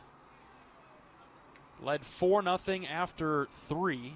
Iowa scored in the bottom of the 5th inning. It's 4-1, and then Alabama has outscored Iowa 8-1 since then. 1-2 to Burt. Another fly ball to right. That'll find its way to the Alabama bullpen. Foul.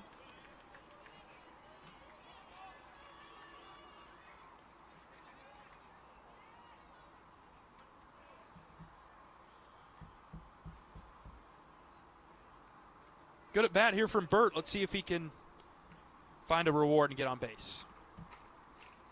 1-2. That's low. Kicked away from the catcher as well. 2 balls, 2 strikes.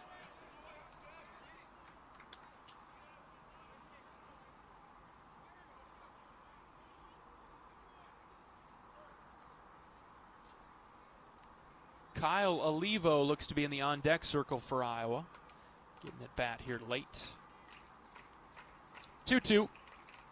Burt sends back up the middle. LeBron slides, knocks it down, throws to first, and it's juggled and in the dirt. Burt is on.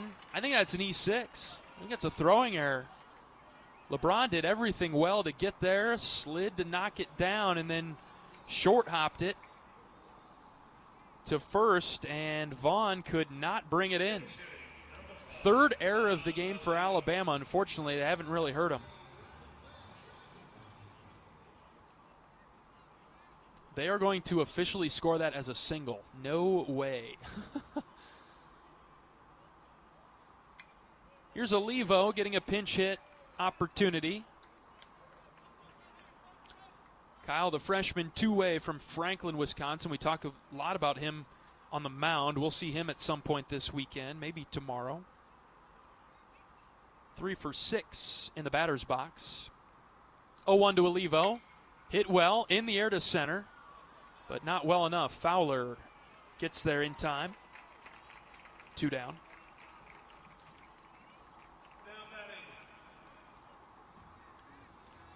And we'll see Gable Mitchell, the top of the Iowa order, with 2 outs in the 9th. Alabama leads at 12-2.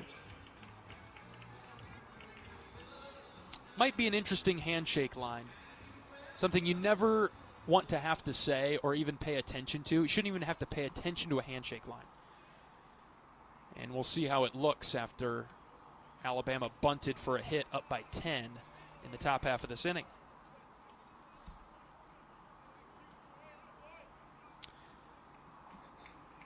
Left-handed arm, left-handed stick with 2 outs in the 9th. 1-0 delivery to Mitchell. Here it comes.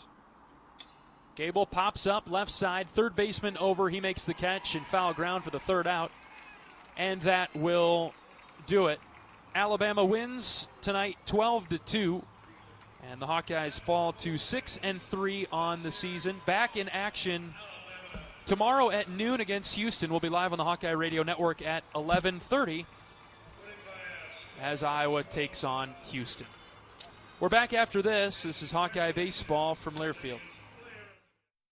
Hey fans, I know you'd do anything for a win on game day and an ice-cold Bud Light. Because whether you're tailgating in the parking lot or parked on the couch, sitting on your lucky stool at the bar, or standing in the fan section all game long, the clean, crisp taste of Bud Light turns a win into a win-win. And there's nothing easier to enjoy than that. Bud Light. Easy to drink, easy to enjoy. Enjoy responsibly. Anheuser-Busch Bud Light Beer, St. Louis, Missouri.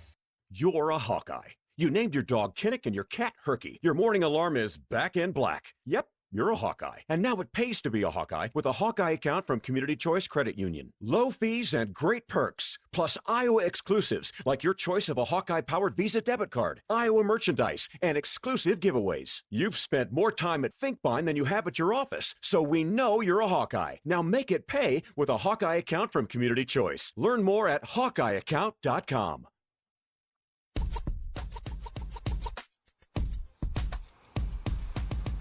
Alabama wins tonight 12-2 over Iowa.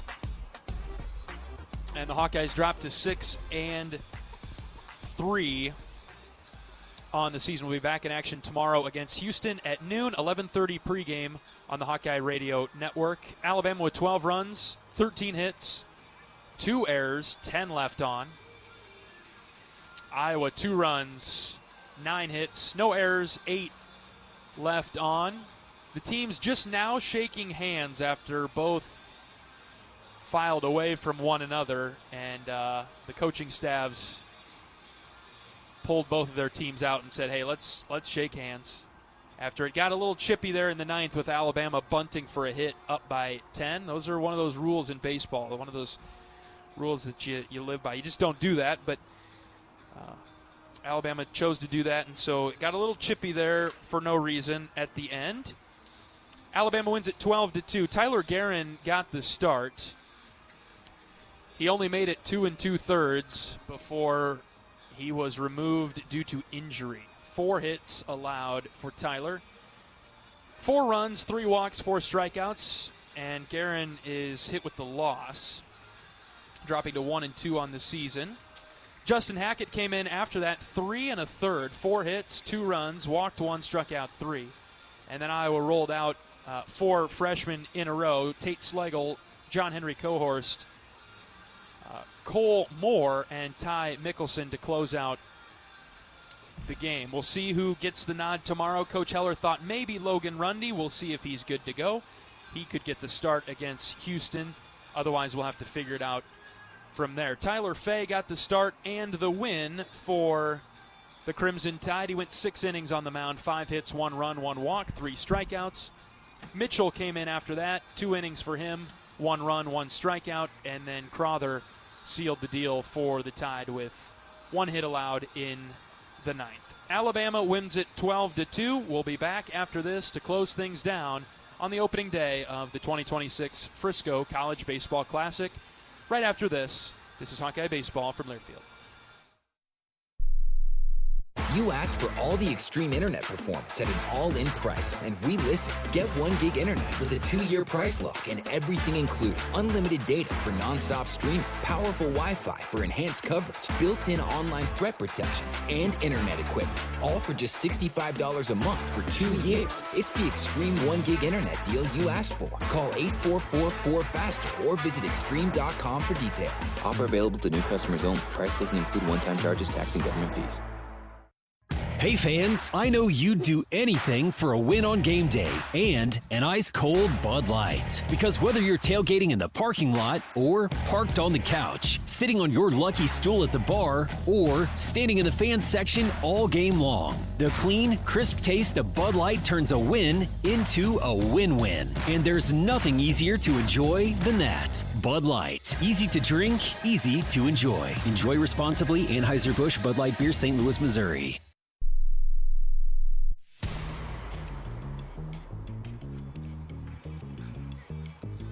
Tough night for the Hawkeyes as Alabama wins the opener of the weekend tournament down in Frisco 12-2.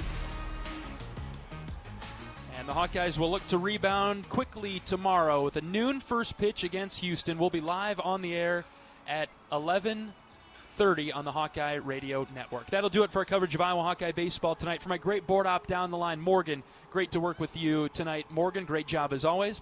I'm John Leo saying so long from Riders Field in Frisco, where Alabama wins tonight's game 12-2.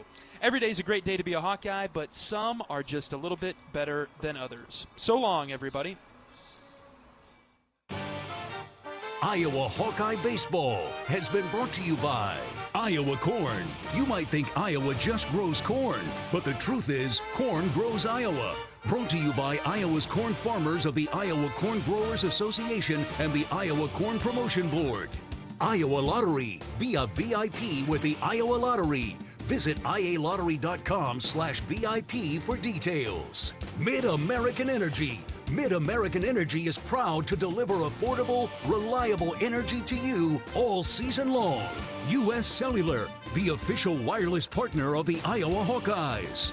U.S. Cellular, built for us. Also brought to you by Wellmark, here for every member, every moment. Learn more at wellmark.com. U.S. Bank, proud to sponsor the Iowa Hawkeyes. Equal housing lender, member FDIC. The preceding has been a Learfield presentation on the Hawkeye Sports Network.